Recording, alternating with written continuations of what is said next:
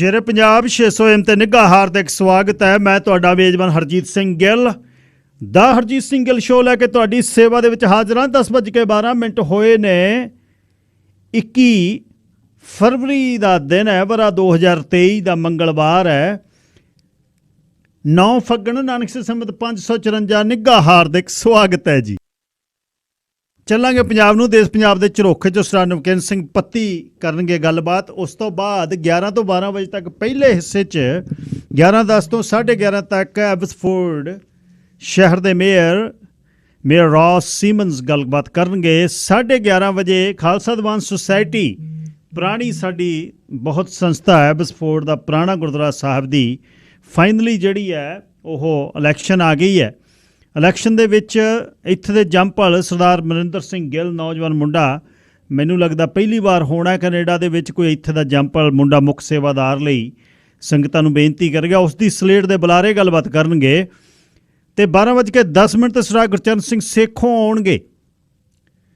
ਸ਼੍ਰੀ ਦਸਮ ਗ੍ਰੰਥ ਸਾਹਿਬ ਜੀ ਦੇ ਸ਼ੰਕ ਅਤੇ ਸਮਾਧਾਨ ਦੀ ਅਗਲੀ ਕੜੀ, ਅਤੇ ਕਿ ਕੀ ਹੈ ਉਸ ਦੇ ਵਿੱਚ ਜਿਸ ਦਾ ਐਡਾ ਰੇੜਕਾ ਪੈ ਰਿਹਾ। ਅਤੇ ਦਸਮ ਗ੍ਰੰਥ ਸਾਹਿਬ ਦੀਆਂ ਬਾਣੀਆਂ ਜਿਹੜੀਆਂ ਨੇ ਉਹਨੂੰ ਜੇ ਪਰਾਂ ਕਰਦੇ ਹਾਂ ਤਾਂ ਕੌਮ ਕੋਲ ਕੀ ਬਚਦਾ ਹੈ। ਅੰਮ੍ਰਿਤ ਛਕਾਉਣ ਵੇਲੇ 5 ਬਾਣੀਆਂ ਦੇ ਵਿੱਚੋਂ 3 ਬਾਣੀਆਂ ਇਹਦੇ ਵਿੱਚ ਨੇ, ਅਤੇ ਸਵੇਰ ਦੇ ਜਿਹੜਾ ਸਵੇਰ ਦੀਆਂ ਬਾਣੀਆਂ ਦੀਆਂ ਇਹਦੇ ਵਿੱਚੋਂ ਬਾਣੀਆਂ ਨੇ, ਅਤੇ ਸਰਬਲੋ ਗ੍ਰੰਥ ਇਹਦੇ ਵਿੱਚ ਹੈ, ਅਤੇ ਬਹੁਤ ਕੁਝ ਹੈ ਜਿਹੜਾ ਜਿਸ ਤੋਂ ਪਰਾਂ ਕਰਨ ਦਾ ਯਤਨ ਜਿਹੜਾ ਕੌਮ ਨੂੰ ਕਰ ਰਹੇ ਨੇ। ਉਹ ਕੌਣ ਕਰ ਰਹੇ ਨੇ? ਤ੍ਰਿਆ ਚਰਿੱਤਰ ਪਖਿਆਨ ਦੀ ਗੱਲ ਜਿਹੜੀ ਹੋਏਗੀ ਉਸ ਦੇ ਵਿੱਚ ਦੱਸਣਗੇ ਕਿ ਕਾਮ ਕ੍ਰੋਧ ਲੋਭ ਮੋਹ ਹੰਕਾਰ ਦੀ ਆਪਾਂ ਗੱਲ ਕਰਦੇ ਹਾਂ, ਪਰ ਜੇ ਕਾਮ ਦੀ ਡਿਸਕਸ਼ਨ ਕਰਨੀ ਹੋਵੇ ਤਾਂ ਲੋਕ ਉਸ ਨੂੰ ਕਹਿੰਦੇ ਨੇ ਨਹੀਂ ਇਹ ਸਾਡੇ ਧਰਮ ਦਾ ਗ੍ਰੰਥ ਨਹੀਂ ਹੈ। ਇਸ ਦੇ ਵਿੱਚ ਸਰਦਾਰ ਗੁਰਚਰਨ ਸਿੰਘ ਸੇਖੋਂ ਦੀ ਕਿਤਾਬ ਇੱਕ ਪੜ੍ਹਨ ਵਾਲੀ ਹੈ, ਜੇ ਪੜ੍ਹੋਗੇ ਤਾਂ ਪਤਾ ਲੱਗ ਜਾਏਗਾ। ਉਹ ਆ ਕੇ ਦੱਸਣਗੇ, ਉਹਨਾਂ ਦੀ ਪਹੁੰਚ ਹੈ ਅਤੇ ਗੱਲ ਕੀਤੀ, ਅਤੇ ਓਪਨ ਉਹ ਸੱਦਾ ਦਿੰਦੇ ਆ ਵੀ ਜਿਹੜੇ ਇਸ ਦੇ ਵਿਰੋਧ 'ਚ ਨੇ ਆ ਜਾਣ, ਟੇਬਲ 'ਤੇ ਬੈਠ ਜਾਣ, ਲੋਕ ਸਾਹਮਣੇ ਬੈਠ ਜਾਣ ਅਤੇ ਗੱਲ ਕਰ ਲੈਂਦੇ ਆ। 604 204 0600 604204 0600 ਆਉਣੇ ਨੰਬਰ ਹੈ, ਅਤੇ 604 729 1224 ਵਟਸਐਪ 'ਤੇ ਟੈਕਸਟ ਲਈ ਨੰਬਰ ਹੈ। 604 729 1224 ਇਹ ਮੇਰਾ ਸੈੱਲ ਨੰਬਰ ਹੈ ਜਿੱਥੇ ਤੁਸੀਂ ਗੱਲਬਾਤ ਕਰ ਸਕਦੇ। ਕੋਠਿਆਂ ਤੋਂ ਉੱਚਾ ਸਾਨੂੰ ਤੇਰੇ ਉੱਤੇ ਮਾਣ ਚੰਨਾ, ਤੂੰ ਹੀ ਸਾਡੀ ਢਾਲ ਸਫਾ ਜੰਗ ਵੇ, ਸਾਨੂੰ ਤੇਰੇ ਹੇਜ ਲਿਆ ਰੋਸੇ ਚੰਨਾ ਮੇਰਿਆ ਵੇ, 100 ਬਾਰੀ ਪਾਸਾ ਵੱਟ ਲੰਘ ਵੇ, ਪਿਆਰ ਸਾਡਾ ਪਸਰੇ ਦਾ ਫੁੱਲ ਜਿਉਣ ਜੋਗਾ ਵੇ, ਸੁੱਚਾ ਤੇ ਸਫਾਫ ਚਿੱਟਾ ਰੰਗ ਵੇ, ਇੱਕ ਤੇਰੇ ਪੋਟਿਆਂ ਦੀ ਚੋਣ ਨਾਲ ਚੰਨਾ, ਇੱਕ ਤੇਰੇ ਪੋਟਿਆਂ ਦੀ ਚੋਟ ਨਾਲ ਚੰਨਾ, ਸਾਡੇ ਲਹੂ ਵਿੱਚ ਬੰਜੇ ਮਰਦੰਗ ਵੇ, ਕਿੱਕਰਾਂ ਵੀ ਲੈਂਦੀਆਂ ਪਤਾਸਿਆਂ ਦੇ ਸੁਪਨੇ, ਤੇ ਰੱਬ ਬਣ ਜਾਂਦੇ ਇੱਥੇ ਜੰਡ ਵੇ, ਹੁਣ ਇੱਕੋ ਚਾਹ ਸਾਨੂੰ ਨੈਣ ਤੇਰੇ ਤੱਕਣੇ ਦਾ, ਉੱਡ ਗਈ ਭੰਬੀਰੀ ਬਣ ਸੰਗ ਵੇ, ਸੱਚੀ ਸਾਨੂੰ ਤੇਰਿਆਂ ਕਲਾਵਿਆਂ ਦੀ ਸਹੁੰ ਲੱਗੇ, ਤੇਰੇ ਬਿਨਾਂ ਜ਼ਿੰਦਗੀ ਬਰੰਗ ਵੇ, ਰਾਤੀ ਤੇਰੀ ਯਾਦ ਵਾਲੀ ਰੁਮਕੀ ਹਵਾ ਤੇ ਸਾਡੇ ਨੀਂਦਰਾਂ ਦੇ ਬਣ ਗਏ ਪਤੰਗ ਵੇ, ਬੰਨੀ ਫਿਰਾਂ ਚੀਚੀ ਨਾਲ ਅੱਜ ਵੀ ਮੈਂ ਚੰਨਾ ਤੇਰੀ, ਰੇਸ਼ਮੀ ਰਮਾਲ ਜਿਹੀ ਯਾਦ ਵੇ, ਮਿਲੇ ਸੀ ਜਦੋਂ ਵੀ ਉਦੋਂ ਨਿੱਕਾ ਜਿਹਾ ਸੀ ਹੁੰਦਾ, ਅੱਜ ਤੇਰੇ ਜਿੱਡਾ ਹੋ ਗਿਆ ਕਮਾਦ ਵੇ, ਜਿਹੜੇ ਨਿੰਮ ਥੱਲੇ ਹੁਣ ਲੱਗਦੀਆਂ ਤੀਆਂ, ਸਾਨੂੰ ਪਤਾ ਹੁੰਦਾ ਕੁੜੀਆਂ ਦੇ ਰਾਜ ਵੇ, ਕਾਸ਼ ਵੇ ਕਿਤੇ ਤੂੰ ਸਾਡੇ ਚਾਵਾਂ ਦੀਆਂ ਦੌੜੀਆਂ ਨੂੰ ਜਾਂਦਾ ਜਿਉਣ ਜੋਗਿਆ ਸੁਹਾਗ ਵੇ, ਬੀਜਦੇ ਹਾਂ ਅਸੀਂ ਚੰਨਾ ਕਣਕਾਂ ਦੇ ਦਾਣੇ ਵਿੱਚ, ਕਾਹਤੋਂ ਉੱਗ ਪੈਂਦਾ ਵਿਆਜ ਵੇ, ਸ਼ਗਨਾਂ ਦੇ ਰੰਗ ਜਿਹੀ ਲਾਲਿਆਂ ਦੀ ਵਹੀ, ਸਾਡੇ ਪਲਕਾਂ ਤੋਂ ਝਾੜ ਦਿੰਦੀ ਖਾਬ ਵੇ, ਲੱਖ ਵਾਰੀ ਹੁੰਦੀਆਂ ਨੇ ਸੱਧਰਾਂ ਕਰੰਡ ਭਾਵੇਂ, ਤਾਂ ਵੀ ਖਿੜ ਪੈਂਦੇ ਨੇ ਗੁਲਾਬ ਵੇ, ਗਮਾਂ ਨੂੰ ਪੜ੍ਹਾਉਂਦੇ ਸਾਡੇ ਅਨਪੜ੍ਹ ਹਾਸਿਆਂ ਦੀ, ਕੰਧਾਂ ਕੋਠੇ ਟੱਪ ਗਈ ਆਵਾਜ਼ ਵੇ, ਕੰਧਾਂ ਕੋਠੇ ਟੱਪ ਗਈ ਆਵਾਜ਼ ਵੇ। ਮਨਵਿੰਦਰ ਸਿੰਘ ਮਾਨ ਲਿਖਦੇ ਆ ਕੈਲਗਰੀ ਤੋਂ, ਜਿਹੜਾ ਅਕਸਰ ਸੱਜਣ ਅਦੀਬ ਨੂੰ ਗੀਤ ਲਿਖ ਕੇ ਦਿੰਦਾ।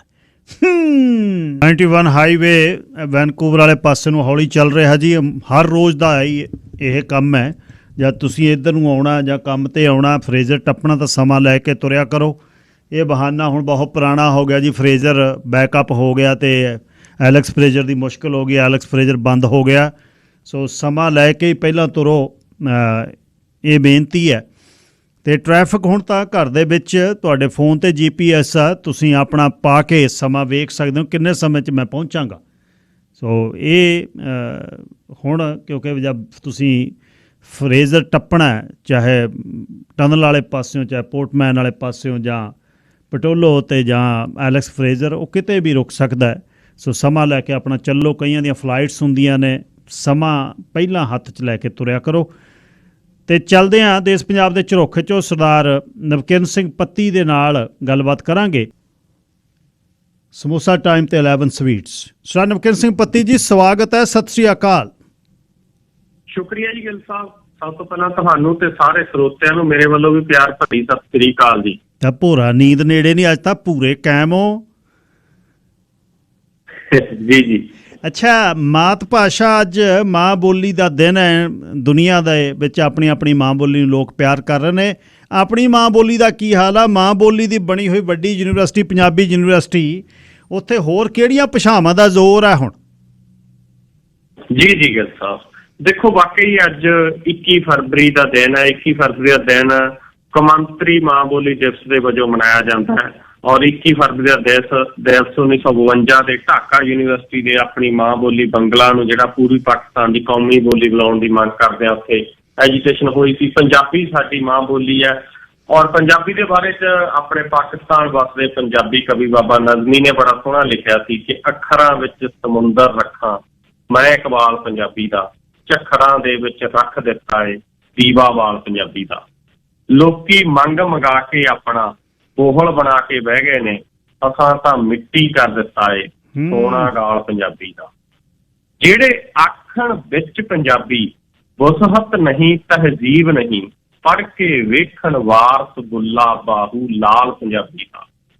ਮਨ ਦਾ ਮਾਸ ਖਵਾ ਦਿੰਦਾ ਏ, ਮਨ ਦਾ ਮਾਸ ਖਵਾ ਦਿੰਦਾ ਏ, ਜਿਹੜਾ ਇਹਨੂੰ ਪਿਆਰ ਕਰੇ ਕੋਈ ਵੀ ਜਬਰਨ ਕਰ ਨਹੀਂ ਸਕਦਾ ਬਿੰਗਾ ਵਾਲ ਪੰਜਾਬੀ ਦਾ, ਬਿੰਗਾ ਵਾਲ ਪੰਜਾਬੀ ਦਾ। ਸੋ ਵਾਕਈ ਅੱਜ ਕੌਮਾਂਤਰੀ ਮਾਂ ਬੋਲੀ ਦਿਵਸ ਆ ਜੀ। ਸਾਰਿਆਂ ਨੂੰ ਉਹਨਾਂ ਦੀਆਂ ਮਾਂ ਭਾਸ਼ਾਵਾਂ ਨੇ ਜਿਹੜੀਆਂ, ਉਹਨਾਂ ਨਾਲ ਸਤਿਕਾਰ, ਉਹਨਾਂ ਨਾਲ ਪਿਆਰ ਮੁਹੱਬਤ ਕਰਨ ਦਾ ਵਾਲਾ ਜਿਹੜਾ ਉਹ ਬਖਸ਼ੇ।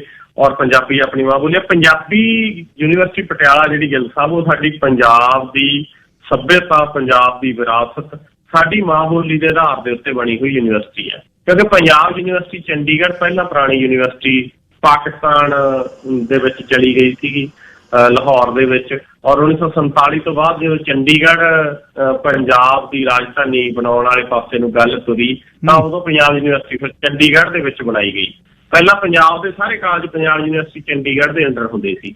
ਫਿਰ ਉਸ ਤੋਂ ਬਾਅਦ ਭਾਸ਼ਾ ਦੇ ਆਧਾਰ ਦੇ ਉੱਤੇ ਇੱਕ ਯੂਨੀਵਰਸਿਟੀ ਆ ਜਿਹੜੀ ਪੰਜਾਬੀ ਯੂਨੀਵਰਸਿਟੀ ਪਟਿਆਲਾ ਬਣਾਈ ਗਈ। ਅੱਜ ਹਕੀਕਤ ਇਹ ਹੈ ਗਿੱਲ ਸਾਹਿਬ ਕਿ ਪੰਜਾਬੀ ਯੂਨੀਵਰਸਿਟੀ ਪਟਿਆਲਾ ਦੇ ਵਿੱਚ ਬਹੁ ਗਿਣਤੀ ਵਿਦਿਆਰਥੀ ਨੇ ਜਿਹੜੇ ਉਹ ਪੰਜਾਬੀ ਨਹੀਂ ਹੈਗੇ। ਅੱਜ ਪੰਜਾਬ ਦੇ ਕਾਲਜਾਂ, ਪੰਜਾਬ ਦੀਆਂ ਯੂਨੀਵਰਸਿਟੀਆਂ ਦੇ ਵਿੱਚ ਗੈਰ ਪੰਜਾਬੀ ਨੇ। ਕਿਉਂਕਿ ਅੰਕੜਾ ਅੱਜ ਮੈਂ ਪੜ੍ਹ ਰਿਹਾ ਸੀਗਾ ਕੈਨੇਡਾ ਦਾ, ਕੈਨੇਡਾ ਦੇ ਵਿੱਚ 2022 ਦੇ ਦੌਰਾਨ ਜਿੰਨੇ ਵੀ ਵਿਦਿਆਰਥੀ ਪਹੁੰਚੇ ਸਭ ਤੋਂ ਵੱਧ ਭਾਰਤੀ ਨੇ, ਉਹਨਾਂ 'ਚ ਸਭ ਤੋਂ ਵੱਧ ਪੰਜਾਬੀ ਨੇ। ਕੋਈ ਪ੍ਰਵਾਸ ਮਾੜੀ ਗੱਲ ਨਹੀਂ ਹੈ, ਮਾੜੀ ਗੱਲ ਹੈ ਮਾਤ ਭਾਸ਼ਾ ਨੂੰ ਛੱਡਣਾ। ਤੇ ਅਸੀਂ ਜਿੱਥੇ ਵੀ ਜਾਈਏ ਉੱਥੇ ਸਾਡੀ ਮਾਤ ਭਾਸ਼ਾ ਸਾਡੇ ਨਾਲ ਹੋਣੀ ਚਾਹੀਦੀ ਹੈ। ਪਰ ਗਿੱਲ ਸਾਹਿਬ ਅੱਜ ਹਕੀਕਤ ਇਹ ਹੈ, ਕੈਨੇਡਾ 'ਚ, ਅਮਰੀਕਾ 'ਚ, ਇੰਗਲੈਂਡ ਦੇ ਵਿੱਚ ਤਾਂ ਨਵੀਂ ਪੀੜ੍ਹੀ ਹੈ ਜਿਹੜੀ ਮਾਤ ਭਾਸ਼ਾ ਨੂੰ ਪਿਆਰ ਸਤਿਕਾਰ ਕਰਦੀ ਆ।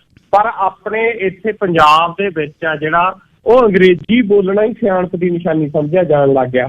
ਆਪਣੇ ਪੰਜਾਬ ਦੇ ਵਿੱਚ ਲੋਕ ਪੰਜਾਬੀ ਤੋਂ ਮਨ ਮੋੜ ਰਹੇ ਨੇ। ਘਰਾਂ ਦੇ ਵਿੱਚ ਨਾ ਚਲੋ ਯੂਨੀਵਰਸਿਟੀਆਂ, ਕਾਲਜਾਂ, ਸਕੂਲਾਂ ਦੇ ਵਿੱਚ ਤਾਂ ਇੱਕ ਵੱਖਰੀ ਤਰ੍ਹਾਂ ਦਾ ਮਾਹੌਲ ਜਿਹੜਾ ਉਹ ਬਣਿਆ ਹੋਇਆ ਹੈਗਾ। ਉੱਥੇ ਤਾਂ ਹੁਣ ਟੀਚਰ ਵੀ ਮੋਸਟਲੀ ਕੇਰਲਾ ਤੋਂ ਜਾਂ ਹੋਰ ਸੂਬਿਆਂ ਤੋਂ ਜਿਹੜੇ ਆ ਕੇ ਹਿੰਦੀ ਬੋਲਦੇ ਨੇ, ਬੱਚਿਆਂ ਨੂੰ ਕਹਿ ਜਾਂਦਾ ਹਿੰਦੀ ਬੋਲੋ। ਘਰਾਂ ਦੇ ਵਿੱਚ ਵੀ ਅਸੀਂ ਪੰਜਾਬੀ ਬੋਲਣ ਤੋਂ ਸੰਕੋਚ ਕਰਨ ਲੱਗ ਗਏ। ਔਰ ਇਹ ਮੰਨਿਆ ਜਾਂਦਾ ਵੀ ਜਿਹੜਾ ਪੰਜਾਬੀ ਬੋਲਦਾ ਉਹ ਤਾਂ ਪਛੜਿਆ ਹੋਇਆ ਹੈਗਾ। ਇਹ ਸਾਡੀ ਹਕੀਕਤ ਹੈ। ਖੈਰ ਜੇ ਅੱਜ ਕੌਮਾਂਤਰੀ ਮਾਂ ਬੋਲੀ ਦਿਵਸ ਦੇ ਉੱਤੇ ਗੱਲ ਕਰੀਏ ਤਾਂ ਪੰਜਾਬ ਦੇ ਵਿਦਿਆਰਥੀਆਂ ਨੇ ਪੰਜਾਬੀ ਯੂਨੀਵਰਸਿਟੀ ਪਟਿਆਲਾ ਮੂਹਰੇ ਜਿਹੜਾ ਪਟਿਆਲਾ ਚੰਡੀਗੜ੍ਹ ਹਾਈਵੇ ਆ ਉੱਥੇ ਧਰਨਾ ਲਾਇਆ, ਬਹੁਤ ਵੱਡਾ ਧਰਨਾ ਲਾ ਕੇ ਗਿੱਲ ਸਾਹਿਬ ਉਹਨਾਂ ਨੇ ਪੰਜਾਬ ਸਰਕਾਰ ਖਿਲਾਫ ਪ੍ਰਦਰਸ਼ਨ ਕੀਤਾ। ਔਰ ਵਿਦਿਆਰਥੀ ਜਥੇਬੰਦੀਆਂ, Punjab student union, Punjab radical student union, SFI, AISF ਤੇ ਹੋਰ ਸਾਰੀਆਂ 5-6 ਵਿਦਿਆਰਥੀ ਜਥੇਬੰਦੀਆਂ ਸੀ, ਉਹਨਾਂ ਨੇ ਸਵਾਲ ਉਠਾਇਆ। ਉਹ ਕਹਿੰਦੇ ਪੰਜਾਬੀ ਯੂਨੀਵਰਸਿਟੀ ਅੱਜ ਘਾਟੇ 'ਚ ਹੈ। ਪੰਜਾਬੀ ਯੂਨੀਵਰਸਿਟੀ ਪਟਿਆਲਾ ਜਿਹੜੀ ਭਾਸ਼ਾ ਦੇ ਆਧਾਰ ਤੇ ਬਣੀ ਹੋਈ ਯੂਨੀਵਰਸਿਟੀ ਆ, ਉਹ ਅੱਜ ਇਸ ਕਦਰ ਹੈ ਕਿ ਉੱਥੇ ਨਾ ਇਨਫਰਾਸਟਰਕਚਰ ਹੈ, ਫੰਡ ਯੂਨੀਵਰਸਿਟੀ ਨੂੰ ਸਰਕਾਰ ਦੇ ਨਹੀਂ ਰਹੀ, ਔਰ ਦੂਜੇ ਪਾਸੇ ਸਰਕਾਰ ਟਾਰਾਂ ਮਾਰ ਰਹੀ ਹੈ, ਸਰਕਾਰ ਵੱਡੇ ਵੱਡੇ ਐਲਾਨ ਕਰ ਰਹੀ ਹੈ ਕਿ ਪੰਜਾਬੀ ਦੇ ਸਭ ਤੋਂ ਵੱਧ ਮਦਈ ਅਸੀਂ ਆ। ਤਾਂ ਜੇ ਪੰਜਾਬੀ ਜਿਹੜੀ ਭਾਸ਼ਾ ਦੇ ਆਧਾਰ ਤੇ ਬਣੀ ਹੋਈ ਯੂਨੀਵਰਸਿਟੀ ਤੁਸੀਂ ਸਾਂਭ ਨਹੀਂ ਸਕਦੇ। ਭਗਵੰਤ ਮਾਨ ਹੋਰਾਂ ਨੂੰ ਵਿਦਿਆਰਥੀ ਧਰਨੇ ਤੇ ਬੈਠੇ, ਸੜਕ ਤੇ ਬੈਠੇ ਨਾਅਰੇ ਮਾਰਦੇ ਹੋਏ ਸਵਾਲ ਕਰ ਰਹੇ ਸੀ ਕਿ ਯੂਨੀਵਰਸਿਟੀ ਭਾਸ਼ਾ ਦੇ ਆਧਾਰ ਤੇ ਤੁਹਾਤੋਂ ਸਾਂਭੀ ਨਹੀਂ ਜਾਂਦੀ, ਚੰਡੀਗੜ੍ਹ ਜਾ ਕੇ ਤੁਸੀਂ ਵੱਡੇ ਵੱਡੇ ਐਲਾਨ ਕਰ ਰਹੇ ਹੋ, ਨਾਅਰੇ ਮਾਰ ਰਹੇ ਹੋ। ਵੱਡਾ ਪ੍ਰੋਟੈਸਟ ਆ ਜਿਹੜਾ ਉਹਨਾਂ ਨੇ ਅੱਜ ਮਾਤ ਬੋਲੀ ਦਿਵਸ ਦੇ ਉੱਤੇ ਕੀਤਾ। ਜੀ ਗਿੱਲ ਸਾਹਿਬ, ਹਲੇ ਪਿਛਲੇ ਹਫ਼ਤੇ ਆਪਾਂ ਗੱਲ ਕਰਦੇ ਵੀ ਸਾਬਕਾ DSP ਸੇਖੋਂ ਜਿੰਨਾ ਸੱਚ ਬੋਲਦਾ ਹੈ, ਕਿੰਨਾ ਕੁ ਜਾਊਗਾ, ਨੁਕਸਾਨ ਨਾ ਹੋ ਜਾਵੇ, ਫੜ ਨਾ ਲੈਣ, ਕੋਈ ਐਕਸੀਡੈਂਟ ਨਾ ਹੋ ਜਾਵੇ, ਇੰਨਾ ਸੱਚ ਬੋਲਣਾ। ਜ਼ਿਆਦਾ ਉਹਨੇ NIA ਦੇ ਚੀਫ ਦਿਨਕਰ ਗੁਪਤਾ ਦਾ ਨਾਂ ਲਿਆ ਹੈ ਅਤੇ ਦਿਨਕਰ ਗੁਪਤਾ ਦਾ ਮੂੰਹ ਬੋਲਾ ਜਿਹੜਾ ਰਿਸ਼ਤੇਦਾਰ ਹੈ ਸੁਰੇਸ਼ ਅਰੋੜਾ ਸਾਬਕਾ DGP, ਉਹਦਾ ਨਾਂ ਲਿਆ ਅਤੇ ਪਤਾ ਸੀ ਕਿ ਹੁਣ ਕੁਛ ਹੋਊ। ਅਤੇ ਪਿਛਲੇ ਦਿਨੀ ਉਹ ਸਾਰੇ ਸ਼ੁਭ ਚਿੰਤਕ ਇਕੱਠੇ ਸੀ, ਰਾਜਵਿੰਦਰ ਸਿੰਘ ਬੈਂਸ ਉਹਨਾਂ ਨੇ ਰਲ ਕੇ 4-5 ਜਣਿਆਂ ਨੇ ਫੇਰ ਇੱਕ ਇੰਟਰਵਿਊ ਕੀਤੀ, ਗੱਲਬਾਤ ਕੀਤੀ ਅਤੇ ਹੁਣ ਗ੍ਰਿਫਤਾਰ ਕੀਤਾ। ਅਤੇ ਕਾਹਦੇ 'ਚ ਕੀਤਾ ਜੀ? ਜੀ ਗੱਲ ਸਾਹਿਬ, ਦੇਖੋ ਜਿਹੜੇ ਬਰਖਾਸਤ DSP ਬਲਵਿੰਦਰ ਸਿੰਘ ਸੇਖੋਂ ਆ, ਉਹਨੂੰ ਪੁਲਿਸ ਦੇ ਵੱਲੋਂ ਗ੍ਰਿਫਤਾਰ ਕਰਕੇ ਜੇਲ੍ਹ ਭੇਜ ਦਿੱਤਾ ਗਿਆ। ਮਸਲਾ ਗਿੱਲ ਸਾਹਿਬ ਸਾਫ਼ ਤੇ ਸਪਸ਼ਟ ਹੈ। ਅਸਲ ਦੇ ਵਿੱਚ ਨਾ ਅੱਜ ਜਦੋਂ ਬੰਦੀ ਸਿੰਘਾਂ ਦੀ ਰਿਹਾਈ ਦੇ ਲਈ ਮੋਰਚਾ ਚੱਲ ਰਿਹਾ ਹੈ ਤਾਂ ਇਹ ਗੱਲ ਸਾਫ਼ ਤੇ ਸਪਸ਼ਟ ਹੈਗੀ ਕਿ ਸਰਕਾਰ, ਹਕੂਮਤ ਆ ਜਿਹੜੀ ਸੱਤਾ, ਉਹ ਉਹਨਾਂ ਲੋਕਾਂ ਨੂੰ ਜੇਲ੍ਹਾਂ 'ਚ ਬੰਦ ਕਰ ਰਹੀ ਹੈ ਜਿਹੜੇ ਸਰਕਾਰ ਵਿਰੋਧੀ ਵਿਚਾਰ ਰੱਖਦੇ ਨੇ, ਜਿਨ੍ਹਾਂ ਦੀ ਵਿਚਾਰਧਾਰਾ ਸਰਕਾਰ ਦੇ ਵਿਰੋਧੀ ਆ। 86 ਆਧਾਰ ਦੇ ਉੱਤੇ ਜੇਲ੍ਹਾਂ 'ਚ ਬੰਦ ਕੀਤੇ ਹੋ, ਨਹੀਂ ਤਾਂ ਉਮਰ ਕੈਦ ਦੀ ਸਜ਼ਾ 35 ਕੈਟ ਨੂੰ ਵੀ ਹੋਈ ਸੀ, 7 ਸਾਲਾਂ ਬਾਅਦ ਬਾਹਰ ਛੱਡਦਾ ਸੀ। ਉਹ 7 ਸਾਲ ਵੀ ਨਾਭੇ ਦੀ ਓਪਨ ਜੇਲ੍ਹ 'ਚ ਲਾ ਕੇ ਆਇਆ ਸੀ। ਆ ਗੁਰਮੀਤ ਰਾਮ ਰਹੀਮ ਨੂੰ ਵੀ ਉਮਰ ਕੈਦ ਹੋਈ, ਉਹ ਵੀ ਬਾਹਰ ਛੱਡਦਾ। ਸੋ ਸੱਤਾ ਵਿਰੋਧੀ ਵਿਚਾਰ ਜਿਹੜੇ ਲੋਕ ਪ੍ਰਗਟ ਕਰਦੇ ਨੇ, ਉਹਨਾਂ ਨੂੰ ਸੱਤਾ ਬਰਦਾਸ਼ਤ ਨਹੀਂ ਕਰਦੀ। ਜਿਹੜਾ ਬਲਵਿੰਦਰ ਸਿੰਘ ਸੇਖੋਂ ਦਾ ਕਸੂਰ ਸਿਰਫ ਇਹ ਹੈਗਾ, ਕੋਈ ਉਹਨੇ ਕ੍ਰਾਈਮ ਨਹੀਂ ਕੀਤਾ, ਕੋਈ ਉਹਨੇ ਠੱਗੀ ਚੋਰੀ ਡਾਕਾ ਨਹੀਂ ਮਾਰਿਆ, ਉਹਦੇ ਵਿਚਾਰ ਨੇ ਜਿਹੜੇ ਉਹ ਸੱਤਾ ਨੂੰ ਹਜ਼ਮ ਨਹੀਂ ਆਉਂਦੇ। ਇਹ ਜਿਹੜੀ ਮਤਲਬ ਹਕੀਕਤ ਹੈ, ਇਸੇ ਕਰਕੇ ਉਹਨੂੰ DSP ਦੇ ਉਹਦੇ ਤੋਂ ਬਰਖਾਸਤ ਕੀਤਾ ਗਿਆ, ਕੱਢਿਆ ਗਿਆ ਨੌਕਰੀ ਤੋਂ। ਇਸੇ ਕਰਕੇ ਹੁਣ ਉਹਦੀ ਗ੍ਰਿਫਤਾਰੀ ਹੈ ਜਿਹੜੀ ਉਹ ਹੋਈ ਆ। ਮਸਲਾ ਗਿੱਲ ਸਾਹਿਬ ਇਹ ਹੋਇਆ ਕਿ ਡਰੱਗਸ ਦੇ ਮਸਲੇ ਦੇ ਉੱਤੇ ਹਾਈ ਕੋਰਟ ਦੇ ਵਿੱਚ ਪੇਸ਼ੀ ਸੀ। ਉਸ ਤੋਂ ਪਹਿਲਾਂ ਜਿਹੜਾ ਤੁਸੀਂ ਜ਼ਿਕਰ ਕੀਤਾ ਹੀ ਹੈ ਕਿ ਰਾਜਵਿੰਦਰ ਬੈਂਸ ਸੀ, NGO ਦੇ ਵੱਲੋਂ ਪ੍ਰੋਗਰਾਮ ਸੀ, ਉੱਥੇ ਮਤਲਬ ਨਸ਼ਿਆਂ ਦੇ ਮਸਲੇ ਤੇ ਔਰ ਕਾਰਪੋਰੇਟ ਅਦਾਰਿਆਂ ਦੇ ਮਸਲੇ ਦੇ ਉੱਤੇ ਉਹ ਖੁੱਲ੍ਹ ਕੇ ਬੋਲੇ ਨੇ ਬਲਵਿੰਦਰ ਸਿੰਘ ਸੇਖੋਂ। ਉਸ ਤੋਂ ਬਾਅਦ ਹਾਈ ਕੋਰਟ ਦੇ ਵਿੱਚ ਜਿੱਥੋਂ ਕਹਾਣੀ ਹੈ ਜਿਹੜੀ ਮਤਲਬ ਉਹ ਗ੍ਰਿਫਤਾਰੀ ਤੱਕ ਪਹੁੰਚੀ, ਉਹ ਮਸਲਾ ਇਹ ਸੀ ਕਿ ਹਾਈ ਕੋਰਟ ਦੇ ਵਿੱਚ ਪੇਸ਼ੀ ਸੀ ਨਸ਼ਿਆਂ ਦੇ ਮਸਲੇ ਦੇ ਉੱਤੇ। ਐਡਵੋਕੇਟ ਨਵਕਿਰਨ ਸਿੰਘ ਨੇ ਪਟੀਸ਼ਨ ਪਾਈ ਹੋਈ ਸੀ ਕਿ ਉਹ ਰਿਪੋਰਟਾਂ ਜਨਤਕ ਕਰੋ, ਜਿਹੜੀਆਂ ਰਿਪੋਰਟਾਂ ਸੀਲਬੰਦ ਅਦਾਲਤਾਂ ਦੇ ਵਿੱਚ ਹੀ ਪਈਆਂ ਨੇ, 2 ਸਰਕਾਰਾਂ ਬਦਲ ਗਈਆਂ ਉਸ ਤੋਂ ਬਾਅਦ। ਤਾਂ ਉਸ ਮਸਲੇ ਦੇ ਉੱਤੇ ਪੇਸ਼ੀ ਦੌਰਾਨ ਬਲਵਿੰਦਰ ਸਿੰਘ ਸੇਖੋਂ ਕੋਰਟ ਚਲੇ ਗਏ। ਉਹਨਾਂ ਦੇ ਨਾਲ ਇੱਕ ਪ੍ਰਦੀਪ ਸ਼ਰਮਾ ਸੀ, ਇੱਕ ਵਕੀਲ ਸੀ, ਇੱਕ ਉਹਨਾਂ ਦਾ ਪੱਤਰਕਾਰ ਸੀ।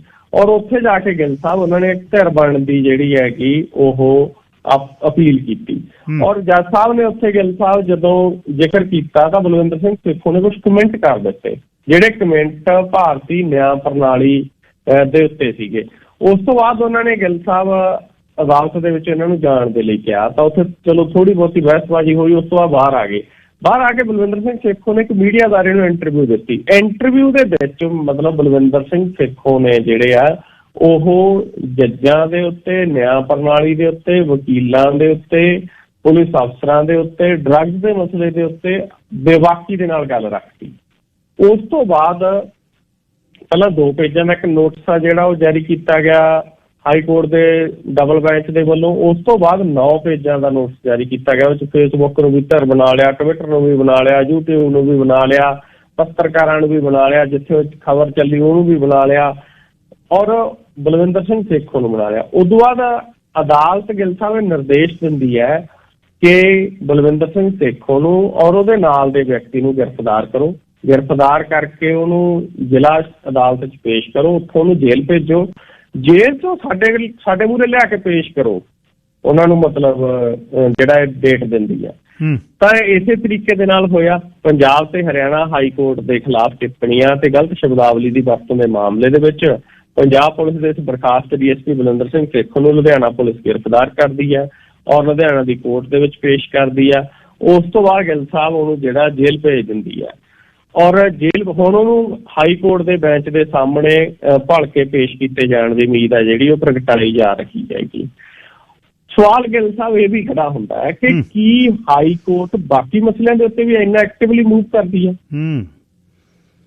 ਜਿੰਨਾ ਬਲਵਿੰਦਰ ਸਿੰਘ ਸੇਖੋਂ ਦੇ ਮਸਲੇ ਤੇ ਐਕਟਿਵਲੀ ਮੂਵ ਕੀਤਾ ਹਾਈ ਕੋਰਟ ਨੇ, ਕੀ ਬਾਕੀ ਮਸਲਿਆਂ ਤੇ ਵੀ ਕਰਦੀ ਆ? ਤਾਂ ਇਹ ਮਸਲਾ ਹੁਣ ਭਖ ਚੁੱਕਿਆ ਗਾ। ਬਲਵਿੰਦਰ ਸਿੰਘ ਸੇਖੋਂ ਦੇ ਧੀ ਤੇ ਪੁੱਤ ਵਿਦੇਸ਼ ਰਹਿੰਦੇ ਨੇ, ਉਹਦੀ ਧੀ ਵਿਦੇਸ਼ ਤੋਂ ਟਿਕਟ ਲੈ ਕੇ ਇੱਥੇ ਆ ਗਈ ਪੰਜਾਬ। ਔਰ ਗਿੱਲ ਸਾਹਿਬ ਬੜੀ ਬੇਵਾਕੀ ਨਾਲ ਉਹਨੇ ਗੱਲ ਕੀਤੀ ਕਿ ਸਾਨੂੰ ਵਧੀਆ ਪੜ੍ਹਾਇਆ ਸਾਡੇ ਬਾਪ ਨੇ, ਸਾਡੀ ਵਧੀਆ ਪਰਵਰਿਸ਼ ਕੀਤੀ ਸਾਡੇ ਬਾਪ ਨੇ। ਉਹਦੀਆਂ ਗੱਲਾਂ ਸਹੀ ਨੇ, ਗੱਲ ਕਰਨ ਦਾ ਤਰੀਕਾ ਥੋੜਾ ਫਰਕ ਵਾਲਾ ਹੋ ਸਕਦਾ ਹੈ, ਗੱਲ ਕਰਨ ਦੀ ਸ਼ਬਦਾਵਲੀ 'ਚ ਫਰਕ ਹੋ ਸਕਦਾ, ਪਰ ਗੱਲ ਗਲਤ ਨਹੀਂ ਹੈ ਜੋ ਮੇਰੇ ਬਾਪ ਨੇ ਕੀਤੀ ਆ। ਸੋ ਇਹ ਗੱਲ ਤੱਥ ਆ ਗਿੱਲ ਸਾਹਿਬ। ਦੇਖੋ, ਬਲਵਿੰਦਰ ਸਿੰਘ ਸੇਖੋਂ ਦਾ ਰਵੱਈਆ ਅੱਖੜ ਹੋ ਸਕਦਾ ਹੈ, ਉਹਨਾਂ ਦੀ ਸ਼ਬਦਾਵਲੀ ਹੈ ਜਿਹੜੀ ਕਿਸੇ ਨੂੰ ਚੁੱਭ ਸਕਦੀ ਆ, ਉਹਨਾਂ ਦਾ ਮਤਲਬ ਗੱਲ ਕਰਨ ਦਾ ਲਹਿਜਾ ਗਾ ਜਿਹੜਾ ਉਹ ਅਦਾਲਤ ਨੂੰ ਲੱਗ ਸਕਦਾ ਗਾ ਕਿ ਉਹਦਾ ਭਾਰਤੀ ਨਿਆਂ ਪ੍ਰਣਾਲੀ ਦੇ ਉੱਤੇ ਟਿੱਪਣੀ ਕਰ ਰਿਹਾ। ਲੇਕਿਨ ਹਕੀਕਤ ਤਾਂ ਹਕੀਕਤ ਹੈ। ਭਾਰਤੀ ਨਿਆਂ ਪ੍ਰਣਾਲੀ ਨੇ ਮਤਲਬ ਜਦੋਂ 1984 ਦੇ ਮਸਲੇ ਦੇ ਵਿੱਚ ਕੀ ਕੀਤਾ, ਭਾਰਤੀ ਨਿਆਂ ਪ੍ਰਣਾਲੀ ਨੇ ਮਤਲਬ ਗੁਰਮੀਤ ਰਾਮ ਰਹੀਮ ਨੂੰ 14 ਮਹੀਨਿਆਂ 'ਚ ਚੌਥੀ ਵਾਰ ਬਾਹਰ ਕੱਢ ਕੇ ਮਾਰਿਆ। ਔਰ ਦੂਜੇ ਪਾਸੇ ਸਜ਼ਾ ਪੂਰੀ ਕਰ ਚੁੱਕੇ ਉਹ ਕੈਦੀ ਨੇ ਜਿਨ੍ਹਾਂ ਨੂੰ ਮਤਲਬ ਜੇਲ੍ਹਾਂ ਦੇ ਵਿੱਚ ਖੜਨ ਦੇ ਲਈ ਮਜਬੂਰ ਕੀਤਾ ਜਾ ਰਿਹਾ ਸਿਰਫ ਵਿਰੋਧੀ ਵਿਚਾਰ ਹੋਣ ਕਰਕੇ। ਸੋ ਇਹ ਟਿੱਪਣੀਆਂ ਮਤਲਬ ਜਿਹੜੀਆਂ ਬਲਵਿੰਦਰ ਸਿੰਘ ਸੇਖੋਂ ਨੇ ਕੀਤੀਆਂ, ਭਾਰਤ ਦੁਨੀਆ ਦੀ ਸਭ ਤੋਂ ਵੱਡੀ ਜਮਹੂਰੀਅਤ ਹੈ, ਜੱਜ ਸਾਹਿਬ ਨੂੰ ਵੀ ਔਰ ਭਾਰਤੀ ਜਮਹੂਰੀਅਤ ਨੂੰ ਵੀ ਵੱਡਾ ਦਿਲ ਕਰਕੇ ਜਿਹੜੀਆਂ ਨੇ ਟਿੱਪਣੀਆਂ ਸੁਣਨੀਆਂ ਚਾਹੀਦੀਆਂ ਨੇ ਜੀ। ਨਾਲ ਜਿਹੜੇ ਉਹਨਾਂ ਦੇ ਇੱਕ ਵੀਰ ਨੇ, ਸ਼ਾਇਦ ਪ੍ਰਦੀਪ ਹੈ ਉਹਨਾਂ ਦਾ ਨਾਂ, ਜਿਹੜੇ ਉਹ ਵੀ ਬਹੁਤ ਬੇਬਾਕੀ ਨਾਲ ਕੱਲੇ ਜੱਜ ਦੇ ਉਹ ਪਚਖਰੇ ਅੜਾਉਂਦੇ ਨੇ ਵੀ ਤੁਹਾਡਾ ਹਾਲ ਕੀ ਹੋਣਾ, ਤੁਹਾਡੇ ਜਵਾਕ ਬਿਮਾਰ ਪਏ ਨੇ, ਤੁਹਾਡਾ ਆਹ ਹੋ ਗਿਆ, ਤੁਹਾਡਾ ਆਹ ਹੋ ਗਿਆ, ਜਿਹੜਾ ਕੁਛ ਉਹ ਕਹਿੰਦੇ ਆ ਉਹ ਚੀਜ਼ ਹੁਣ ਇਸ ਕੇਸ ਦੇ ਵਿੱਚ ਵੀ ਉਹ ਜਦ ਉੱਥੇ ਹਾਈ ਕੋਰਟ ਗਏ ਨਾ, ਮਤਲਬ ਉਹ ਕਹਿੰਦੇ ਕੱਢੋ ਹੁਣ ਦੱਸੋ ਡਰੱਗ ਦੇ ਨਾਲ ਕੌਣ ਮਰ ਰਿਹਾ। ਬਸ ਉਹ ਕੇਸ ਅੱਗੇ ਤੋਂ ਅੱਗੇ ਜਾ ਰਿਹਾ, ਬੰਦ ਲਿਫਾਫੇ ਪਏ ਨੇ। ਇੱਥੇ ਹਾਈ ਕੋਰਟ ਫਿਰ ਛਾਲਾ ਮਾਰ ਕੇ ਉਹਦੇ ਹੁਣ ਬੈਂਚ ਵੀ ਬਣ ਗਿਆ, ਬੈਂਚ ਦੇ ਸਾਹਮਣੇ ਪੇਸ਼ ਵੀ ਹੋਣਗੇ। ਪਰ ਲੋਕ ਇੱਕ ਇਕੱਲੇ ਕਹਿ ਰਹੇ ਬੰਦੇ ਨਾਲ ਕੁਛ ਨਹੀਂ ਬਣਨਾ ਜਦ ਤੱਕ ਲੋਕ ਨਹੀਂ ਨਾਲ ਜੁੜਦੇ। ਇਹ ਆਵਾਜ਼ਾਂ ਖਤਮ ਹੋ ਜਾਂਦੀਆਂ ਨੇ। ਨਵਕਿਰਨ ਇਕੱਲੇ ਬੰਦੇ ਜਿਹੜੇ ਨੇ, ਬਹੁਤ ਲੋਕਾਂ ਨੇ ਗੱਲ ਅੱਜ ਤੱਕ ਕੀਤੀ ਸੱਚ ਦੀ ਅਤੇ ਨਿਆਂ ਪ੍ਰਣਾਲੀ ਦੀ। ਹੁਣ ਚਾਰੇ ਹੀ ਥੰਮ ਨੇ ਜੇ ਆਪਾਂ ਗੱਲ ਕਰੀਏ, ਵਿਧਾਨ ਸਭਾ ਹੈ ਅਤੇ ਸਾਡਾ ਉਸ ਤੋਂ ਬਾਅਦ ਸਰਕਾਰਾਂ ਤੋਂ ਅੱਗੇ ਨਿਆਂਪਾਲਿਕਾ ਹੈ, ਕਾਰਜਪਾਲਿਕਾ ਹੈ, ਜਿਹਦੇ ਅੱਗੇ ਮੀਡੀਆ ਵੀ ਆ ਚੈਨਲਾਂ ਵਾਲੇ ਉੱਥੇ ਤੁਰੇ ਫਿਰਦੇ ਨੇ। ਕੋਈ ਸੇਖੋਂ ਦੀ ਗੱਲ ਨਹੀਂ ਕਰਦਾ, ਕੋਈ ਉਹਦੀ ਗੱਲ ਨਹੀਂ ਕਰਦਾ, ਕਿਉਂਕਿ ਹੁਣ ਜਿੱਥੇ ਬਣੀ ਹੋਈ ਆ ਉੱਥੇ ਵਿਗੜਦੀ ਆ। ਫਿਰ ਰੋਟੀਆਂ ਕਾਰਨ ਪੂਰੇ ਤਾਲ ਨੇ। ਸੋ ਦੁੱਖ ਦੀ ਕਹਾਣੀ ਹੈ ਉਸ ਧਰਤ 'ਤੇ ਜਿੱਥੇ ਕੋਈ ਵੀ ਜਰਵਾਣਾ ਗਰਦਨ ਨਹੀਂ ਚੱਕ ਕੇ ਤੁਰ ਸਕਿਆ ਜਾਂ ਸਿਰਾਂ ਦੇ ਮੁੱਲ ਪੈਂਦੇ ਸੀ, ਜਦ ਉਹ ਜਰਵਾਣਿਆਂ ਨੂੰ ਘੇਰ ਕੇ, ਮਾਫ਼ ਕਰਨਾ, ਅਬਦਾਲੀ ਨਾਲ ਸਿੱਖਾਂ ਦਾ ਕੋਈ ਰੇੜਕਾ ਨਹੀਂ ਸੀ। ਦਿੱਲੀੋਂ ਲੁੱਟ ਕੇ ਆਉਂਦਾ ਲੰਘਦਾ ਸਿੱਖਾਂ ਦੇ ਜਗ੍ਹਾ ਦੇ ਵਿੱਚ ਦੀ, ਉਹ ਕਹਿੰਦੇ ਉਹ ਨਹੀਂ ਲੰਘਣ ਦਿੰਦੇ, ਚੱਲਿਆ ਕਿੱਧਰ ਨੂੰ ਆ ਜਿਹੜੀਆਂ ਬੰਨ੍ਹ ਕੇ ਚੱਲਿਆ, ਛੱਡ ਕੇ ਜਾ, ਇੱਥੇ ਕਿੱਥੇ ਨੂੰ ਲੈ ਕੇ ਚੱਲਿਆ। ਇਹ ਸਾਡੇ ਦੇਸ਼ ਦੀ ਇੱਜ਼ਤ ਹੈ, ਦੇਸ਼ ਦੀ ਸਾਡੀ ਅਜ਼ਮਤ ਹੈ, ਅਤੇ ਉਸ ਦੇ ਲਈ ਸਿਰਾਂ ਦੇ ਮੁੱਲ ਪਏ। ਫਿਰ ਹੁਣ ਉਸ ਧਰਤ 'ਤੇ ਕੋਈ ਬੂਟਾ ਹਰਾ ਹੈ ਜਿਹੜਾ ਸੱਚ ਬੋਲਣ ਦੀ ਜ਼ਰੂਰਤ ਕਰਦਾ ਹੈ, ਉਹਨੂੰ ਫਿਰ ਜਾਂ ਸਲਾਖਾਂ ਨੇ ਜਾਂ ਗੋਲੀ ਆ ਜਾਂ ਐਕਸੀਡੈਂਟ ਹੈ, ਅੰਤ ਮਾੜਾ ਹੋ ਸਕਦਾ ਹੈ। ਪਰ ਇਹ ਪ੍ਰਥਾ ਨਵੀਂ ਨਹੀਂ ਹੈ, ਚਿਰਾਂ ਦੀ ਇਸੇ ਤਰ੍ਹਾਂ ਹੀ ਚੱਲ ਰਹੀ ਹੈ। NIA ਨੇ ਕਈ ਸੂਬਿਆਂ 'ਚ ਛਾਪੇ ਮਾਰੇ ਨੇ, ਗੈਂਗਸਟਰਾਂ ਦੇ ਪਿੱਛੇ ਬਹੁਤ ਪੈ ਗਈ NIA। ਗਿੱਲ ਸਾਹਿਬ, ਪੰਜਾਬ 'ਚ ਬਹੁਤ ਵੱਡੀ ਪੱਧਰ ਤੇ ਛਾਪੇਮਾਰੀ ਹੋਈ ਆ। ਪੰਜਾਬ ਦਾ ਕੋਨਾ ਛਾਣ ਮਾਰਿਆ ਅੱਜ ਪੰਜਾਬ ਦੇ ਵਿੱਚ। ਗਿੱਲ ਸਾਹਿਬ, ਮੈਂ ਦੇਖ ਰਿਹਾ ਸੀ NIA ਨੇ ਧੜਾ-ਧੜ ਛਾਪੇ ਮਾਰੇ ਅੱਜ। ਸਵੇਰੇ 5 ਵਜੇ ਨੂੰ ਪਹੁੰਚ ਜਾਂਦੀ ਹੈ NIA ਦੀਆਂ ਗੱਡੀਆਂ, ਤਾੜ ਅਰਸ਼ ਡਾਲਾ ਦੇ ਪਿੰਡ, ਅਰਸ਼ ਡਾਲਾ ਦੇ ਨਾਲ ਜੁੜੇ ਹੋਏ ਮਤਲਬ ਸੈਂਕੜੇ ਲੋਕਾਂ ਦੇ ਘਰਾਂ ਦੇ ਵਿੱਚ NIA ਦੀ ਰੇਡ ਹੁੰਦੀ ਹੈ, ਦਬਸ਼ ਦਿੰਦੀ ਹੈ NIA। ਔਰ ਇਹ ਕਿਹਾ ਜਾਂਦਾ ਕਿ ਨਸ਼ਿਆਂ ਦੇ ਮਸਲੇ ਦੇ ਨਾਲ ਜੁੜ ਕੇ, ਇਸ ਤੋਂ ਇਲਾਵਾ ਗਿੱਲ ਸਾਹਿਬ ਗੈਂਗਸਟਰਾਂ ਦੇ ਮਸਲਿਆਂ ਦੇ ਨਾਲ ਜੁੜ ਕੇ, ਹੁਣ ਤਾਂ ਅਰਸ਼ ਡਾਲਾ ਨੂੰ ਤਾਂ ਖੈਰ ਟੈਰਰਿਸਟ ਕਿਹਾ ਜਾਂਦਾ ਗਾ, ਕਿਉਂਕਿ ਪਿਛਲੇ ਦਿਨ ਟੈਰਰਿਸਟ ਆ ਜਿਹੜਾ ਐਲਾਨ ਦਿੱਤਾ ਗਿਆ ਸੀ ਭਾਰਤੀ ਗ੍ਰਹਿ ਵਿਭਾਗ ਦੇ ਵੱਲੋਂ। ਤਾਂ ਧੜਾ-ਧੜ ਗਿੱਲ ਸਾਹਿਬ 8 ਸੂਬਿਆਂ ਦੇ ਵਿੱਚ, ਜਿਹੜਾ ਪੰਜਾਬ, ਹਰਿਆਣਾ, ਚੰਡੀਗੜ੍ਹ ਸਮੇਤ 70 ਟਿਕਾਣਿਆਂ ਦੇ ਉੱਤੇ ਛਾਪੇਮਾਰੀ ਆ ਜਿਹੜੀ ਕੀਤੀ ਗਈ। ਛਾਪੇਮਾਰੀ 'ਚ ਪੰਜਾਬ, ਦਿੱਲੀ, NCR, ਰਾਜਸਥਾਨ, ਹਰਿਆਣਾ, ਮੱਧ ਪ੍ਰਦੇਸ਼, ਗੁਜਰਾਤ, ਚੰਡੀਗੜ੍ਹ, ਉੱਤਰ ਪ੍ਰਦੇਸ਼ ਜਿਹੜੇ ਸ਼ਾਮਲ ਨੇ। ਸਵੇਰੇ 5 ਵਜੇ ਛਾਪੇਮਾਰੀ ਸ਼ੁਰੂ ਹੋ ਗਈ ਸੀ। ਔਰ ਸਵੇਰੇ ਗਿੱਲ ਸਾਹਿਬ 5 ਵਜੇ ਦੇ ਕਰੀਬ ਦਿੱਲੀ ਤੋਂ INA ਦੀ ਟੀਮ ਦੇ ਵੱਲੋਂ ਇਹ ਕੈਟਾਗਰੀ ਦੇ ਗੈਂਗਸਟਰ ਰੰਮੀ ਮਸ਼ਾਲਾ, ਉਹਨਾਂ ਦੇ ਪਿੰਡ ਸੰਗਤ ਮੰਡੀ ਦੇ ਨੇੜੇ ਛਾਪਾ ਮਾਰਿਆ ਗਿਆ। ਔਰ 3 ਮੈਂਬਰੀ ਟੀਮ ਦੇ ਵੱਲੋਂ ਰੰਮੀ ਮਸ਼ਾਣਾ ਦੇ ਘਰ ਦੀ ਤਲਾਸ਼ੀ ਲਈ ਗਈ। ਔਰ ਉੱਥੇ ਕਾਫੀ ਜਿਹੜੀ ਹੈਗੀ ਉਹ NIA ਦੇ ਵੱਲੋਂ ਪੁੱਛ ਪੜਤਾਲ ਕੀਤੀ ਗਈ। ਉਧਰੋਂ ਪਿੰਡ ਰੋੜਾਂ ਵਾਲੀ ਪੈਂਦਾ ਲੰਬੀ ਦੇ ਕੋਲੇ, ਉੱਥੇ ਗੁਰਮੀਤ ਸਿੰਘ ਦੇ ਘਰ ਜਾ ਛਾਪਾ ਮਾਰਿਆ। ਉੱਥੇ ਪੂਰਾ ਦਿਨ ਜਿਹੜੀ ਆ ਪੁਲਿਸ ਦੇ ਵੱਲੋਂ ਜਾਂਚ ਕੀਤੀ ਗਈ। ਸਿਰਸਾ ਦੇ ਵਿੱਚ NIA ਦੀਆਂ ਵੱਖ-ਵੱਖ ਟੀਮਾਂ ਨੇ ਕਾਲਾਂ ਵਾਲੀ, ਤੱਖਲ ਮੱਲ, ਡੱਬ ਵਾਲੀ ਦੇ ਕਈ ਕਾਰੋਬਾਰੀਆਂ ਦੇ ਘਰਾਂ 'ਚ ਛਾਪੇਮਾਰੀ ਆ ਜਿਹੜੀ ਕੀਤੀ। ਇਹ ਛਾਪੇਮਾਰੀ ਨੂੰ ਗੈਂਗਸਟਰ ਅੱਤਵਾਦ ਫੰਡਿੰਗ ਦੇ ਨਾਲ ਜੋੜ ਕੇ ਜਿਹੜਾ ਉਹ ਵੇਖਿਆ ਜਾ ਰਿਹਾ ਗਾ। ਉਧਰ CBI ਤੁਰੀ ਫਿਰਦੀ ਸੀ ਗਿੱਲ ਸਾਹਿਬ ਪੰਜਾਬ ਦੇ ਵਿੱਚ ਅੱਜ ਹੀ। NIA ਅੱਡ ਤੁਰੀ ਫਿਰਦੀ ਸੀ, CBI ਅੱਡ ਤੁਰੀ ਫਿਰਦੀ ਸੀ। CBI ਨੇ ਜਿਹੜਾ FCI ਦੇ ਅਧਿਕਾਰੀਆਂ ਵਿਰੁੱਧ ਭ੍ਰਿਸ਼ਟਾਚਾਰ ਦੇ ਦੋਸ਼ਾਂ ਦੀ ਜਾਂਚ ਦੇ ਹਿੱਸੇ ਵਜੋਂ ਅੱਜ ਪੰਜਾਬ 'ਚ 30 ਥਾਵਾਂ ਤੇ ਛਾਪੇਮਾਰੀ ਕੀਤੀ। 30-40 ਥਾਵਾਂ ਤੇ NIA ਨੇ ਛਾਪੇ ਮਾਰੇ, 30-40 ਥਾਵਾਂ ਤੇ CBI ਨੇ ਮਾਰੇ। CBI ਦੀਆਂ ਟੀਮਾਂ ਨੇ ਆਪਰੇਸ਼ਨ ਕਣਕ 2 ਤਹਿਤ ਸਰਹੰਦ, ਫਤਿਹਗੜ੍ਹ ਸਾਹਿਬ, ਮੋਗਾ ਸਮੇਤ ਪੰਜਾਬ ਦੇ ਕਈ ਜ਼ਿਲ੍ਹਿਆਂ 'ਚ ਅਨਾਜ ਵਪਾਰੀਆਂ, ਚੌਲ ਮਿੱਲ ਮਾਲਕਾਂ, FCI ਦੇ ਸੇਵਾ ਮੁਕਤ ਅਧਿਕਾਰੀਆਂ ਤੇ ਹੋਰਾਂ ਤੇ ਛਾਪੇਮਾਰੀ ਹੈ ਜਿਹੜੀ ਕੀਤੀ। ਪਟਿਆਲੇ ਜਾ ਵੜੀ CBI, ਉੱਥੇ ਛਾਪੇਮਾਰੀ ਕੀਤੀ। ਔਰ ਗਿੱਲ ਸਾਹਿਬ ਤੀਜਾ ਜਿਹੜਾ ਮਸਲਾ ਗਾ, ਇੱਕ NIA ਇਹ ਆ ਗਈ, CBI ਆ ਗਈ। CBI ਦੇ ਕੁਝ ਟੀਮਾਂ ਕਿਸਾਨ ਆਗੂਆਂ ਦੇ ਘਰਾਂ 'ਚ ਜਾ ਵੜੀਆਂ। ਉਹ ਇੱਕ ਵੱਖਰਾ ਮਸਲਾ ਸ਼ੁਰੂ ਹੋ ਗਿਆ। ਔਰ ਇਹ ਵੀ ਮਸਲਾ ਬੜਾ ਗੰਭੀਰ ਹੈਗਾ ਕਿ CBI ਦੀਆਂ ਟੀਮਾਂ ਦੇ ਵੱਲੋਂ ਭਾਰਤੀ ਕਿਸਾਨ ਯੂਨੀਅਨ ਲੱਖੋਵਾਲ ਦੇ ਜਿਹੜੇ ਲੀਡਰ ਨੇ, ਹਰਿੰਦਰ ਸਿੰਘ ਲੱਖੋਵਾਲ, ਅਜਮੇਰ ਸਿੰਘ ਲੱਖੋਵਾਲ ਦਾ ਮੁੰਡਾ, ਉਹਨਾਂ ਦੇ ਘਰ ਜਾ ਮਾਰਿਆ ਛਾਪਾ, ਉਹਨਾਂ ਦੇ ਦਫ਼ਤਰ ਦੇ ਉੱਤੇ ਜਾ ਮਾਰਿਆ ਛਾਪਾ। ਇਸ ਤੋਂ ਇਲਾਵਾ ਗਿੱਲ ਸਾਹਿਬ CBI ਦੀ ਟੀਮ ਦੇ ਵੱਲੋਂ ਲੱਖੋਵਾਲ ਤੋਂ ਬਿਨਾਂ ਇੰਡੀਅਨ ਫਾਰਮਰ ਐਸੋਸੀਏਸ਼ਨ ਦੇ ਪ੍ਰਧਾਨ ਨੇ ਸਤਨਾਮ ਸਿੰਘ ਬਹਿਰੂ, ਉਹਦੇ ਘਰ ਤੇ ਦਫ਼ਤਰ ਦੇ ਉੱਤੇ ਜਾ ਛਾਪਾ ਮਾਰਿਆ। ਉਹ ਅੱਡ ਜਾਂਚ ਕੀਤੀ ਗਈ। ਚੌਥਾ ਜਿਹੜਾ ਮਸਲਾ ਸੀ ਉਹ ਪੰਜਾਬ ਪੁਲਿਸ ਨੇ ਜਾ ਕੇ ਛਾਪੇਮਾਰੀ ਕੀਤੀ ਆ। ਪੰਜਾਬ ਪੁਲਿਸ ਦੇ ਵੱਲੋਂ ਵੀ ਅੱਜ ਨਸ਼ਿਆਂ ਦੇ ਮਸਲੇ ਦੇ ਉੱਤੇ ਐਟ ਏ ਟਾਈਮ ਜਿਹੜੀ ਛਾਪੇਮਾਰੀ ਆ ਉਹ ਕੀਤੀ ਗਈ ਆ। ਸੋ ਅੱਜ ਤਾਂ ਗਿੱਲ ਸਾਹਿਬ ਇਹੀ ਪਤਾ ਲੱਗਿਆ ਵੀ ਇੱਧਰ NIA ਤੁਰੀ ਫਿਰਦੀ ਆ ਪੰਜਾਬ 'ਚ, ਉੱਧਰ CBI ਤੁਰੀ ਫਿਰਦੀ ਆ, ਇੱਧਰ CBI ਦੀਆਂ ਦੂਜੀਆਂ ਟੀਮਾਂ ਕਿਸਾਨ ਆਗੂਆਂ ਦੇ ਘਰਾਂ 'ਚ ਤੁਰੀਆਂ ਫਿਰਦੀਆਂ। ਰਹਿੰਦੀ ਖੂੰਹਦੀ ਕਸਰ ਪੰਜਾਬ ਵਾਲੀ ਪੁਲਿਸ ਕੱਢੀ ਤੁਰੀ ਜਾਂਦੀ ਸੀ। ਸੋ ਇੱਕ ਮਤਲਬ ਦਬਸ਼ ਜਿਹੜੀ ਲੋਕਾਂ ਦੇ ਉੱਤੇ ਇੱਕ ਦਹਿਸ਼ਤ ਦਾ ਮਾਹੌਲ ਹੈਗਾ ਜਿਹੜਾ ਉਹ ਪੈਦਾ ਕਰਨ ਦੀ ਕੋਸ਼ਿਸ਼ ਕੀਤੀ ਜਾ ਰਹੀ ਹੈ ਕਿਤੇ ਨਾ ਕਿਤੇ। ਇੰਨੀ ਵੱਡੀ ਪੱਧਰ ਤੇ ਜਿਵੇਂ NIA ਤੁਰੀ ਫਿਰਦੀ ਹੈ, ਮੈਨੂੰ ਤਾਂ ਐਂ ਲੱਗਦਾ ਗਿੱਲ ਸਾਹਿਬ ਉਹਨੇ NIA ਇੰਨੀ ਮਤਲਬ ਛੋਟੇ ਮਸਲਿਆਂ 'ਚ ਥੋੜ੍ਹੀ ਤੁਰੀ ਫਿਰਦੀ ਸੀ, ਜਾਂ CBI ਇੰਨੇ ਛੋਟੇ ਮਸਲਿਆਂ 'ਚ ਥੋੜ੍ਹੀ ਤੁਰੀ ਫਿਰਦੀ ਸੀ। ਆਪਣੇ ਸਰੋਤਿਆਂ ਦੇ ਯਾਦ ਹੋਊ ਵੱਡੀਆਂ ਰਾਜਨੀਤਿਕ ਪਾਰਟੀਆਂ ਧਰਨੇ ਲਾਉਂਦੀਆਂ ਹੁੰਦੀਆਂ ਸੀ ਵੀ ਆਹ ਮਸਲਾ CBI ਨੂੰ ਦਿਓ। ਸਰਕਾਰ ਮੰਨਦੀ ਨਹੀਂ ਸੀ, ਨਹੀਂ CBI ਦੀ ਕੀ ਲੋੜ ਆ, ਸਾਡੀ ਸਟੇਟ ਦੀਆਂ ਏਜੰਸੀਆਂ ਦੀ ਜਾਂਚ ਕਰਨਗੀਆਂ ਮਸਲੇ ਦੀਆਂ। ਕਈ ਗਿੱਲ ਸਾਹਿਬ ਧਰਨੇ ਲੱਗਦੇ, ਪ੍ਰੋਟੈਸਟ ਹੁੰਦੇ ਵੀ ਮਸਲਾ CBI ਨੂੰ ਦਿਓ। ਸਰਕਾਰ ਮੰਨਦੀ ਨਾ ਹੁੰਦੀ ਵੀ ਨਹੀਂ CBI ਨੂੰ ਨਹੀਂ, ਅਸੀਂ ਆਪ ਜਾਂਚ ਕਰਾਂਗੇ। CBI ਦੇ ਲੈਵਲ ਦਾ ਮਸਲਾ ਨਹੀਂ ਹੈ। NIA ਤਾਂ ਉਦੋਂ ਵੀ ਵੱਡੀ ਚੀਜ਼ ਹੈ CBI ਤੋਂ। ਹੁਣ ਤਾਂ ਇਹ ਗੱਲ ਸਾਹਿਬ ਛੋਟੇ ਜਿਹੇ ਮਤਲਬ ਮਸਲਿਆਂ ਦੇ ਵਿੱਚ NIA ਆ ਪਹੁੰਚਦੀ ਹੈ ਬਿਨਾਂ ਮੰਗ ਕੀਤੇ। ਛੋਟੇ ਜਿਹੇ ਮਸਲੇ 'ਚ CBI ਆ ਪਹੁੰਚਦੀ ਆ। ਇਹ ਤਾਂ ਆਉਣ ਵਾਲੇ ਦਿਨਾਂ 'ਚ ਮੈਨੂੰ ਐਂ ਲੱਗਦਾ ਜੇ ਕਿਸੇ ਦੀ ਮੱਝ ਗਾਂ ਚੋਰੀ ਹੋ ਜਾ ਕਰੂ ਤਾਂ CBI ਆ ਪਹੁੰਚਿਆ ਕਰੂ। ਇਹ ਪੋਜੀਸ਼ਨ ਆ ਜਿਹੜੀ ਬਣੀ ਪਈ ਆ ਪੰਜਾਬ ਦੇ ਵਿੱਚ ਤੇ ਹੋਰ ਥਾਵਾਂ ਦੇ ਉੱਤੇ। ਇਹ ਠੀਕ ਨਹੀਂ ਹੈ। ਕੇਂਦਰੀ ਏਜੰਸੀਆਂ ਦੀ ਜਿੰਨੀ ਪਕੜ ਜਿਹੜੀ ਹੈਗੀ ਉਹ ਲੋਕਾਂ ਦੇ ਉੱਤੇ ਦਹਿਸ਼ਤ ਦਾ ਕਰ ਰਹੀ ਹੈ, ਉਹਦੇ ਨਾਲ ਮਾਹੌਲ ਤਣਾਅਪੂਰਨ ਨਹੀਂ ਹੋਊਗਾ ਜੀ। ਮਸਤੂਆਣਾ ਸਾਹਿਬ ਦੇ ਵਿੱਚ ਮੈਡੀਕਲ ਕਾਲਜ ਦਾ ਵਿਵਾਦ ਖਤਮ ਹੋਇਆ ਜੀ? ਜੀ ਗੱਲ ਸਾਹਿਬ ਇਹ ਬਹੁਤ ਚੰਗੀ ਗੱਲ ਹੈ, ਬਹੁਤ ਵਧੀਆ ਗੱਲ ਹੋਈ, ਕਿਉਂਕਿ ਮਸਤੂਆਣਾ ਸਾਹਿਬ ਦੀ ਉਹ ਪਵਿੱਤਰ ਧਰਤੀ ਸੰਤ ਤੱਤਰ ਸਿੰਘ ਮਸਤੂਆਣਾ ਜੀ ਜਿਨ੍ਹਾਂ ਨੇ ਮਾਲਵੇ ਦੇ ਉਸ ਖੇਤਰ ਦੇ ਵਿੱਚ ਜਿਹੜਾ ਸਭ ਤੋਂ ਪਛੜਿਆ ਸੀ, ਖਾਸ ਕਰਕੇ ਐਜੂਕੇਸ਼ਨ ਦੇ ਖੇਤਰ ਦੇ ਵਿੱਚ, ਉੱਥੇ ਗਿੱਲ ਸਾਹਿਬ ਐਜੂਕੇਸ਼ਨ ਸੰਸਥਾਵਾਂ ਨੇ ਜਿਹੜੀਆਂ ਉਹ ਖੋਲੀਆਂ। ਗੁਰੂ ਘਰ ਦੀ ਜਿੰਨੀ ਆਮਦਨ, ਉਹ ਆਮਦਨ ਦਾ ਮਤਲਬ ਆ ਜਿਹੜੀ ਉਹ ਵਿਦਿਆਰਥੀਆਂ ਦੀ ਪੜ੍ਹਾਈ ਦੇ ਲਈ ਲਾਈ ਜਾਂਦੀ ਆ ਉਹ ਉੱਥੇ ਇੰਸਟੀਚਿਊਟਾਂ ਦੇ ਵਿੱਚ।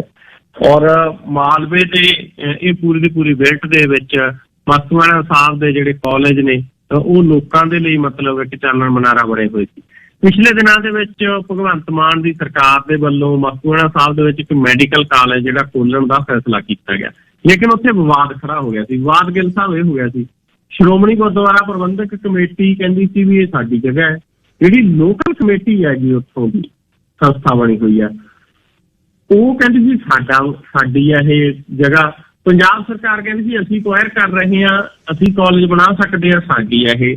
ਔਰ ਉੱਥੇ ਇੱਕ ਹੋਰ ਜਿਹੜੀ ਧਿਰ ਗਿੱਲ ਸਾਹਿਬ ਉਹ ਕਹਿੰਦੀ ਸੀ ਸਾਡੀ ਅੰਗੀਠਾ ਸਾਹਿਬ ਗੁਰਦੁਆਰਾ ਪ੍ਰਬੰਧਕ ਕਮੇਟੀ। ਸੋ ਇਹ ਮਸਲੇ ਨੂੰ ਲੈ ਕੇ ਧਰਨੇ 'ਚ ਪ੍ਰੋਟੈਸਟ ਚੱਲ ਰਹੇ ਸੀ। ਮਸਲਾ ਬਹੁਤ ਉਲਝਿਆ ਹੋਇਆ ਸੀਗਾ, ਮਸਲਾ ਕਿਸੇ ਤਣ ਪੱਤਣ ਨਹੀਂ ਸੀ ਲੱਗ ਰਿਹਾ। ਮਸਲਾ ਇੱਥੋਂ ਤੱਕ ਉਲਝ ਗਿਆ ਸੀ ਕਿ ਪੰਜਾਬ ਸਰਕਾਰ ਹੈ ਜਿਹੜੀ ਉਹ SGPC ਦੇ ਖੇਮੇ ਦੇ ਵਿੱਚ ਜੇਲ੍ਹ ਸਿੱਟ ਰਹੀ ਸੀ। SGPC ਪੰਜਾਬ ਸਰਕਾਰ ਦੇ, ਔਰ ਮੈਡੀਕਲ ਕਾਲਜ ਨਹੀਂ ਸੀ ਬਣ ਰਿਹਾ। ਜਿਹੜੇ ਉੱਥੋਂ ਦੇ ਲੋਕਲ ਲੋਕ ਨੇ ਉਹ ਪ੍ਰੋਟੈਸਟ ਕਰ ਰਹੇ ਸੀ। ਉਹ ਕਹਿੰਦੇ ਜੀ ਸਾਡਾ ਕੀ ਕਸੂਰ ਹੈਗਾ, ਇਸ ਮਸਲੇ ਨੂੰ ਸਿਆਸੀ ਰੰਗਤ ਆ ਜਿਹੜੀ ਉਹ ਦਿੱਤੀ ਜਾ ਰਹੀ ਆ। ਉਸ ਤੋਂ ਬਾਅਦ ਗਿੱਲ ਸਾਹਿਬ ਇਸ ਮਸਲੇ 'ਚ ਕਿਸਾਨ ਜਥੇਬੰਦੀਆਂ ਪਈਆਂ, ਸੰਯੁਕਤ ਕਿਸਾਨ ਮੋਰਚੇ ਦੀ ਟੀਮ ਪਈ ਹੈ ਇਸ ਮਸਲੇ 'ਚ। ਉਹਨਾਂ ਨੇ ਸਾਰੀਆਂ ਤਰ੍ਹਾਂ ਨਾਲ ਗੱਲ ਕੀਤੀ, ਪੰਜਾਬ ਸਰਕਾਰ ਨਾਲ ਅੱਡ ਗੱਲ ਕੀਤੀ, ਸ਼੍ਰੋਮਣੀ ਗੁਰਦੁਆਰਾ ਪ੍ਰਬੰਧਕ ਕਮੇਟੀ ਦੇ ਨਾਲ ਅੱਡ ਗੱਲ ਕੀਤੀ, ਜਿਹੜੀ ਗੁਰਦੁਆਰਾ ਅੰਗੀਠਾ ਸਾਹਿਬ ਪ੍ਰਬੰਧਕ ਕਮੇਟੀ ਆ ਉਹਦੇ ਨਾਲ ਅਲੱਗ ਗੱਲ ਕੀਤੀ, ਜਿਹੜੀ ਲੋਕਲ ਲੈਵਲ ਦੀ ਸ਼੍ਰੋਮਣੀ ਗੁਰਦੁਆਰਾ ਪ੍ਰਬੰਧਕ ਕਮੇਟੀ ਗੁਰਸਾਗਰ ਟਰੱਸਟ ਮਸਤੂਆਣਾ ਸਾਹਿਬ ਆ ਉਹਦੇ ਨਾਲ ਅਲੱਗ ਗੱਲ ਕੀਤੀ। ਸਾਰਿਆਂ ਦੀ ਆਪਸੀ ਸਹਿਮਤੀ ਦੇ ਨਾਲ ਅੱਜ ਇਹ ਮਸਲਾ ਹੱਲ ਹੋ ਗਿਆ ਔਰ ਹੁਣ ਮਸਤੂਆਣਾ ਸਾਹਿਬ ਵਿਖੇ ਬਣਨ ਵਾਲੇ Sant Atar Singh state institute of medical sciences ਦੇ ਲਈ ਰਾਹ ਪੱਧਰਾ ਹੋ ਗਿਆ। ਇਸ ਮੈਡੀਕਲ ਕਾਲਜ ਦੀ ਜ਼ਮੀਨ ਨੂੰ ਲੈ ਕੇ ਪਿਛਲੇ ਕਰੀਬ 6 ਮਹੀਨਿਆਂ ਤੋਂ ਚੱਲ ਰਿਹਾ ਵਿਵਾਦ ਔਰ ਧਰਨਾ ਆਪਸੀ ਸਹਿਮਤੀ ਦੇ ਨਾਲ ਨਿਪਟ ਗਿਆ। ਅੱਜ ਸ਼੍ਰੋਮਣੀ ਗੁਰਦੁਆਰਾ ਪ੍ਰਬੰਧਕ ਕਮੇਟੀ ਗੁਰਸਾਗਰ ਟਰੱਸਟ ਮਸਤੂਆਣਾ ਸਾਹਿਬ, ਗੁਰਦੁਆਰਾ ਅੰਗੀਠਾ ਸਾਹਿਬ ਪ੍ਰਬੰਧਕ ਕਮੇਟੀ ਮਸਤੂਆਣਾ ਸਾਹਿਬ ਵੱਲੋਂ ਇਸ ਬਾਰੇ ਡਿਪਟੀ ਕਮਿਸ਼ਨਰ ਨੂੰ ਪੱਤਰ ਸੌਂਪ ਦਿੱਤਾ ਗਿਆ। ਤਿੰਨੇ ਧਿਰਾਂ ਵਿਚਕਾਰ ਸਮਝੌਤਾ ਕਰਾਉਣ ਦੇ ਲਈ ਸੰਯੁਕਤ ਮੋਰਚੇ ਦੀ ਜਿਹੜੀ ਜ਼ਿਲ੍ਹੇ ਦੀ ਟੀਮ ਉਹਨੇ ਅਹਿਮ ਭੂਮਿਕਾ ਨਿਭਾਈ ਹੈ। ਔਰ ਗਿੱਲ ਸਾਹਿਬ ਅੱਜ ਸੰਯੁਕਤ ਮੋਰਚੇ ਦੇ ਆਗੂ ਐਡਵੋਕੇਟ ਕਿਰਨਜੀਤ ਸਿੰਘ ਸੇਖੋਂ, SGPC ਦੇ ਸਾਬਕਾ ਪ੍ਰਧਾਨ ਭਾਈ ਗੋਬਿੰਦ ਸਿੰਘ ਲੌਂਗੋਵਾਲ ਤੇ ਜਥੇਦਾਰ ਤੇਜਾ ਸਿੰਘ ਕਮਾਲਪੁਰ, ਸਾਬਕਾ ਮੰਤਰੀ ਜਿਹੜਾ ਬਰਨਾਲਾ ਪਰਿਵਾਰ ਦੇ ਨੇੜੇ ਆ ਬਲਦੇਵ ਸਿੰਘ ਮਾਨ, ਗੁਰਸਾਗਰ ਟਰੱਸਟ ਮਸਤੂਆਣਾ ਸਾਹਿਬ ਵੱਲੋਂ ਜਸਵੰਤ ਸਿੰਘ ਖਹਿਰਾ, ਗੁਰਦੁਆਰਾ ਅੰਗੀਠਾ ਸਾਹਿਬ ਮਸਤੂਆਣਾ ਸਾਹਿਬ ਵੱਲੋਂ ਬਾਬਾ ਦਰਸ਼ਨ ਸਿੰਘ, ਸਾਰਿਆਂ ਨੇ ਆਪਸੀ ਸਹਿਮਤੀ ਦੇ ਨਾਲ ਗਿੱਲ ਸਾਹਿਬ 25 ਏਕੜ ਜ਼ਮੀਨ ਆ ਜਿਹੜੀ ਮੁੱਖ ਮੰਤਰੀ ਭਗਵੰਤ ਮਾਨ ਵੱਲੋਂ ਜਿੱਥੇ ਨੀਂਹ ਪੱਥਰ ਰੱਖਿਆ ਗਿਆ ਸੀ 5 ਅਗਸਤ ਨੂੰ ਪਿਛਲੇ ਸਾਲ, ਉਹਦੇ 'ਚ ਮੈਡੀਕਲ ਕਾਲਜ ਬਣਾਉਣ ਦੇ ਲਈ ਮਤਲਬ ਰਾਹ ਆ ਜਿਹੜਾ ਉਹ ਪੱਧਰਾ ਕਰ ਦਿੱਤਾ ਗਿਆ। ਹੁਣ ਪੰਜਾਬ ਸਰਕਾਰ ਦਾ ਇਹ ਹੈ ਕਿ ਪੰਜਾਬ ਸਰਕਾਰ ਬਹਾਨਾ ਹੀ ਬਣਾਉਂਦੀ ਸੀ ਜਾਂ ਸੱਚੀ ਮੁੱਚੀ ਖੋਲਣ ਜਾ ਰਹੀ ਹੈ, ਇਹ ਆਉਣ ਵਾਲੇ ਦਿਨਾਂ 'ਚ ਪਤਾ ਲੱਗੂ ਜੀ। ਆਖਰੀ ਖਬਰ ਇਹ ਦੱਸਿਓ ਜੀ, ਪਾਕਿਸਤਾਨ ਦਾ ਇੱਕ ਮੁੰਡਾ ਹੈ ਇੱਧਰ ਵਿਆਹ ਕਰਾਉਣ ਨੂੰ ਫਿਰਦਾ ਜੀ, ਕੀ ਕਹਾਣੀ ਹੈ? ਮੈਂ ਕਿਹਾ ਗਿੱਲ ਸਾਹਿਬ ਇਹ ਮਸਲੇ ਵੀ ਬੜੇ ਜਿਹੜੇ ਪੇਚੀਦਾ ਬਣਦੇ ਨੇ। ਕਿਤੇ ਪਾਕਿਸਤਾਨ ਦਾ ਮੁੰਡਾ ਇੱਧਰ ਤੇ ਕਿਤੇ ਇੱਧਰੋਂ ਜਿਹੜੀ ਹੈਗੀ ਉਹ ਕੁੜੀ ਉੱਧਰ, ਤਾਂ ਇਹ ਮਸਲੇ ਬੜੇ ਜਿਹੜੇ ਨੇ ਉਹ ਪੇਚੀਦਾ ਬਣੇ ਨੇ। ਪਿਛਲੇ ਸਮੇਂ ਦੇ ਵਿੱਚ ਵੀ ਇੱਕ ਕੁੜੀ ਹੈ ਜਿਹੜੀ ਇੱਧਰੋਂ ਪਾਕਿਸਤਾਨ ਚਲੀ ਗਈ ਸੀ ਔਰ ਉੱਥੋਂ ਮੁੜੀ ਨਹੀਂ ਸੀ। ਔਰ ਇਹ ਜਿਹੜਾ ਹੁਣ ਗਿੱਲ ਸਾਹਿਬ ਮਸਲਾ ਬਣਿਆ ਗਾ, ਮਸਲਾ ਇਹ ਬਣਿਆ ਕਿ ਪਾਕਿਸਤਾਨ ਦੀ ਇੱਕ ਕੁੜੀ ਇੱਥੇ ਯੂਪੀ ਦੇ ਇੱਕ ਮੁੰਡੇ ਦੇ ਨਾਲ, ਮੁਲਾਇਮ ਪਰਿਵਾਰ ਦਾ ਮੁੰਡਾ ਹੈ, ਉਹਦੇ ਨਾਲ ਆਨਲਾਈਨ ਲੁੱਡੋ ਖੇਡਦੀ। ਲੁੱਡੋ ਖੇਡਦਿਆਂ ਦੋਨਾਂ ਦਾ ਪਿਆਰ ਹੋ ਗਿਆ ਔਰ ਮੁੰਡੇ ਨੇ ਉਹਨੂੰ ਕਹਿਤਾ ਵੀ ਚੱਲ ਆਪਾਂ ਵਿਆਹ ਕਰਵਾਈਏ। ਉਹ ਕਹਿੰਦੀ ਮੈਂ ਆ ਗਈ। ਗਿੱਲ ਸਾਹਿਬ ਕੁੜੀ ਨੇ ਪਾਕਿਸਤਾਨ ਤੋਂ ਨੇਪਾਲ ਆਇਆ ਜਾ ਸਕਦਾ, ਕੁੜੀ ਨੇਪਾਲ ਆ ਗਈ, ਮੁੰਡੇ ਨੂੰ ਕਹਿੰਦਾ ਤੂੰ ਆ ਜਾ। ਯੂਪੀ ਤੋਂ ਮੁੰਡਾ ਨੇਪਾਲ ਪਹੁੰਚ ਗਿਆ, ਦੋਨਾਂ ਨੇ ਗਿੱਲ ਸਾਹਿਬ ਨੇਪਾਲ ਜਾ ਕੇ ਵਿਆਹ ਕਰਾ ਲਿਆ। ਉਦੋਂ ਬਾਅਦ ਨੇਪਾਲ 'ਚ 1 ਹਫ਼ਤਾ ਰਹੇ। ਉਦੋਂ ਬਾਅਦ ਨੇਪਾਲ ਤੋਂ ਸੋਨਾਲੀ ਬਾਰਡਰ ਦੇ ਰਸਤੇ ਭਾਰਤ ਆ ਗਏ। ਜਦੋਂ ਭਾਰਤ ਆ ਗਏ ਯੂਪੀ ਵੀ ਪਹੁੰਚ ਗਏ। ਯੂਪੀ ਦੇ ਵਿੱਚ ਗਿੱਲ ਸਾਹਿਬ ਯੂਪੀ ਦੇ ਇੰਕਰਾ ਦੇ ਵਿੱਚ ਦੋਨੇ ਜਾਣੇ ਜਿਹੜੇ ਨੇ ਉਹ ਰਹਿਣ ਵੀ ਲੱਗ ਗਏ। ਫਿਰ ਉਸ ਤੋਂ ਬਾਅਦ ਪਤਾ ਲੱਗਿਆ ਕਿ ਪਾਕਿਸਤਾਨ ਦੇ ਹੈਦਰਾਬਾਦ ਦੀ ਰਹਿਣ ਵਾਲੀ ਜਿਹੜੀ ਇਹ ਕੁੜੀ ਹੈ, ਇਹ ਆਨਲਾਈਨ ਲੁੱਡੋ ਖੇਡਦੇ ਹੋਏ ਯੂਪੀ ਦੇ ਇਸ ਨੌਜਵਾਨ ਮੁਲਾਇਮ ਸਿੰਘ ਦੇ ਨਾਲ ਪਿਆਰ ਹੋ ਗਿਆ ਇਹਨੂੰ। ਉਸ ਤੋਂ ਬਾਅਦ ਇਹਨਾਂ ਨੇ ਵਿਆਹ ਕਰਾਇਆ ਤੇ ਹੁਣ ਆ ਕੇ ਰਹਿਣ ਲੱਗ ਗਏ। ਉਦੋਂ ਬਾਅਦ ਕਿਸੇ ਨੇ ਗਿੱਲ ਸਾਹਿਬ ਭਾਰਤ ਦੀਆਂ ਏਜੰਸੀਆਂ ਨੂੰ ਦੱਸ ਦਿੱਤਾ ਔਰ ਫਿਰ ਉਸ ਤੋਂ ਬਾਅਦ ਪੁਲਿਸ ਪਹੁੰਚ ਗਈ ਔਰ ਪੁਲਿਸ ਨੇ ਗਿੱਲ ਸਾਹਿਬ, ਕਿਉਂਕਿ ਇਹਨਾਂ ਨੇ ਨਾਂ ਵੀ ਬਦਲ ਲਏ ਸੀ ਨੇਪਾਲ ਤੋਂ ਆ ਕੇ, ਔਰ ਵਿਆਹ ਕਰਨ ਤੋਂ ਬਾਅਦ ਉਹਦੇ ਆਪਦਾ ਨਾਂ ਬਦਲ ਕੇ ਹਿੰਦੂ ਰਵਾ ਯਾਦਵ ਰੱਖ ਲਿਆ ਸੀ। ਲੇਕਿਨ ਗਵਾਂਢੀਆਂ ਨੂੰ ਨਮਾਜ਼ ਅਦਾ ਕਰਨ ਦੀ ਉਹਦੀ ਆਸ ਤੇ ਸ਼ੱਕ ਹੋ ਗਿਆ। ਗਵਾਂਢੀਆਂ ਨੇ ਕਿਹਾ ਵੀ ਨਮਾਜ਼ ਪੜ੍ਹਦੀ ਆ ਕੁੜੀ। ਉਹਨਾਂ ਨੇ ਪੁਲਿਸ ਨੂੰ ਸੂਚਨਾ ਦਿੱਤੀ, ਪੁਲਿਸ ਨੇ ਛਾਪਾ ਮਾਰਿਆ ਔਰ ਕੁੜੀ ਨੂੰ ਹਿਰਾਸਤ 'ਚ ਲਿਆ। ਘਰ ਦੀ ਤਲਾਸ਼ੀ ਦੌਰਾਨ ਪਾਕਿਸਤਾਨੀ ਪਾਸਪੋਰਟ ਮਿਲ ਗਿਆ। ਉਦੋਂ ਬਾਅਦ ਪਤਾ ਲੱਗਿਆ ਵੀ ਇਹਦਾ ਅਸਲੀ ਨਾਂ ਤਾਂ ਹੋਰ ਹੈ। ਫਿਰ ਉਹ ਤੋਂ ਪੁੱਛਗਿੱਛ ਕੀਤੀ, ਉਹ ਮੰਨ ਗਈ, ਕਹਿੰਦੀ ਵੀ ਮੈਂ ਤਾਂ 19 ਸਤੰਬਰ 2022 ਨੂੰ ਪਾਕਿਸਤਾਨ ਤੋਂ ਫਲਾਈਟ ਰਾਹੀਂ ਨੇਪਾਲ ਦੇ ਕਠਮੰਡੂ ਹਵਾਈ ਅੱਡੇ ਤੇ ਪਹੁੰਚੀ ਸੀ। ਮੁਲਾਇਮ ਉੱਥੇ ਪਹੁੰਚ ਗਿਆ ਸੀ, ਕਹਿੰਦੀ ਉੱਥੇ ਅਸੀਂ ਵਿਆਹ ਕਰਾ ਲਿਆ ਸੀ। 1 ਹਫ਼ਤਾ ਅਸੀਂ ਨੇਪਾਲ ਰਹੇ, ਉਦੋਂ ਬਾਅਦ ਅਸੀਂ ਭਾਰਤ ਆ ਗਏ ਔਰ ਫਿਰ ਦੋਨੇ ਬੰਗਲੌਰ ਦੇ ਵਿੱਚ ਜਿਹੜਾ ਉਹ ਰਹਿਣ ਲੱਗੇ। ਔਰ ਗਿੱਲ ਸਾਹਿਬ ਹੁਣ ਉਹ ਕੁੜੀ ਨੂੰ ਜਿਹੜਾ ਵਾਪਸ ਪਾਕਿਸਤਾਨ ਭੇਜ ਦਿੱਤਾ ਗਿਆ ਹੈਗਾ ਜੀ। ਖਾਸਾ ਕੰਮ ਹੈ ਜੀ ਫਿਰ ਤਾਂ ਇਹ। ਤੇ ਕੱਲ੍ਹ ਨੂੰ ਮਿਲਦੇ ਹਾਂ ਜੀ ਸਵੇਰੇ ਫੇਰ, ਤੇ ਆਪਣਾ ਖਿਆਲ ਰੱਖਿਓ। ਧੰਨਵਾਦ ਬਹੁਤ ਬਹੁਤ। ਸ਼ੁਕਰੀਆ ਜੀ ਗਿੱਲ ਸਾਹਿਬ, ਤੁਹਾਡਾ ਤੇ ਸਾਰੇ ਸਰੋਤਿਆਂ ਦਾ ਹੀ ਬਹੁਤ ਬਹੁਤ ਧੰਨਵਾਦ ਜੀ। ਸਰਦਾਰ ਨਵਕਿਰਨ ਸਿੰਘ ਪੱਤੀ ਸੇਖਵਾਂ ਬਰਨਾਲਿਓਂ ਗੱਲਬਾਤ ਕਰ ਰਹੇ। ਕੌਮਾਂਤਰੀ ਮਾਂ ਬੋਲੀ ਦਿਵਸ ਅੱਜ ਜਿਹੜਾ ਉਸ ਦੇ ਚਲਦਿਆਂ ਮੇਰੇ ਖਿਆਲ ਜੇ ਇਸ ਨੂੰ ਵਧੀਆ ਕਰਨ ਦੇ ਲਈ ਆਪਾਂ ਕੋਸ਼ਿਸ਼ ਕਰੀਏ, ਉਹ ਨਿੱਜੀ ਹੋਈ ਹੈ। ਇਹ ਬਹੁਤ ਕਈ ਵਾਰ ਆਪਾਂ ਗੱਲ ਕਰਦੇ ਹਾਂ ਬਈ ਜਥੇਬੰਦੀਆਂ ਕਰਨ, ਕੋਈ ਆਰਗੇਨਾਈਜੇਸ਼ਨ ਕਰਨ, ਮੇਰੇ ਖਿਆਲ ਮਾਂ ਬੋਲੀ ਨੂੰ ਤਾਂ ਵਧਾਉਣ ਦੇ ਲਈ ਨਿੱਜੀ ਤੌਰ 'ਤੇ ਹੀ ਤੁਸੀਂ ਕੰਮ ਕਰਦੇ ਹੋ, ਜਿਹੜੀ ਬੋਲੀ 'ਚ ਬੋਲਦੇ ਹੋ, ਅਤੇ ਉਸ ਦੇ ਲਈ ਕੋਸ਼ਿਸ਼ ਇਹੀ ਕਰਨੀ ਚਾਹੀਦੀ ਹੈ। ਖਾਸ ਤੌਰ 'ਤੇ ਇੱਥੇ ਆਪਾਂ ਜਦ ਆ ਗਏ, ਕਿਉਂਕਿ ਹੁਣ ਜਿਹੜੇ ਦੇਸ਼ 'ਚ ਰਹਿੰਦੇ ਆ ਉੱਥੇ ਅੰਗਰੇਜ਼ੀ ਬੋਲੀ ਜਾਂਦੀ ਆ, ਫਰਾਂਸੀਸੀ ਬੋਲੀ ਜਾਂਦੀ ਆ, ਪਰ ਉਹ ਕੰਮਾਂ ਦੀ ਮੁਸ਼ਕਲ ਹੋ ਸਕਦੀ ਹੈ। ਪਰ ਜੇ ਕੰਮਾਂ ਦੀ ਮੁਸ਼ਕਲ ਤੋਂ ਬਿਨਾਂ ਤੁਸੀਂ ਜਿੱਥੇ ਆਪਣੀ ਜ਼ਿੰਦਗੀ 'ਚ ਰਹਿੰਦੇ ਹੋ, ਆਪਣੇ ਪਰਿਵਾਰਾਂ 'ਚ ਰਹਿੰਦੇ ਹੋ, ਆਪਣੇ ਰਿਸ਼ਤਿਆਂ 'ਚ ਰਹਿੰਦੇ ਹੋ, ਉੱਥੇ ਤੁਸੀਂ ਮਾਂ ਬੋਲੀ ਬੋਲ ਸਕਦੇ ਹੋ। ਅਤੇ ਤੁਸੀਂ ਜੇ, ਕਿਉਂਕਿ ਸਾਡੇ ਮਨ ਦੇ ਵਿੱਚ ਅੰਗਰੇਜ਼ੀ ਨੂੰ ਬਹੁਤ ਉੱਚਾ ਅਸੀਂ ਦਰਜਾ ਦੇਈ ਬੈਠੇ ਹਾਂ ਵੀ ਜੇ ਅੰਗਰੇਜ਼ੀ ਬੋਲਦੇ ਹਾਂ ਤਾਂ ਹੀ ਅਸੀਂ ਸੁਪੀਰੀਅਰ ਹਾਂ, ਤਾਂ ਹੀ ਅਸੀਂ ਖਾਸ ਹਾਂ, ਤਾਂ ਹੀ ਸਾਡੀ ਖਾਸ ਬਣ ਗਈ ਆ, ਤਾਂ ਹੀ ਅਸੀਂ ਐਲੀਟ ਹਾਂ। ਜੇ ਸਾਨੂੰ ਅੰਗਰੇਜ਼ੀ ਨਹੀਂ ਬੋਲਣੀ ਆਉਂਦੀ, ਸਾਡੇ 'ਚ ਕਮੀ ਹੈ। ਦੁਨੀਆ ਦੇ ਵਿੱਚ ਸਾਹਮਣੇ ਆ ਤੁਹਾਡੇ, ਦੁਨੀਆ ਦੇ ਵੱਡੇ ਵੱਡੇ ਜਿੰਨੇ ਦਾਨਿਸ਼ਵੰਦ ਲੋਕ ਹੋਏ ਨੇ, ਜਿੰਨੇ ਰਾਜਨੀਤਿਕ ਹੋਏ ਨੇ, ਜਿੰਨੇ ਰਾਜਨੀਤਿਕ ਹੈ ਨੇ, ਉਹ ਦੁਨੀਆ ਦੇ ਸਟੇਜ 'ਤੇ ਜਿੱਥੇ ਅੰਗਰੇਜ਼ੀ ਨੂੰ ਇੱਕ ਭਾਸ਼ਾ ਮੰਨਿਆ ਜਾਂਦਾ, ਉੱਥੇ ਵੀ ਆਪਣੀ ਮਾਂ ਬੋਲੀ ਬੋਲਦੇ ਆ।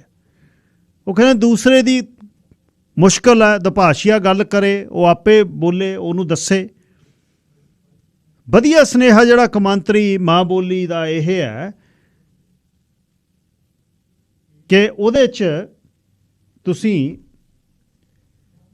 ਇਸ ਦੇ ਬਾਰੇ ਸਾਡੇ ਕਹਿਣ ਨਾਲ, ਸਾਡੇ ਬੋਲਣ ਦੇ ਨਾਲ, ਸਾਡੇ ਵਧੀਆ ਸ਼ਬਦ ਬੋਲਣ ਦੇ ਨਾਲ, ਜੇ ਕਹੀਏ ਵੀ ਮੀਡੀਆ ਇਹ ਪ੍ਰਚਾਰ ਕਰੇ ਵੀ ਤੁਸੀਂ ਮਾਂ ਬੋਲੀ ਬੋਲੋ, ਮਾਂ ਬੋਲੀ, ਇਸ ਤਰ੍ਹਾਂ ਕਹਿਣ ਨਾਲ ਨਹੀਂ ਕੁਛ ਹੋਣਾ।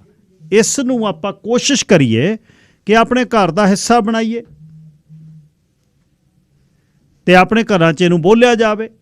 ਇਹੀ ਸਭ ਤੋਂ ਵਧੀਆ ਜਿਹੜੀ ਇੰਟਰਨੈਸ਼ਨਲ ਜਿਹੜੀ ਮਾਂ ਬੋਲੀ ਦਿਵਸ, ਅੰਤਰਰਾਸ਼ਟਰੀ ਮਾਂ ਬੋਲੀ ਦਿਵਸ, ਇਸ ਨੂੰ ਕੀਤਾ ਜਾਵੇ।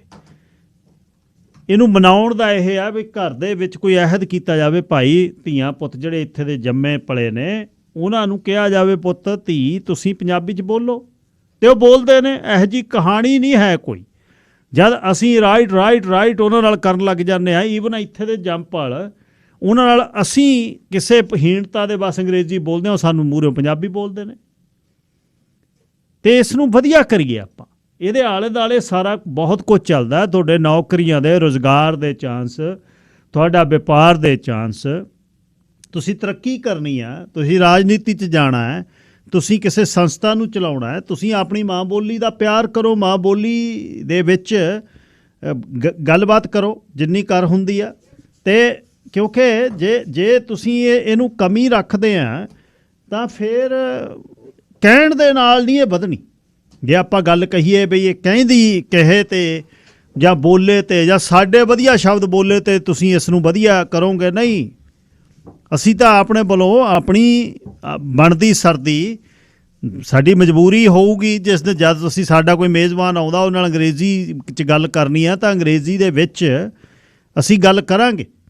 ਪਰ ਵੱਧ ਤੋਂ ਵੱਧ ਸਮਾਂ ਇਹ ਸਾਡੇ ਜਿਹੜੇ ਰੇਡੀਓ ਸਟੇਸ਼ਨ ਨੇ, ਖਾਸ ਤੌਰ 'ਤੇ ਪੰਜਾਬੀ ਨੂੰ ਪ੍ਰਮੋਟ ਕਰਨ ਲਈ ਪੰਜਾਬੀ ਰੇਡੀਓ ਸਟੇਸ਼ਨ ਨੇ, ਇਹਦੇ ਵਿੱਚ ਸਾਨੂੰ ਸਿਰਮੌਰਤਾ ਵੀ ਪੰਜਾਬੀ 'ਚ ਚਾਹੀਦੀ ਆ, ਵਧੀਆ ਪੰਜਾਬੀ ਬੋਲਣੀ ਚਾਹੀਦੀ ਆ, ਸਾਡੇ ਸ਼ਬਦ ਵਧੀਆ ਚਾਹੀਦੇ ਨੇ। ਇਹੀ ਕੌਮਾਂਤਰੀ ਮਾਂ ਬੋਲੀ ਦਿਵਸ ਦਾ ਦਿਨ ਜਿਹੜਾ ਵਧੀਆ ਮਨਾਉਣ ਦਾ, ਜੇ ਅੱਜ ਤੁਸੀਂ ਸੋਚੋ, ਇਹ ਆ। ਕੱਲ੍ਹ ਨੂੰ ਕੋਸ਼ਿਸ਼ ਕਰਾਂਗੇ ਬਾਗੜੀ ਉਹਨਾਂ ਦੀ ਕਹਾਣੀ ਆ ਜਿਹੜੀ ਪੰਜਾਬੀ ਅਤੇ ਹਿੰਦੀ ਦੇ ਵਿੱਚ, ਉਹ ਕੋਸ਼ਿਸ਼ ਕਰਾਂਗਾ ਸੁਣਾਉਣ ਦੀ। ਉਹ ਇੱਕ ਕਟਾਖਸ਼ ਵੀ ਹੈ, ਇਹਦੇ 'ਤੇ ਸੁਨੇਹਾ ਵੀ ਹੈ। ਅਤੇ ਅਸਲ ਮਾਂ ਬੋਲੀ ਦਾ ਦਿਨ ਇਹੀ ਹੈ ਕਿ ਮਾਂ ਬੋਲੀ ਦਾ ਸਤਿਕਾਰ ਅਤੇ ਪਿਆਰ ਕੀਤਾ ਜਾਵੇ। ਰਾਜਸਥਾਨੀ ਜੀ, ਤੁਸੀਂ ਏਅਰ 'ਤੇ ਹੋ। ਹਾਂਜੀ ਗਿੱਲ ਸਾਹਿਬ, ਸਤਿ ਸ਼੍ਰੀ ਅਕਾਲ ਜੀ। ਹਾਂਜੀ, ਦੋ ਵਿਚਾਰਧਾਰਾ ਦੇਣੀਆਂ ਮੈਂ ਵੀ ਗੁਰੂ ਗੋਬਿੰਦ ਸਿੰਘ ਦੇ ਪੰਥ ਸਾਜਿਆ ਸੀ ਤਲਵਾਰ ਦੀ ਨੋਕ ਤੇ। ਇਹ ਜਿਹੜਾ ਪੰਥ ਸਾਜਿਆ ਨਾ ਤਲਵਾਰ ਦੀ ਨੋਕ ਨਾਲ, ਇੰਨੀ ਪਾਣ ਚਾੜੀ ਖੰਡੇ ਦੀ ਵੀ ਇਹ ਡਿੱਗੇ ਨਾ ਸੰਸਾਰ 'ਚ, ਕਿਸੇ ਤੋਂ ਡਿੱਗੇ ਹੀ ਨਾ। ਇੰਨਾ ਇਹਨੂੰ ਮਤਲਬ ਮਜ਼ਬੂਤ ਕੀਤਾ ਉਹਨਾਂ ਨੇ, ਗੁਰੂ ਗ੍ਰੰਥ ਸਾਹਿਬ ਨੇ। ਤੇ ਜਿੱਤਾਂ ਪ੍ਰਾਪਤ ਕੀਤੀਆਂ ਵਿਸ਼ਵ ਲੈਵਲ ਤੇ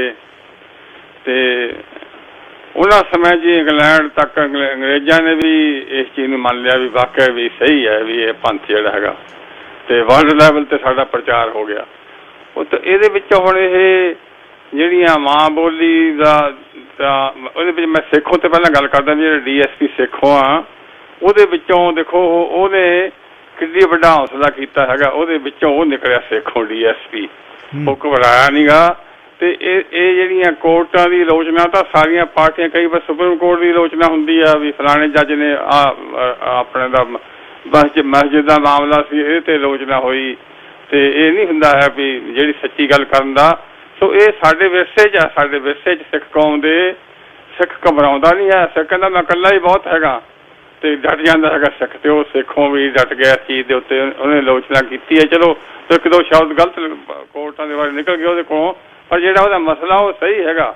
ਦੂਜਾ ਜਿਹੜਾ ਪੰਜਾਬੀ ਬੋਲੀ ਆ ਉਹ ਤਾਂ ਦੇਖੋ ਹੁਣ 10 ਸਾਲ ਆਪਣਾ ਆਪਦਾ ਹੀ ਰਾਜ ਰਿਹਾ ਬਾਦਲ ਸਾਹਿਬ ਉਹਨਾਂ ਦਾ, ਤੇ ਉਹਨੂੰ ਉਦੋਂ ਹੀ ਲਾਗੂ ਕਰ ਸਕਦੇ ਸੀ ਉਹ, ਤੇ ਇਸ ਵਾਸਤੇ ਮਤਲਬ ਹੁਣ ਭਗਵੰਤ ਮਾਨ ਦੇ ਵਿਰਸੇ 'ਚ ਆ ਗਿਆ ਇਹ ਵੀ ਬਿਲਕੁਲ ਜਿਹੜਾ ਕੋਈ ਰਹਿੰਦਾ ਖੁੰਦਾ ਹੁਣ ਉਹਨੇ ਬਿਲਕੁਲ ਹੀ ਲਾਗੂ ਹੋ ਜੂਗੀ ਪੰਜਾਬ ਦੇ ਵਿੱਚ। ਬੜੀ ਖੁਸ਼ੀ ਦੀ ਖਬਰ ਆ, ਤੇ ਆਪਾਂ ਇਹਨੂੰ ਵਿਸ਼ਵ ਲੈਵਲ ਤੇ ਖੜਾ ਕਰਨਾ ਪੰਜਾਬੀ ਭਾਸ਼ਾ ਨੂੰ, ਸਾਡੇ ਵਿਰਸੇ ਦੇ ਵਿੱਚ ਹੈਗੀ ਹੈ 13ਵੀਂ ਭਾਸ਼ਾ ਅੰਗਰੇਜ਼ੀ। ਧੰਨਵਾਦ ਜੀ। ਖਬਰਾਂ ਦਾ ਸਮਾਂ ਹੋ ਗਿਆ, ਖਬਰਾਂ ਤੋਂ ਬਾਅਦ ਵਾਪਸ ਆਓ। ਟਨਲ ਦੇ ਕੋਲ ਸਾਊਥਬਾਉਂਡ 99 ਟਨਲ ਦੇ ਨੇੜੇ ਐਕਸੀਡੈਂਟ ਹੋਇਆ ਜੀ, ਤੇ ਵੈਸਟਮਿਨਿਸਟਰ ਤੋਂ ਲੈ ਕੇ ਸਟੀਫਸਨ ਤੱਕ 99 ਸਾਊਥਬਾਉਂਡ ਬੰਦ ਹੈ। ਨਵਤੇਜ ਸਿੰਘ ਸਿੱਧੂ ਦਾ ਧੰਨਵਾਦ ਹੈ, ਸੁਨੇਹਾ ਭੇਜਿਆ, ਤੇ ਇਹ ਵੀ ਪਤਾ ਲੱਗ ਰਿਹਾ ਹੈ ਕਿ ਇਹ ਫੇਟਲ ਹੋਇਆ, ਕੁਛ ਨਾ ਕੁਛ ਕਿਸੇ ਦਾ ਨੁਕਸਾਨ ਵੀ ਇਹਦੇ ਵਿੱਚ, ਜਾਨੀ ਨੁਕਸਾਨ ਦਾ ਵੀ ਪਤਾ ਲੱਗ ਰਿਹਾ, ਪਰ ਹਾਲੇ ਕਨਫਰਮ ਨਹੀਂ, ਰੱਬ ਸੁੱਖ ਰੱਖੇ। ਹੁਣ ਮੇਰੇ ਨਾਲ ਸਿਟੀ ਆਫ ਐਬਸਫੋਰਡ ਦੇ ਮੇਅਰ ਰੌਸ ਸੀਮਨਸ ਗੱਲਬਾਤ ਕਰਨਗੇ। ਉਹ ਪਹਿਲੀ ਵਾਰ ਮੇਅਰ ਬਣੇ ਨੇ, ਕੌਂਸਲਰ ਲੰਬਾ ਸਮਾਂ ਰਹੇ ਨੇ, ਤੇ ਮੇਅਰ ਸੀਮਨਸ ਦਾ ਜਿਹੜਾ ਪਰਿਵਾਰ ਹੈ, ਦਾਦੇ ਵਾਲੇ ਪਾਸਿਓਂ ਵੀ ਘੱਟੋ ਘੱਟ 70-80 ਸਾਲ ਤੋਂ, ਨਾਨੇ ਵਾਲੇ ਪਾਸਿਓਂ ਬਹੁਤ ਲੰਮੇ ਸਮੇਂ ਤੋਂ ਸਿਟੀ 'ਚ ਰਹਿ ਰਹੇ ਨੇ। ਮੇਅਰ ਸੀਮਨਸ ਦੇ ਨਾਲ ਗੱਲਬਾਤ ਕਰਾਂਗੇ ਕਿ ਕੀ ਹੋ ਰਿਹਾ ਐਬਸਫੋਰਡ ਦੇ ਵਿੱਚ, ਤੇ ਕਿਹੜੀਆਂ ਪ੍ਰਾਇਓਰਿਟੀਜ਼ ਨੇ, ਕੀ ਉਹਨਾਂ ਨੇ ਮਹਿਸੂਸ ਕੀਤਾ ਕੌਂਸਲਰ ਦੇ ਤੌਰ ਤੇ ਐਬਸਫੋਰਡ ਦਾ ਮੇਅਰ ਬਣਨ ਦੇ ਨਾਲ ਕੀ ਫਰਕ ਹੈ। Mayor, good morning. Good morning. How are you? Very good. And thank you for joining us. And how are you doing? I'm doing well, thank you. Yeah, and enjoying being back in the office after the family day long weekend. Beautiful. How is the Abbotsford doing? Abbotsford's doing amazing. We have got a very vibrant and resilient city, and lots of things going on here. We're we like to refer to ourselves as the cultural and economic hub of the Fraser Valley. Yeah, I was so pleased as today's International Mother Language Day, and I was going through your website. You have all the options where all languages, Punjabi and Hindi. This is very bright. Let us start with some basic questions. First of all, I would like to know about the flood victims, Summers Prairie. What the city is doing there in order to protect them again? Yes, well, it's an ongoing work. We've done over 300 different sites. The main dike breach has been repaired. We've got a number of the dikes have been built up about a half a meter in some key areas. We are continuing to, there's still some bridges that we're working through, some of the ditches, some of the repairs that need to happen there. There's various windows for, fish habitat and those types of things. So we have to work through the process with those areas. But yeah, it's an ongoing work, and we'll continue to be vigilant on that. Okay, what was because flood victim was telling about the dike, and but the river flowing from south of our border from Washington state, in order, because we are living in very different world now, if it comes again, a pumping station and dikes, and what did we prepare after this? It was just a disaster, and community did very wonderful job, specifically from our radio station. We organized groups, and all the victims were coming on our radio stations, and the city did at your level best, and provincial government also. Can you elaborate more? What was the cause of this flood? Well, first of all, thank you very much for your role as well, because I know getting the communication out was key, and I know the community was amazing. Again, it almost chokes me up when I think about how people leaned in. So that was amazing. So thank you for your role in that. This was a 1 in 100 year storm. So back-to-back atmospheric rivers with the rising temperature. So what happened, of course, that watershed all came down the Nooksack. And of course, we had corresponding on the Fraser and Vedder as well. So when that water started to come over the border, like when it broke its banks in Everson, south of the border, then it started to fill up like an ice cube tray, and of course it started to move north. And then once the Sumas flows, where the Sumas basically at the floodgates will flow into the Vedder. We had to close those floodgates because the Vedder and the Fraser were too high. So we had to close those floodgates for 4 days. That water had nowhere to go. And so that's started going over the dikes, and we have my in-laws' dairy farm is right along where the dike broke on the main dike bridge. And so my brother-in-law was showing me photos a day before. It was coming over. It sounded like Niagara Falls. And so that undermined the dikes. So first and foremost, that was a 1 in 100 year storm, and we're certainly hoping that we don't get a repeat anytime soon. But that water had nowhere to go, and that's why the plan that we've developed or worked on, part of it is storing water. Naturally, there has to be more water storage, but primarily it has to go over that floodgate. And if we would have had a pump station in there, we feel that we would have probably dodged the main flood. We would have still had some flooding on the west side, but we would have moved the water through faster. So, it's a complicated process now, because we're talking about the better part of $1 billion for just that, and then of course with the flood storage areas and some of the dike work, that adds another probably close to $2 billion. So we're upwards of $3 billion for the overall flood mitigation, and that's going to take a number of years to work through. So we are in a better place than we were in 2021, with the dikes being higher and some of the culverts being repaired and those types of things. So, but we've got some challenges ahead. Please keep us in loop when we are lobbying to provincial government or federal government, because the billions of dollars is beyond city's reach, and we will be there with shoulder to shoulder.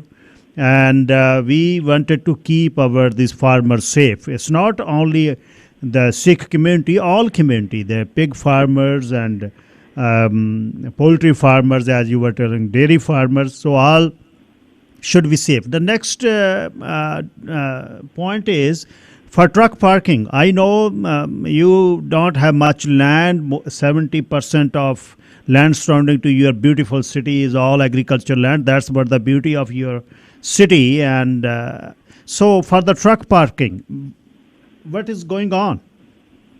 Trucking, again, is an essential part of our economy. Provincially, I think we need to elevate this issue because our provincial and dare say our international economy, because everything that comes in through the Port of Vancouver, everything that goes across the borders, and the majority of what's going west or east of us all requires trucking. And the aggregates and all the farm products and everything that goes to market in Vancouver, including the aggregates that are coming out of the Fraser Valley, primarily Abbotsford and on the North Shore, in the Mission area. That all is what is being used in Vancouver to build their infrastructure. So when the Ministry of Transportation widens the freeway through the valley, we have a number of ministry-owned lands that we are advocating and working with them on, so that they can elevate the truck parking to that level of importance for our industries, because everybody takes a look at jobs and they take a look at the food that's at the supermarkets, but how do they think that all gets there? And those jobs, I would say, a huge majority of what we consume on a daily basis requires trucks, and where they park, I mean, those are independent owners. Sometimes we have like the large trucking companies, but oftentimes you have independent owners that have nowhere to park those, and so we need to resolve that issue. And I think there's some key areas along the freeways, along Fraser Highway. I think that there's some.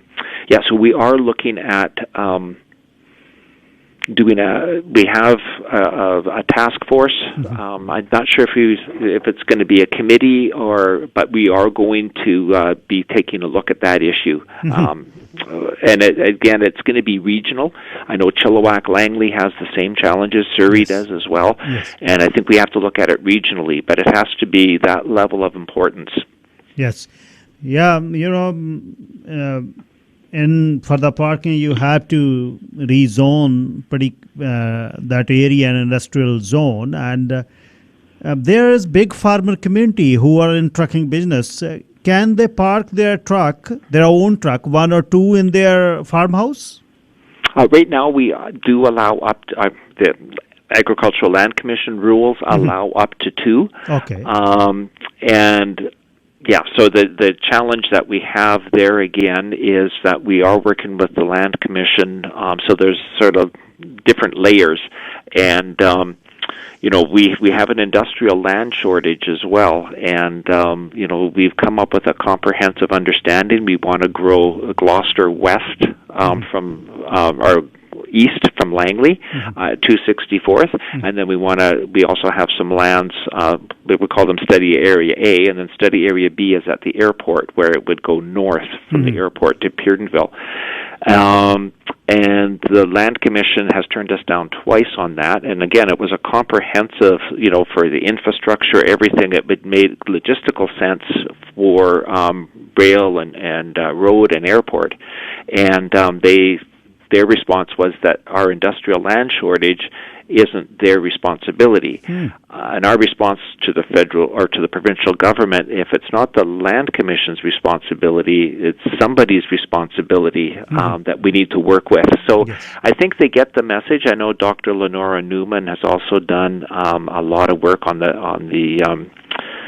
the task force for food security, and a lot of that plays into the whole supply chain and where some of that will occur. And I think even that report has indicated that food processing, the trucking, making all of the components, whether it's robotics or conveyor belts or everything that you need for the whole supply chain for harvesting and processing, that all has to happen somewhere. That's an industrial use, and so we need some assistance on that. Mayor, in order for a good infrastructure, because we don't have much land left in Surrey, and only Fraser Valley we have in Greater Vancouver area, and in order to get or commute smoothly there, what do you have in mind? This Trans-Canada one is totally clogged. If we put another lane there, is there any rapid transit or SkyTrain sort of idea you have in mind from Surrey towards, or from Langley towards Abbotsford? Well, yeah, the freeway widening is key, and again, I would advocate for 4 lanes in both directions, and but that's an ongoing challenge. I know SkyTrain is scheduled to come into Langley down Fraser Highway. Yes. And so we think a bus connection down Fraser Highway, a rapid bus connection into High Street and to Abbotsford Airport would be a key component that we would definitely be looking at when that happens. Right now we have the Fraser Valley Express, which the city is involved with that through the regional district, and that goes from Chilliwack. It has a couple of stops. We're looking at doing another stop at Whatcom eventually, but that goes right through stops at McCallum and at High Street, and then it goes directly to Carvolt in Langley, and then the western terminus is at the Lougheed Station. So it connects already to SkyTrain. And that we've had great uptake on that.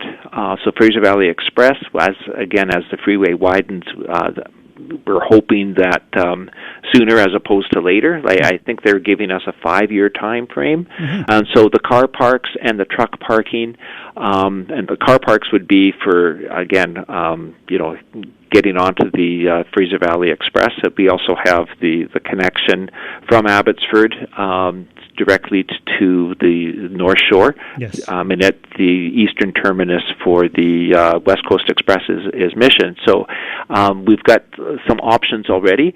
And then what we're trying to do is densify from the core out, and that's why the industrial land issue is so important to Abbotsford as well, because those provide jobs. 63 to 64% of our population that lives here works here, and a number of those that commute. I would say it's probably a good number of those go to Chilliwack and Langley and Surrey.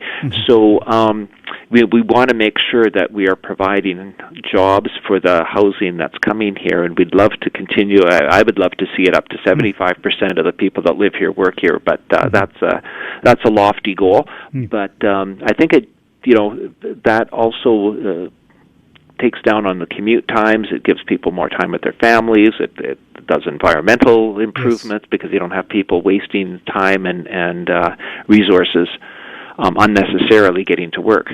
So. Yes.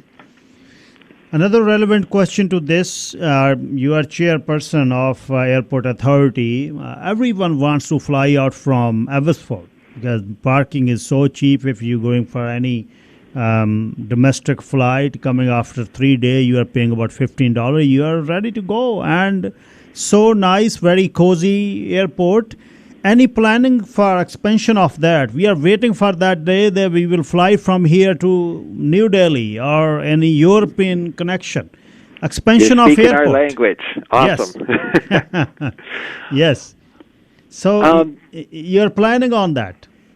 Yeah, so it's Canada's actually, I think, fastest growing airport, or one of the fastest growing in North America, and I think Abbotsfard is the only one classified as an ultra low cost airport in Canada. It's an amazing Parm Sidhu, that is our airport general manager, is kind of a local rock star in that regard. Yes.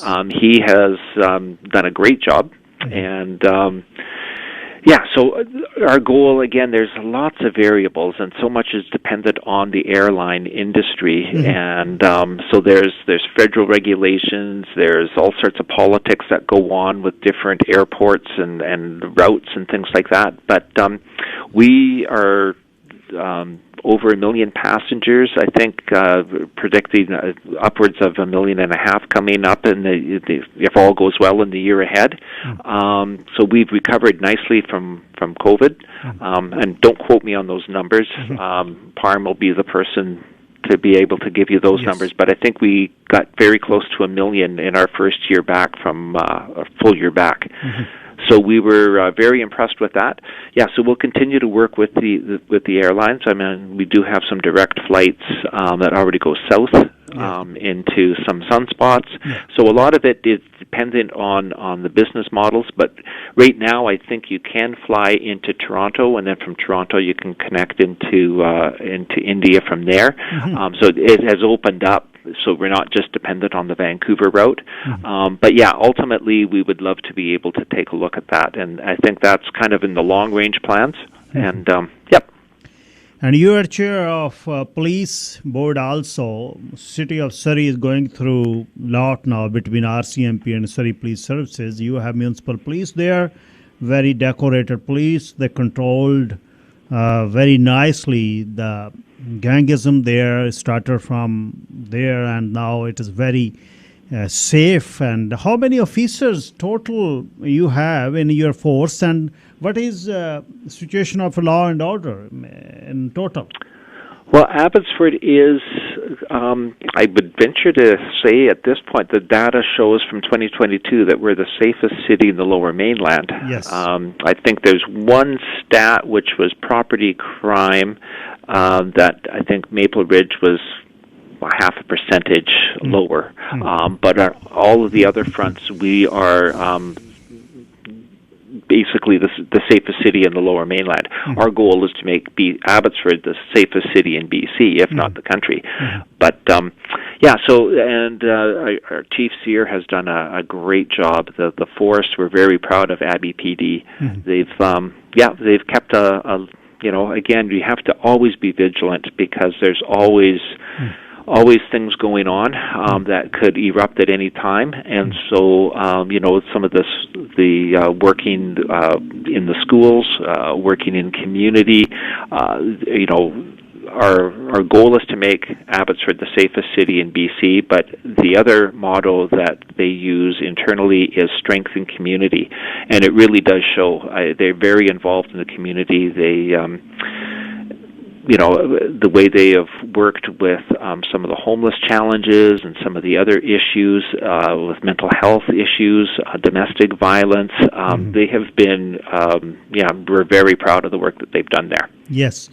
When I announced that Mayor Siemens is coming, and I got a question on my phone that last night someone reported to police for the very loud music till midnight, but police didn't show up because they have their priorities. And why don't you empower your bylaw officers so they can intervene that sort of situation and give tickets who is doing to the midnight loud music there? I know big parties are going on.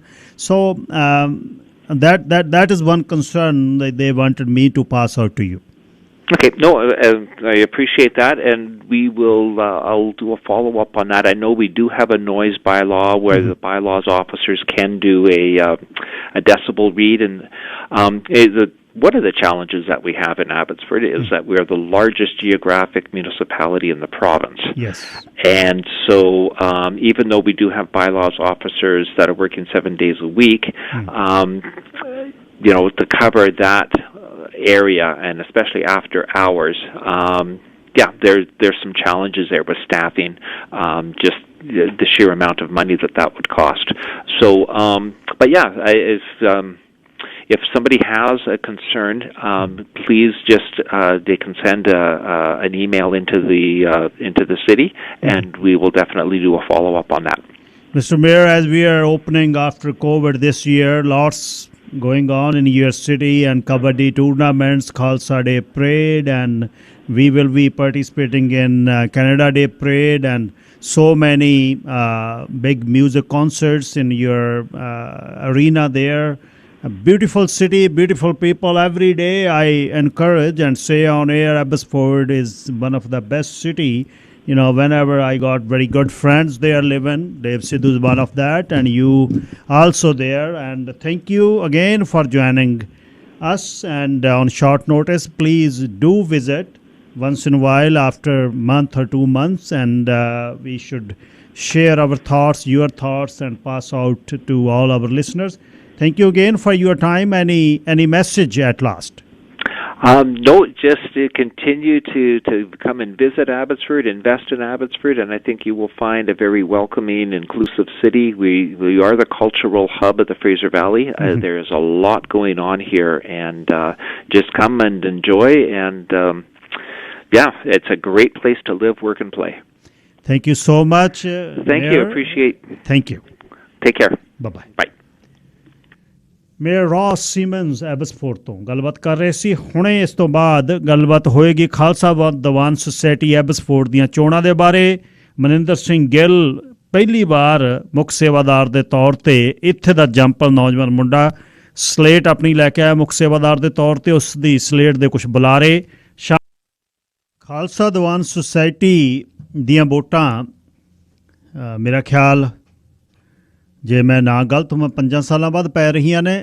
Maninder Singh Gill ਇੱਥੇ ਦਾ ਨੌਜਵਾਨ ਜੰਪਲ Abbotsford ਦਾ ਉਹ ਮੁੱਖ ਸੇਵਾਦਾਰ ਦੇ ਤੌਰ 'ਤੇ ਪੂਰੀ slate ਨਾਲ Gurtej Singh Gill, Jaswinder Kaur Grewal, Amar Singh Dhaliwal, Sohan Singh Pandher, Hardeep Singh Harry, Harman Singh Padda ਅਤੇ ਹਰਦੀਪ ਸਿੰਘ ਪਰਮਾਰ ਅਤੇ ਰਮਨਦੀਪ ਸਿੰਘ ਬੋਪਾ ਰਾਏ, ਬਲਹਾਰ ਸਿੰਘ ਤੱਖਰ, ਹਰਵਿੰਦਰਪਾਲ ਸਿੰਘ ਤੂਰ ਅਤੇ ਉਸ ਤੋਂ ਬਾਅਦ ਰਜਿੰਦਰ ਸਿੰਘ ਗਰੇਵਾਲ ਅਤੇ ਰਜਿੰਦਰ ਕੌਰ ਗਿੱਲ। ਇਹ ਸਾਰੀ ਟੀਮ ਹੈ। ਹੁਣ ਮੇਰੇ ਨਾਲ ਗੱਲਬਾਤ ਕਰਨ ਲਈ ਇਸ ਸਲੇਟ ਦੇ ਬੁਲਾਰੇ ਸਰਦਾਰ ਜਸਕਰਨ ਸਿੰਘ ਧਾਲੀਵਾਲ ਨੇ। ਉਹਨਾਂ ਨਾਲ ਗੱਲ ਕਰਦੇ ਹਾਂ ਇਹਨਾਂ ਵੋਟਾਂ ਦੇ ਬਾਰੇ, ਮੈਨੀਫੈਸਟ ਦੇ ਬਾਰੇ, ਟੀਮ ਜਿਹੜੀ ਹੈ ਉਹਦੇ ਵਿੱਚ ਕੌਣ ਕੌਣ ਨੇ। ਖਾਸ ਤੌਰ 'ਤੇ ਮਨਿੰਦਰ ਸਿੰਘ ਗਿੱਲ ਦੇ ਬਾਰੇ ਤਾਂ ਬਹੁਤ ਚਰਚਾ ਜਿਹੜੀ ਹੋ ਰਹੀ ਹੈ ਭਾਈਚਾਰੇ ਦੇ ਵਿੱਚ ਵੀ, ਕਿਉਂਕਿ ਪਹਿਲੀ ਵਾਰ ਹੋਇਆ ਐਬਸਫੋਰਡ ਦੇ ਵਿੱਚ ਕੋਈ ਇੱਥੇ ਦਾ ਨੌਜਵਾਨ ਜੰਪਲ ਜਿਹੜਾ ਸਿੱਖੀ ਸਰੂਪ ਦੇ ਵਿੱਚ ਆ ਮੁੱਖ ਸੇਵਾਦਾਰ ਲਈ ਬੇਨਤੀ ਕਰ ਰਿਹਾ। ਸਰਦਾਰ ਜਸਕਰਨ ਸਿੰਘ ਜੀ, ਸਵਾਗਤ ਹੈ। ਵਾਹਿਗੁਰੂ ਜੀ ਕਾ ਖਾਲਸਾ, ਵਾਹਿਗੁਰੂ ਜੀ ਕੀ ਫਤਿਹ। ਹਾਂਜੀ ਗਿੱਲ ਸਾਹਿਬ, ਵਾਹਿਗੁਰੂ ਜੀ ਕਾ ਖਾਲਸਾ, ਵਾਹਿਗੁਰੂ ਜੀ ਕੀ ਫਤਿਹ ਜੀ। ਅੱਛਾ ਜੀ, ਇਹਨਾਂ ਵੋਟਾਂ ਦੇ ਬਾਰੇ ਦੱਸਿਓ। ਵੋਟਾਂ ਤੋਂ ਪਹਿਲਾਂ ਆਪਣੀ ਸਲੇਟ ਦੇ ਬਾਰੇ, ਵੋਟਾਂ ਲਾਸਟ ਕਦ ਪਈਆਂ ਸੀ ਅਤੇ ਹੁਣ ਵੋਟਾਂ ਇਹ ਕਦ ਪੈ ਰਹੀਆਂ? ਹਾਂਜੀ, ਜਿਹੜੀ ਤਾਂ ਸਾਡੀ ਸਲੇਟ ਬਾਰੇ ਜਾਣਕਾਰੀ ਹੈ, ਜਿਵੇਂ ਤੁਸੀਂ ਦੱਸਿਆ, ਸਾਡੀ ਇਹ ਸਲੇਟ ਦੇ ਵਿੱਚ ਜਿਹੜੇ ਮੁੱਖ ਸੇਵਾਦਾਰ ਦੇ ਤੌਰ 'ਤੇ ਮਨਿੰਦਰ ਸਿੰਘ ਗਿੱਲ, ਜੋ ਕਿ ਪੋਸਟ ਗ੍ਰੈਜੂਏਟ ਨੇ ਕੈਨੇਡਾ ਦੇ, ਇਹਨਾਂ ਨੇ ਕੀਤੇ ਹੋਏ, ਹੁਣ ਕਿਸੇ ਬਹੁਤ ਵੱਡੀ ਫਰਮ ਨਾਲ ਇਹ ਕੰਮ ਕਰਦੇ ਨੇ। ਇਹ ਮੈਰਿਡ ਨੇ, 2 ਇਹਨਾਂ ਦੇ ਬੱਚੇ ਨੇ ਤੇ ਬੈਕਗਰਾਉਂਡ ਇਹਨਾਂ ਦੀ ਹੈ ਕਿ ਗੁਰਦੁਆਰਾ ਸਾਹਿਬ ਦੇ ਵਿੱਚ ਇਹ ਪਿਛਲੇ 15-18 ਸਾਲਾਂ ਤੋਂ ਜਿੰਨਾ ਵੀ ਟੈਕਨੀਕਲ ਪ੍ਰੋਗਰਾਮ ਸੀ, ਕੰਪਿਊਟਰ ਨੂੰ ਚਲਾਉਣਾ, ਉਹਨੂੰ ਡਿਸਪਲੇ ਕਰਨੇ, ਜਦੋਂ ਗੁਰੂ ਮਹਾਰਾਜ ਦੀ ਗੁਰਬਾਣੀ ਦਾ ਉਚਾਰਨ ਹੁੰਦਾ, ਕੀਰਤਨ ਦੇਣਾ, ਉਹ ਸਾਰਾ ਇਹ ਮਨਿੰਦਰ ਸਿੰਘ ਗਿੱਲ ਹੀ ਦੇਖਦਾ ਸੀ।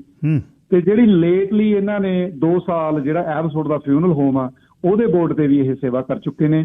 ਉੱਥੇ ਵੀ ਜੇ ਕਿਤੇ ਤੁਸੀਂ ਦੇਖੋ, ਸਾਰੀ ਇਹਨਾਂ ਨੇ ਰੀਰਾਈਟ ਕੀਤੀ ਹੈ ਸਟੋਰੀ, ਉਹ ਮਨਿੰਦਰ ਸਿੰਘ ਗਿੱਲ ਨੇ ਕੀਤੀ ਹੈ ਸਾਰੀ। ਉਹਨੂੰ ਕੰਪਿਊਟਰ ਦੇ ਵਿੱਚ ਯੋਜਨਾਬੱਧ ਤਰੀਕੇ ਦੇ ਨਾਲ ਸਾਰੀ ਇਹ ਮਨਿੰਦਰ ਸਿੰਘ ਗਿੱਲ ਨੇ ਹੀ ਲਿਖੀ ਹੈ ਜੀ। ਇਹ ਸਾਡੀ ਸਲੇਟ ਦੇ ਮੁੱਖ ਸੇਵਾਦਾਰ ਨੇ ਜੀ। ਤੇ ਸੈਕੰਡ ਪੋਜੀਸ਼ਨ ਹੁੰਦੀ ਹੈ ਖਜ਼ਾਨਚੀ ਦੀ, ਸਾਡੇ ਅਮਰ ਸਿੰਘ, ਸਰਦਾਰ ਅਮਰ ਸਿੰਘ ਧਾਲੀਵਾਲ, ਜੋ ਕਿ ਅੰਮ੍ਰਿਤਧਾਰੀ ਗੁਰਸਿੱਖ ਨੇ, ਉਹ ਵੀ ਬਹੁਤ ਪੁਰਾਣੀ BA ਨੇ। ਤੇ ਸਾਡੇ ਸੈਕੰਡ ਖਜ਼ਾਨਚੀ ਆ, ਉਹ ਵੀ BA ਨੇ।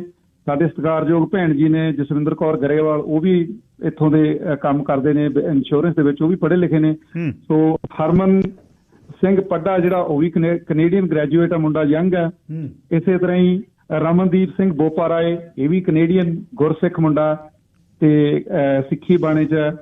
ਹਰਦੀਪ ਸਿੰਘ ਪਰਮਾਰ ਵੀ ਇੰਸ਼ੋਰੈਂਸ ਕੰਮ ਕਰਦੇ ਆ ਜੀ।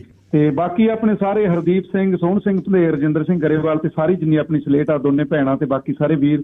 ਸਾਡੀ ਸਲੇਟ ਦਾ ਓਵਰਆਲ ਇਹ ਆ ਵੀ ਸਾਰੇ ਬੰਦੇ ਐਜੂਕੇਟਡ ਨੇ।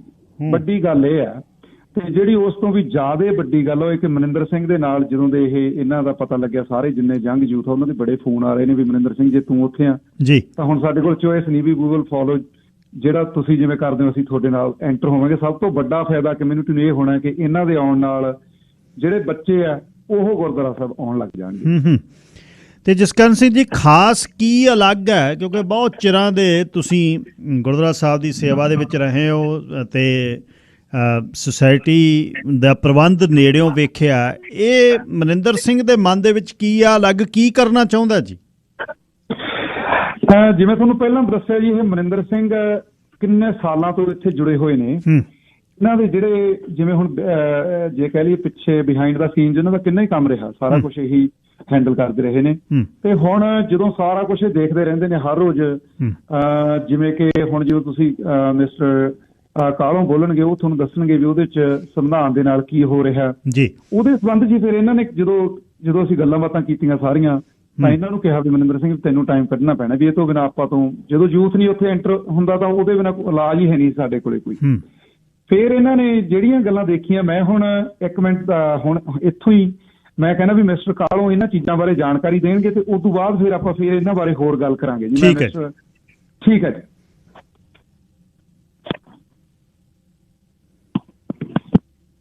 ਵਾਹਿਗੁਰੂ ਜੀ ਕਾ ਖਾਲਸਾ। ਵਾਹਿਗੁਰੂ ਜੀ ਕਾ ਖਾਲਸਾ, ਵਾਹਿਗੁਰੂ ਜੀ ਫਤਿਹ। ਕਾਲੋਂ ਸਾਹਿਬ, ਅੱਛਾ ਜੀ, ਸੰਵਿਧਾਨਕ ਤੌਰ ਤੇ ਸੁਸਾਇਟੀ ਦੀ ਜਿਹੜੀ ਸਟੈਂਡਿੰਗ ਤੇ ਵੋਟਾਂ ਕਿਹੜੇ ਸੰਨ 'ਚ ਲਾਸਟ ਪਈਆਂ ਤੇ ਕਦ ਪੈਣੀਆਂ ਚਾਹੀਦੀਆਂ ਸੀ? ਗਿੱਲ ਸਾਹਿਬ, ਜਿਹੜੀ 2016 ਦੇ ਵਿੱਚ ਅਖੀਰਲੀ ਵਾਰੀ ਜਿਹੜੀ ਪ੍ਰਬੰਧਕ ਕਮੇਟੀ ਚੁਣੀ ਗਈ ਸੀ ਉਹ ਸੰਗਤ ਦੀ ਪ੍ਰਵਾਨਗੀ ਦੇ ਨਾਲ ਮੋਹਰੇ ਆਈ ਸੀ। ਅੱਛਾ ਜੀ। ਤੇ ਜਿਹੜੀ ਸੰਵਿਧਾਨ ਦੇ ਅਧੀਨ ਜਿਹੜੀ ਪ੍ਰਵਾਨਗੀ ਹੁੰਦੀ ਆ 2 ਸਾਲ ਦੀ ਟਰਮ ਹੁੰਦੀ ਆ। 2 ਸਾਲਾਂ ਬਾਅਦ ਜਿਹੜੀ ਪ੍ਰਬੰਧਕ ਕਮੇਟੀ ਆ ਉਹਦੀ ਆਪਣੀ ਜ਼ਿੰਮੇਵਾਰੀ ਹੁੰਦੀ ਵੀ ਮੁੜ ਕੇ ਸੰਗਤਾਂ ਦੇ ਮੋਹਰੇ ਪੇਸ਼ ਹੋਣਾ। ਜੇ ਉਹ ਆਪ ਵੀ ਮੁੜ ਕੇ ਖੜੇ ਹੋਣਾ ਚਾਹੁੰਦੇ ਆ ਵੀ ਉਹਨਾਂ ਨੂੰ ਮੁੜ ਕੇ ਸੰਗਤ ਦੀ ਪ੍ਰਵਾਨਗੀ ਲੈਣੀ ਪੈਂਦੀ, ਤੇ ਨਾਲੋਂ ਨਾਲ ਜਿਹੜਾ ਬਾਕੀ 8000 ਮੈਂਬਰ ਆ ਸੰਗਤ ਦਾ, ਜੇ ਉਹਨਾਂ ਵਿੱਚੋਂ ਕੋਈ ਚਾਹੇ ਸੇਵਾ ਕਰਨੀ, ਉਹਨਾਂ ਨੂੰ ਵੀ ਮੌਕਾ ਦੇਣਾ ਚਾਹੀਦਾ। ਸੋ ਇਹ ਪਹਿਲੀ ਵਾਰੀ ਇਤਿਹਾਸ ਵਿੱਚ ਹੋਇਆ, ਕਰਕੇ ਜਿਹੜਾ ਖਾਲਸਾ ਦੀਵਾਨ ਸੁਸਾਇਟੀ ਐਵਸਫੋਰਡ ਆ, ਇਹਦਾ ਜਿਹੜੀ ਇੰਡੀਪੈਂਡੈਂਟ ਸੁਸਾਇਟੀ ਬਣੀ ਸੀ 1970 ਦੇ ਵਿੱਚ ਜੀ। ਉਹ ਤੋਂ ਪਹਿਲਾਂ ਇਹ ਵੈਨਕੂਵਰ ਖਾਲਸਾ ਦੀਵਾਨ ਸੁਸਾਇਟੀ ਦੇ ਛਤਰਛਾਇਆ ਥੱਲੇ ਚੱਲਦੀ ਸੀ ਜੀ। ਤੋਂ ਘੱਟੋ ਘੱਟ ਇਹਦਾ 110 ਸਾਲ ਪੁਰਾਣਾ ਇਤਿਹਾਸ ਹੈਗਾ। ਤੇ ਜਿਹੜੇ ਸਾਡੇ ਪੁਰਖੇ ਸੀ ਉਹਨਾਂ ਨੇ ਇਹ ਸੁਸਾਇਟੀ ਚਲਾਉਣ ਦੇ ਵਾਸਤੇ ਇੱਕ ਸੰਵਿਧਾਨ, ਇੱਕ ਤਰ੍ਹਾਂ ਦਾ ਕਾਇਦਾ ਕਾਨੂੰਨ ਬਣਾਇਆ ਜੀ। ਉਹ ਸਾਰਿਆਂ ਦੀ ਪ੍ਰਵਾਨਗੀ ਦੇ ਨਾਲ ਬਣਾਇਆ ਗਿਆ ਜੀ। ਤੇ ਕਾਇਦਾ ਜਿਹੜੇ ਸੰਵਿਧਾਨ ਹੈ, ਕੌਂਸਟੀਟਿਊਸ਼ਨ ਆ, ਉਹ ਸਾਡੇ ਲਈ ਇੱਕ ਤਰ੍ਹਾਂ ਦਾ ਰਸਤਾ ਹੁੰਦਾ, ਪ੍ਰਬੰਧਕਾਂ ਲਈ ਰਸਤਾ ਹੁੰਦਾ, ਦੱਸਦਾ ਭਾਈ ਆਹ ਤੁਹਾਡੇ ਲਈ ਗਾਈਡਲਾਈਨ ਹੈ, ਇਸ ਅਧੀਨ ਤੁਸੀਂ ਗੁਰੂ ਘਰ ਦੀ ਗਵਰਨੈਂਸ ਕਰਨੀ ਆ। ਨਾਲੋਂ ਨਾਲ ਜਿਹੜਾ ਉਹੀ ਸੰਵਿਧਾਨ ਜਿਹੜੀ ਮੈਂਬਰ ਆ ਉਹਨਾਂ ਦੇ ਹੱਕਾਂ ਦੀ ਸੁਰੱਖਿਅਤ ਵੀ ਕਰਦਾ। 2 ਚੀਜ਼ਾਂ ਹੁੰਦੀਆਂ। ਹਾਂਜੀ।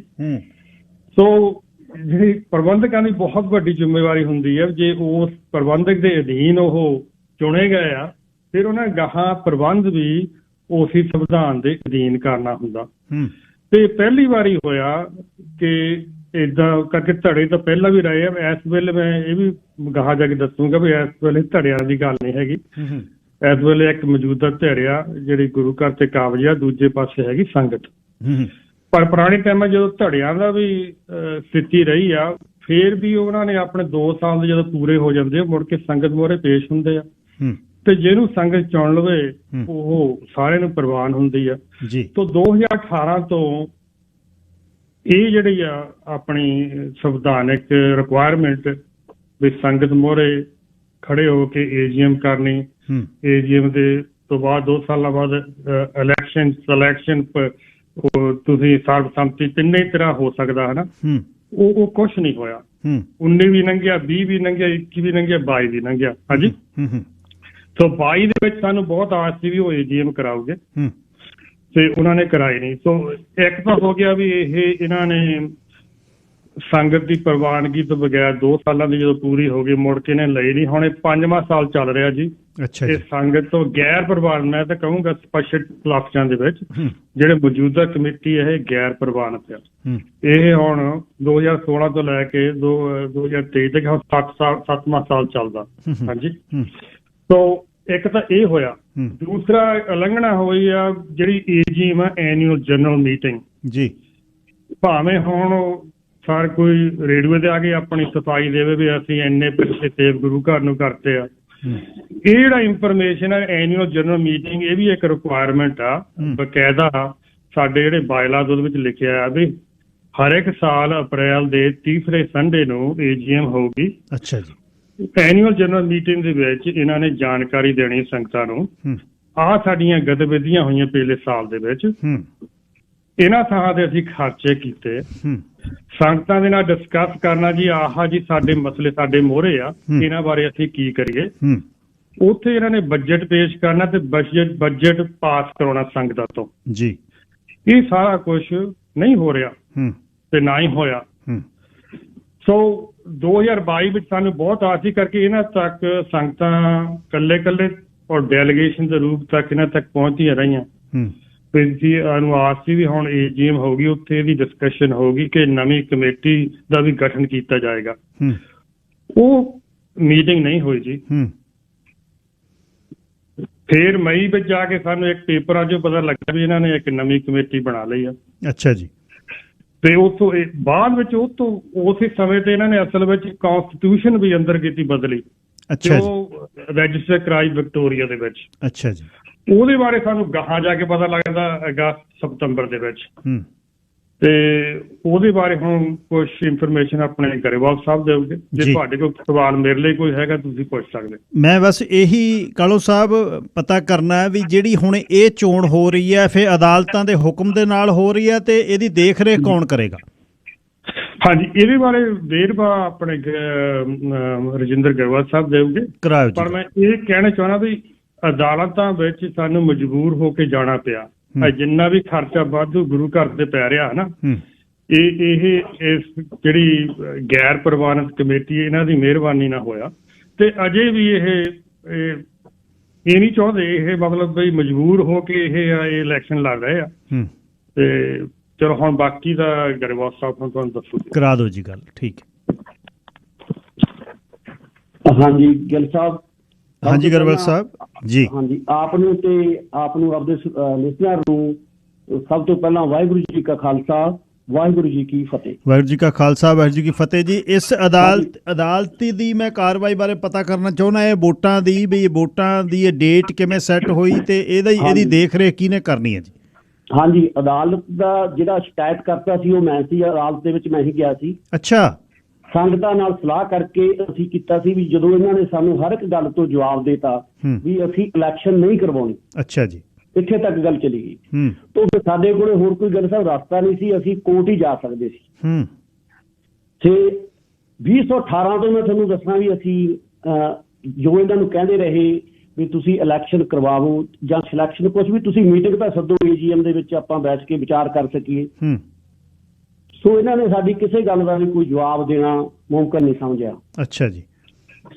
ਤੇ ਉਸ ਤੋਂ ਬਾਅਦ ਜੀ ਕੀ ਕੀਤਾ, ਇਹਦੇ ਮਈ ਦੇ ਵਿੱਚ ਜਿਵੇਂ ਕਾਲੂ ਸਾਹਿਬ ਨੇ ਦੱਸਿਆ ਵੀ ਆਪਦੇ 2022 ਦੇ ਵਿੱਚ 18 ਤੋਂ ਲੈ ਕੇ ਸਾਨੂੰ ਕੋਈ ਜਵਾਬ ਨਹੀਂ ਦਿੱਤਾ। ਫਿਰ 20 ਤੇ 21 ਦੇ ਵਿੱਚ ਕੋਵਿਡ ਆ ਗਿਆ, ਉਸ ਕਰਕੇ ਸਾਨੂੰ ਚੁੱਪ ਕਰਨਾ ਪਿਆ। ਸਾਨੂੰ ਆਸ ਸੀਗੀ ਵੀ 2022 ਦੇ ਵਿੱਚ ਇਹ ਅਪ੍ਰੈਲ ਦੇ ਵਿੱਚ AGM ਕਰਕੇ ਇਲੈਕਸ਼ਨ ਜਾਂ ਸਿਲੈਕਸ਼ਨ ਕੁਝ ਵੀ ਕਰਵਾਉਣਗੇ। ਸੋ ਦਾਸ ਨੇ ਵੀ ਉਹਨਾਂ ਨੂੰ 2-3 ਵਾਰੀ ਆਪਣੇ ਜਤਿੰਦਰ ਸਿੰਘ ਗਿੱਲ, ਭਜਨ ਸਿੰਘ ਤੂਰ ਤੇ ਸੁਰਿੰਦਰ ਸਿੰਘ ਗਰੇਵਾਲ ਜਿਹੜੇ ਕਿ ਅੱਡੋ ਅੱਡ ਅਹੁਦਿਆਂ ਤੇ ਕੰਮ ਕਰਦੇ ਆ, ਖਜ਼ਾਨਚੀ ਆ ਤੇ ਵਾਈਸ ਪ੍ਰਧਾਨ ਤੇ ਪ੍ਰਧਾਨ ਨੇ ਜਤਿੰਦਰ ਸਿੰਘ ਗਿੱਲ ਜੀ, ਇਹਨਾਂ ਨਾਲ ਗੱਲ ਕੀਤੀ। ਇਹਨਾਂ ਨੂੰ ਕਿਹਾ ਵੀ ਤੁਸੀਂ ਇਲੈਕਸ਼ਨ, ਮੈਨੂੰ ਇਹਨਾਂ ਨੇ ਪਹਿਲਾਂ ਤਾਂ ਕਿਹਾ ਵੀ ਅਸੀਂ ਇਲੈਕਸ਼ਨ ਕਰਵਾਉਣੀ ਆ। ਸੋ ਚਲੋ ਇਹ 1 ਮਹੀਨਾ ਅਪ੍ਰੈਲ ਦਾ ਮਹੀਨਾ ਟਾਲ ਮਟੋਲ ਕਰਦੇ ਰਹੇ ਮੇਰੇ ਕੋਲੇ। ਮੈਂ ਇਹਨਾਂ ਨੂੰ ਕਈ ਵਾਰੀ ਫੋਨ ਕੀਤਾ, ਜਤਿੰਦਰ ਸਿੰਘ ਗਿੱਲ ਨੂੰ ਤੇ ਦੂਜੇ ਇਹਦੇ ਸਾਥੀਆਂ ਨੂੰ। ਇਹ ਕਹਿੰਦੇ ਅਖੀਰੀ ਮਈ ਦੇ ਵਿੱਚ ਇਹਨਾਂ ਨੇ ਆਪਦੇ ਆਪ ਹੀ ਅੰਦਰ ਬੈਠ ਕੇ ਆਪਦਾ ਸੰਵਿਧਾਨ ਚੇਂਜ ਕਰਕੇ 3 ਸਾਲ, ਜਿਹੜੀ ਕਿ 2 ਸਾਲ ਦੀ ਟਰਮ ਹੁੰਦੀ ਸੀ ਵਿਧਾਨ ਦੇ ਵਿੱਚ, ਇਹਨਾਂ ਨੇ 3 ਕਰ ਲਈ ਉਹ। ਅੱਛਾ ਜੀ। ਆਪ ਜਤਿੰਦਰ ਸਿੰਘ ਗਿੱਲ ਉਸ ਦੇ ਪ੍ਰਧਾਨ ਬਣ ਗਏ ਤੇ ਨਾਲ ਇਹਨੇ ਆਪਦੀ ਟੀਮ ਬਣਾ ਲਈ ਜਿਵੇਂ ਜਿਹੜੀ ਕਿ ਬਿਲਕੁਲ ਹੀ ਗੈਰ ਸੰਵਿਧਾਨਕ ਸੀ। ਅੱਛਾ ਜੀ। ਸੰਵਿਧਾਨ ਨੂੰ ਬਿਲਕੁਲ ਹੀ ਸੰਵਿਧਾਨ ਨੂੰ ਛਿੱਕੇ ਢੰਗਤਾ ਇਹਨਾਂ ਨੇ, ਨਵਾਂ ਹੀ ਕੁਝ ਲਿਖ ਲਿਆ ਆਪਦਾ, ਜਿਵੇਂ ਜੋ ਇਹਨਾਂ ਦੇ ਮਨ ਚ ਆਇਆ ਉਸ ਤਰ੍ਹਾਂ ਇਹਨਾਂ ਨੇ ਲਿਖ ਲਿਆ। ਚਲੋ ਉਸ ਤੋਂ ਬਾਅਦ ਜੀ ਜਦੋਂ ਅਸੀਂ ਮੀਟਿੰਗ ਰੱਖੀ ਗੁਰਦੁਆਰਾ ਹੈਰੀਟੇਜ ਸਾਹਿਬ ਸੰਗਤਾਂ ਦੇ ਵਿੱਚ ਅਸੀਂ ਇਹ ਗੱਲਾਂ ਦੱਸੀਆਂ ਜੀ ਵੀ ਇਸ ਤਰ੍ਹਾਂ ਇਹਨਾਂ ਨੇ ਗੁਰਦੁਆਰੇ ਤੇ ਕਬਜ਼ਾ ਕਰ ਲਿਆ। ਤਾਂ ਉੱਥੇ ਫੈਸਲਾ ਹੋਇਆ ਵੀ ਆਪਾਂ ਕੀ ਕੀਤਾ ਜਾਵੇ। ਤਾਂ ਸੰਗਤ ਨੇ ਇਹੀ ਵਿਚਾਰ ਕੀਤੇ ਵੀ ਆਪਣੇ ਕੋਲ ਕੋਈ ਰਾਹ ਹੁਣ ਬਚਦਾ ਕਿ ਆਪਾਂ ਕੋਰਟ ਜਾਈਏ। ਅੱਛਾ ਜੀ। ਸੋ ਉੱਥੇ ਵੀ ਫਿਰ ਮੈਂ ਸੰਗਤ ਨੇ ਕਿਹਾ ਵੀ ਤੁਸੀਂ ਪਟੀਸ਼ਨ ਕਰੋ, ਅਸੀਂ ਤੁਹਾਡੇ ਨਾਲ ਆ। ਅੱਛਾ ਜੀ। ਸੋ ਮੈਂ ਜੀ ਫਿਰ ਇਹ ਜੂਨ ਦੇ ਵਿੱਚ 6 ਜੂਨ ਨੂੰ ਅਸੀਂ ਪਟੀਸ਼ਨ ਦਾਇਰ ਕਰਤੀ, ਜਿਹਦਾ ਕਿ ਰਿਜ਼ਲਟ ਮੇਰਾ ਖਿਆਲ ਸਤੰਬਰ 23 ਨੂੰ ਆ ਗਿਆ। ਜੱਜ ਸਾਹਿਬ ਨੇ ਇਹਨਾਂ ਦੀ ਵਕੀਲ ਨੂੰ ਇਹ ਵੀ ਕਿਹਾ, ਇਹਨਾਂ ਨੂੰ ਵੀ ਕਾਫੀ ਇਹ ਗੱਲ ਕਹੀ ਵੀ ਇਹ ਰਸ਼ੀਆ ਨਹੀਂ ਹੈਗਾ, ਇਹ ਕੈਨੇਡਾ, ਇੱਥੇ ਡੈਮੋਕ੍ਰੇਸੀ ਦੀ ਮੁੱਕਤ ਆ। ਸੋ ਉੱਥੇ ਜੀ ਜੱਜ ਸਾਹਿਬ ਨੇ 120 ਦਿਨਾਂ ਦੇ ਵਿੱਚ ਇਹਨਾਂ ਨੂੰ ਇਲੈਕਸ਼ਨ ਕਰਾਉਣ ਦਾ ਆਰਡਰ ਦਿੱਤਾ। ਅੱਛਾ ਜੀ। 120 ਦਿਨਾਂ ਦਾ ਆਰਡਰ ਦਿੱਤਾ ਤਾਂ ਉਹਦੇ ਵਿੱਚ ਇਹਨਾਂ ਨੇ ਪਹਿਲਾਂ ਜੋ ਬੰਦਾ ਜਿਹੜਾ ਅਪੁਆਇੰਟ ਕੀਤਾ ਇਲੈਕਸ਼ਨ ਕਰਾਉਣ ਦੇ ਲਈ, ਉਹ ਵੀ ਕੋਰਟ ਵੱਲੋਂ ਕੀਤਾ ਗਿਆ। ਉਹਦਾ ਨਾਮ ਹੈਗਾ ਮਿਸਟਰ ਰੌਨ ਲਾਫਰ। ਹਾਂ, ਉਹ ਮਸ਼ਹੂਰ ਆ ਜੀ ਉਹ। ਹਾਂਜੀ, ਰੌਨ ਲਾਫਰ। ਉਹਨੇ ਹੁਣ ਇਲੈਕਸ਼ਨ ਕਰਵਾ ਰਹੇ, ਉਹਦੀ ਦੇਖ ਰੇਖ ਕੋਰਟ ਆਰਡਰ ਤੇ ਇਹ ਇਲੈਕਸ਼ਨ ਹੋ ਰਹੀ ਹੈ ਜੀ। ਅੱਛਾ। ਇਹਨਾਂ ਮੇਰੇ ਵੀਰਾਂ ਨੇ ਇਲੈਕਸ਼ਨ ਆਪਦੇ ਆਪ ਨਹੀਂ ਕਰਵਾਈ, ਜੇ ਕਰਵਾਈ ਹੈ ਤਾਂ ਹੁਣ ਕੋਰਟ ਕਰਵਾ ਰਹੀ ਆ। ਭਾਈ ਸਾਹਿਬ ਇੱਕ ਦੱਸਿਓ ਵੀ ਮੈਂਬਰ ਕਿੰਨੇ ਨੇ ਜੀ ਤੇ ਮੈਂਬਰ ਕਦ ਬਣੇ ਨੇ ਆਖਰ? ਓਕੇ ਜੀ, ਇਹਦੀ ਤੁਹਾਨੂੰ ਮੈਂ ਦੱਸ ਦਿੰਦਾ ਵੀ ਤਕਰੀਬਨ 8,500 ਮੈਂਬਰ ਸਾਡੇ ਕੋਲ ਲਿਸਟ ਹੈਗੀ ਆ।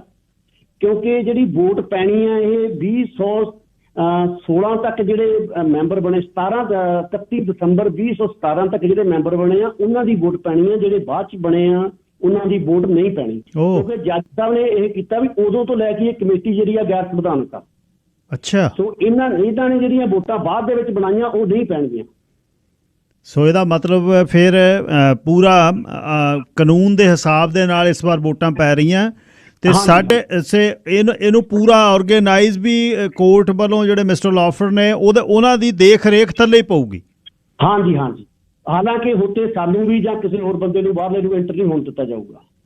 ਅੱਛਾ, ਤੇ ਜਦ ਜੱਜ ਸਾਹਿਬ ਨੇ ਪਹਿਲੀ ਉਹਨਾਂ ਤੋਂ ਵੀ ਜਦੋਂ ਆਉਣਗੇ ਉਹ ਦੱਸਣਗੇ ਜਾਂ ਉਹਨਾਂ ਨੂੰ ਗੈਰ ਸੰਵਿਧਾਨਕ ਕਿਹਾ, ਉਹਨਾਂ ਵੱਲੋਂ ਕੀ ਤਰਕ ਸੀ ਜੀ ਵੀ ਇੰਨੇ ਸਾਲ ਵੋਟਾਂ ਕਿਉਂ ਨਹੀਂ ਪਵਾਈਆਂ? ਉਹਨਾਂ ਕੋਲੇ ਕੋਈ ਤਰਕ ਨਹੀਂ ਸੀਗਾ ਜੀ, ਤੇ ਨਾ ਹੀ ਉਹਨਾਂ ਦੀ ਵਕੀਲ ਜਿਹੜੇ ਸੀਗੇ ਉਹ ਕੋਈ ਤਰਕ ਦੇ ਸਕੇ। ਪਰ ਗਰੇਵਾਲ ਸਾਹਿਬ 18 ਦੇ ਵਿੱਚ ਜਦ ਵੋਟਾਂ ਨਾ ਪਈਆਂ, 18 ਦੇ ਵਿੱਚ ਤੁਸੀਂ ਜਿਹੜੇ ਤੁਹਾਡੀ ਧਿਰਾ ਉਹਨੇ ਕੋਈ ਉਜਰ ਨਾ ਕੀਤਾ 18 'ਚ ਵੀ ਭਾਈ 18 ਆ ਗਈ ਵੋਟਾਂ ਪਾਓ? ਹਾਂਜੀ, ਉਹਦੀ ਵੀ ਮੈਂ ਤੁਹਾਨੂੰ ਡਿਟੇਲ ਥੋੜੀ ਜਿਹੀ ਦੱਸ ਦਿੰਦਾ ਜੀ। 18 ਦੇ ਵਿੱਚ ਜਦੋਂ ਸਲੇਟਾਂ ਦੋ ਖੜੀਆਂ ਸੀ ਆਪਸ ਸਾਹਮਣੇ, ਇੱਕ ਪਾਸੇ ਤਾਂ ਇਹ ਜਤਿੰਦਰ ਸਿੰਘ ਗਿੱਲ ਹੋਈ ਸੀਗੇ ਸਾਰੇ, ਇੱਕ ਪਾਸੇ ਸਰਦਾਰ ਜਸਕਰਨ ਸਿੰਘ ਤੇ ਸਤਨਾਮ ਸਿੰਘ ਤੇ ਇਦਾਂ ਦੀ ਸਲੇਟ ਖੜੀ ਸੀ। ਠੀਕ, ਉੱਥੇ ਕੀ ਕੀਤਾ ਗਿਆ, ਜਦੋਂ ਇਲੈਕਸ਼ਨ ਹੋਣੀ ਸੀ ਤਾਂ ਉਹਨਾਂ ਨੂੰ ਇਲੈਕਸ਼ਨ ਤੋਂ ਐਨ ਪਹਿਲਾਂ ਉਹਨਾਂ ਦੀ ਮੈਂਬਰਸ਼ਿਪ ਖਾਰਜ ਕਰ ਦਿੱਤੀ ਗਈ ਆਪ ਕਬਜ਼ੇ ਰਹਿਣ ਵਾਸਤੇ। ਜਸਕਰਨ ਤੇ ਸਤਨਾਮ ਦੀ? ਹਾਂਜੀ। ਅੱਛਾ, ਤੇ ਉਹਨਾਂ ਦੀ ਮੈਂਬਰਸ਼ਿਪ ਜਿਹੜੀ ਸੀ ਉਹ ਖਾਰਜ ਕਰ ਦਿੱਤੀ ਗਈ। ਅੱਛਾ, ਹਾਂਜੀ। ਸੋ ਇਸ ਕਰਕੇ ਉਸ ਤੋਂ ਬਾਅਦ ਅਸੀਂ ਜਿਹੜਾ ਸੀ ਉਹ ਮੈਂਬਰਸ਼ਿਪ ਦੇ ਮਗਰ ਅਸੀਂ ਕੋਰਟ ਚਲੇ ਗਏ। ਕੋਰਟ ਦੇ ਵਿੱਚ ਉਹ ਫੈਸਲਾ ਵੀ ਮੈਂਬਰਸ਼ਿਪ ਦੇ ਹੱਕ 'ਚ ਆ ਗਿਆ। ਫਿਰ ਇਹਨਾਂ ਨੇ ਅਪੀਲ ਕਰਤੀ। ਸੋ ਲੰਮਾ ਸਮਾਂ ਫਿਰ ਸਾਨੂੰ ਉਹ ਝਗੜਾ ਕਰਨਾ ਪਿਆ ਜੀ। ਸੋ 7 ਸਾਲਾਂ ਬਾਅਦ ਵੋਟਾਂ ਪੈ ਰਹੀਆਂ ਇਹਦਾ ਮਤਲਬ? ਹਾਂਜੀ। ਤੇ ਬਾਕੀ ਮੈਂ ਆਬਸਫੋਰਡ ਦੇ ਵਿੱਚ ਹੀ ਆਪਦੇ ਬਾਰੇ ਥੋੜੀ ਜਿਹੀ ਜਾਣਕਾਰੀ 35 ਸਾਲ ਤੋਂ ਰਹਿ ਰਿਹਾ, ਸੀਨੀਅਰ ਮੈਂਬਰ ਹਾਂ, ਗੁਰਦੁਆਰਾ ਸਾਹਿਬ ਦਾ ਵੋਟਿੰਗ ਮੈਂਬਰ ਹਾਂ। Very good. ਅੱਜ ਤੱਕ ਮੈਂ ਕਦੇ ਵੀ ਕਿਸੇ ਸੁਸਾਇਟੀ 'ਚ ਨਹੀਂ ਮੈਂਬਰ ਨਹੀਂ ਰਿਹਾ। ਸੋ ਇੰਨਾ ਜਦੋਂ ਧੱਕਾ ਹੋਣ ਲੱਗਿਆ ਫਿਰ ਮੈਨੂੰ ਇਹ ਸਟੈਪ ਜਿਹੜਾ ਸੀ ਉਹ ਚੱਕਣਾ ਪਿਆ ਸੰਗਤਾਂ ਦੇ ਕਹਿਣ ਤੇ। ਸੋ ਬੜਾ, ਮੇਰੇ 2 ਬੱਚੇ ਨੇ, ਤੁਸੀਂ ਸ਼ਾਇਦ ਮੈਨੂੰ ਮਿਲੇ ਵੀ ਹੋ ਪਹਿਲਾਂ। ਮੇਰਾ ਬੇਟਾ ਵੱਡਾ ਡਾਕਟਰ ਆ, ਛੋਟਾ ਲੋਇਰ ਆ। Very good. ਹਾਂਜੀ, ਤੇ ਇੱਕ ਨੂੰਹ ਆ, ਪੋਤਾ, ਵਧੀਆ ਫੈਮਿਲੀ 'ਚ ਜੀ ਬਿਲੋਂਗ। ਪਰ ਜਦੋਂ ਕਿਤੇ ਧੱਕਾ ਹੁੰਦਾ ਫਿਰ ਸੱਚ ਤੇ ਖੜਨਾ ਚਾਹੀਦਾ ਜੀ। ਬਿਲਕੁਲ ਸੱਚ ਤੇ ਜੇ ਕਿਸੇ ਦੇ ਹੱਕਾਂ ਤੇ ਡਾਕਾ ਇਹ ਧਰਤੀ ਤੇ ਨਹੀਂ ਜੇ ਖੜਨਾ ਤਾਂ ਕਿੱਥੇ ਖੜਨਾ। ਧੰਨਵਾਦ ਬਹੁਤ ਬਹੁਤ। ਤੇ ਜਸਕਰਨ ਉਹਨਾਂ ਨਾਲ ਗੱਲ ਕਰਵਾਇਓ ਜੀ ਮੇਰੀ। ਹਾਂਜੀ ਗੱਲ ਸਾਹਿਬ, ਦੋਨੇ ਪੱਖਾਂ ਤੇ ਇਹਨਾਂ ਨੇ ਜਾਣਕਾਰੀ ਦਿੱਤੀ। ਹੁਣ ਤੁਸੀਂ ਇਨ ਜਨਰਲ ਅਖੀਰ ਦੇ ਵਿੱਚ ਅੱਜ ਥੋੜਾ ਜਿਹਾ ਤੁਹਾਡਾ ਸਮਾਂ ਘੱਟ ਗਿਆ ਕਿਉਂਕਿ ਮੇਅਰ ਆਏ ਹੋਏ ਸੀ ਤੇ ਤੁਹਾਡੇ ਜਿਹੜੇ 5 ਮਿੰਟ ਘੱਟ ਨੇ, ਅਗਲੀ ਵਾਰ ਮੈਂ ਐਡ ਆਨ ਕਰਾਂਗਾ। ਤੇ ਅਖੀਰ 'ਚ ਮੈਨੂੰ ਇਹ ਦੱਸ ਕੇ ਜਾਓ ਇਨ ਜਨਰਲ ਤੁਸੀਂ ਕੀ ਕਹਿਣਾ ਚਾਹੁੰਦੇ ਹੋ ਵੋਟਿੰਗ ਦੇ ਬਾਰੇ? ਇਨ ਜਨਰਲ ਅਸੀਂ ਇਹ ਕਹਿਣਾ ਚਾਹੁੰਦੇ ਜੀ, ਸਾਰਿਆਂ ਸੰਗਤਾਂ ਨੂੰ ਅਪੀਲ ਕਰਦੇ ਹਾਂ ਕਿ ਵੱਧ ਤੋਂ ਵੱਧ ਵੋਟ ਪਾਉਣ ਲਈ ਨਿਕਲੋ। ਸਲੇਟਾਂ ਤੇ ਨਿਗਾਹ ਮਾਰੋ, ਉਹਨਾਂ ਦੀ ਕੁਆਲੀਫਿਕੇਸ਼ਨ, ਬੈਕਗਰਾਊਂਡ, ਉਹਨਾਂ ਦਾ ਵੋਲੰਟੀਅਰ ਚੈੱਕ ਕਰਕੇ ਵੋਟਾਂ ਪਾਓ। ਤੇ ਅਸੀਂ ਕਹਿੰਦੇ ਵੀ ਸਾਡਾ ਜ਼ੋਰ ਹੈ ਕਿ ਮਨਿੰਦਰ ਸਿੰਘ ਗਿੱਲ ਤੇ ਉਹਦੀ ਸਮੁੱਚੀ ਸਲੇਟ ਆ ਜਿਹੜੀ, ਉਹਨਾਂ ਨੂੰ ਵੋਟਾਂ ਪਾ ਕੇ ਕਾਮਯਾਬ ਕਰਾਓ। ਜਿਨ੍ਹਾਂ ਦੇ ਕੁਛ ਮੈਂ ਤੁਹਾਨੂੰ ਦੱਸਦਾ ਕੀ ਉਹਨਾਂ ਨੇ ਕਰਨਾ। ਸਭ ਤੋਂ ਪਹਿਲਾਂ ਜਿਹੜਾ ਉਹਨਾਂ ਦਾ ਮੈਨੀਫੈਸਟੋ ਦੇ ਵਿੱਚ ਹੈਗਾ ਵੀ ਅਸੀਂ ਸੰਵਿਧਾਨ ਨੂੰ ਫਾਲੋ ਕਰਾਂਗੇ, ਜਿਹੜਾ ਕਿ ਬਹੁਤ ਹੀ ਜ਼ਰੂਰੀ ਆ ਤੇ ਕਰਨਾ ਵੀ ਚਾਹੀਦਾ ਜੀ। ਸਭ ਤੋਂ ਵੱਡੀ ਗੱਲ ਹੈ ਕਿ ਇਹੀ ਆ ਵੀ ਸੰਵਿਧਾਨ ਫਾਲੋ ਜਿਹੜਾ ਹੋਊਗਾ ਤੇ ਜਿਹੜੀ ਵੀ ਚੀਜ਼ ਹੋਵੇਗੀ ਸੰਗਤਾਂ ਦੀ ਪ੍ਰਵਾਨਗੀ ਦੇ ਨਾਲ ਹੋਵੇਗੀ। ਕਈ ਤਰ੍ਹਾਂ ਦੇ ਰੂਮਰ ਇੱਥੇ ਫੈਲਾਏ ਜਾ ਰਹੇ ਨੇ ਕਿ ਮਨਿੰਦਰ ਸਿੰਘ ਗਿੱਲ ਜਦੋਂ ਬਣ ਗਏ ਇਹਨਾਂ ਨੇ ਚਿਹਰਾ ਚੱਕ ਦੇਣੀਆਂ, ਇਹਨਾਂ ਨੂੰ ਕੋਈ ਹੋਰ ਬੰਦਾ ਆਪਰੇਟ ਕਰਦਾ। ਇਹੋ ਜਿਹੀ ਕੋਈ ਗੱਲਬਾਤ ਨਹੀਂ। ਸੰਗਤਾਂ ਨੂੰ ਜਦੋਂ ਵੀ ਲੋੜ ਆ ਸਾਨੂੰ ਫੋਨ ਕਰ ਸਕਦੀਆਂ ਨੇ, ਫੋਨ ਨੰਬਰ ਦਿੱਤੇ ਹੋਏ ਆ, ਕੋਈ ਵੀ ਕੁਐਸਚਨ ਪੁੱਛ ਸਕਦੀਆਂ। ਕੁਰਸੀਆਂ ਦੀ ਜਿਹੜੀ ਮਰਿਆਦਾ ਇਸ ਗੁਰੂ ਘਰ 'ਚ ਜਿਉਂਦੀ ਤਿਉਂ ਬਣੀ ਰਹੇਗੀ। ਕੋਈ ਕਿਸੇ ਨੇ ਇਹਨੂੰ ਆਪਰੇਟ ਨਹੀਂ ਕਰਨਾ, ਬੱਚੇ ਆਪਰੇਟ ਕਰਨਗੇ ਜੀ, ਯੂਥ ਆਪਰੇਟ ਕਰੂ ਇਹਨਾਂ ਨੂੰ। ਤੇ ਸਾਰੀਆਂ ਸੰਗਤਾਂ ਨੂੰ ਜਿਹੜਾ ਹਿਸਾਬ ਕਿਤਾਬ ਹੈ ਜੀ, ਕਿਉਂਕਿ ਮਨੀ ਮੈਨੇਜਰ ਤੋਂ ਬੈਟਰ ਕੌਣ ਕਰ ਸਕਦਾ? ਜਿਹੜਾ ਸਾਡਾ ਮੇਨ ਮੁੱਖ ਸੇਵਾਦਾਰ ਉਹੀ CPA ਹੋਵੇ, ਉਸ ਤੋਂ ਬੈਟਰ ਕਿਹਨੇ ਮੈਨੇਜਮੈਂਟ ਕਰਨੀ ਹੈ ਜੀ ਮਨੀ ਦੀ। ਧੰਨਵਾਦ ਜੀ। ਹਾਂਜੀ, ਇਹਨਾਂ ਗੱਲਾਂ ਦੇ ਨਾਲ ਦੁਬਾਰਾ ਫੇਰ ਅਪੀਲ ਕਰਦੇ ਹਾਂ ਕਿ 5 ਤਰੀਕ ਨੂੰ ਸੰਡੇ ਵੋਟਾਂ 'ਚ ਪਹੁੰਚੋ। 5 ਮਾਰਚ ਨੂੰ ਤੇ 2016 ਤੱਕ ਜਿਹੜੇ ਬਣੇ ਹੋਏ ਮੈਂਬਰ ਨੇ ਉਹੀ ਵੋਟਾਂ ਪਾ ਸਕਦੇ। ਹਾਂਜੀ, ਉਹੀ ਵੋਟਾਂ ਪਾ ਸਕਦੇ ਨੇ। ਤਕਰੀਬਨ 8500 ਮੈਂਬਰ ਹੈ ਜੀ। ਧੰਨਵਾਦ। ਆਉਣ ਵਾਲੇ ਦਿਨਾਂ ਦੇ ਵਿੱਚ ਹੋਰ ਖੁੱਲ੍ਹ ਕੇ ਗੱਲਬਾਤ ਕਰਾਂਗੇ। ਅੱਜ ਦਾ ਜਿਹੜਾ ਤੁਹਾਡਾ ਸਮਾਂ ਕੁਝ ਘੱਟ ਸੀ, ਮੈਂ ਐਡ ਆਨ ਕਰਾਂਗਾ ਅਗਲੀ ਵਾਰ ਜੀ। ਬਹੁਤ ਬਹੁਤ ਮਿਹਰਬਾਨੀ ਜੀ ਸਾਰਿਆਂ ਨੂੰ। ਸਤਿ ਸ੍ਰੀ ਅਕਾਲ। ਸਤਿ ਸ੍ਰੀ ਅਕਾਲ।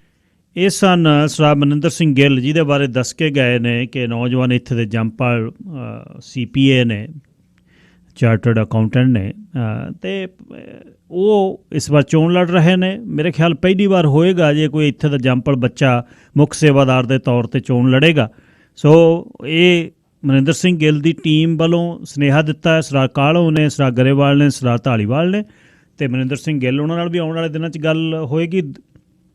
ਵੀਰਵਾਰ ਨੂੰ ਦੂਜੀ ਸਲੇਟ ਆਪਣਾ ਪੱਖ ਪੇਸ਼ ਕਰੇਗੀ। ਅਸੀਂ ਸ਼ੇਰੇ ਪੰਜਾਬ ਵੱਲੋਂ ਬਿਲਕੁਲ ਬਰਾਬਰਤਾ ਦਾ ਹੱਕ ਰੱਖ ਕੇ ਦੋਨਾਂ ਪਾਸਿਆਂ ਨੂੰ ਸਮਾਂ ਦੇਣਾ, ਬਾਕੀ ਮਰਜ਼ੀ ਮੈਂਬਰਾਂ ਦੀ ਹੈ। Leader of opposition conservative party ਦੇ ਲੀਡਰ ਪੀਅਰ ਪੋਲੀਐਵ ਨੇ ਅੱਜ ਇੱਕ ਟਵੀਟ ਕੀਤਾ ਹੈ।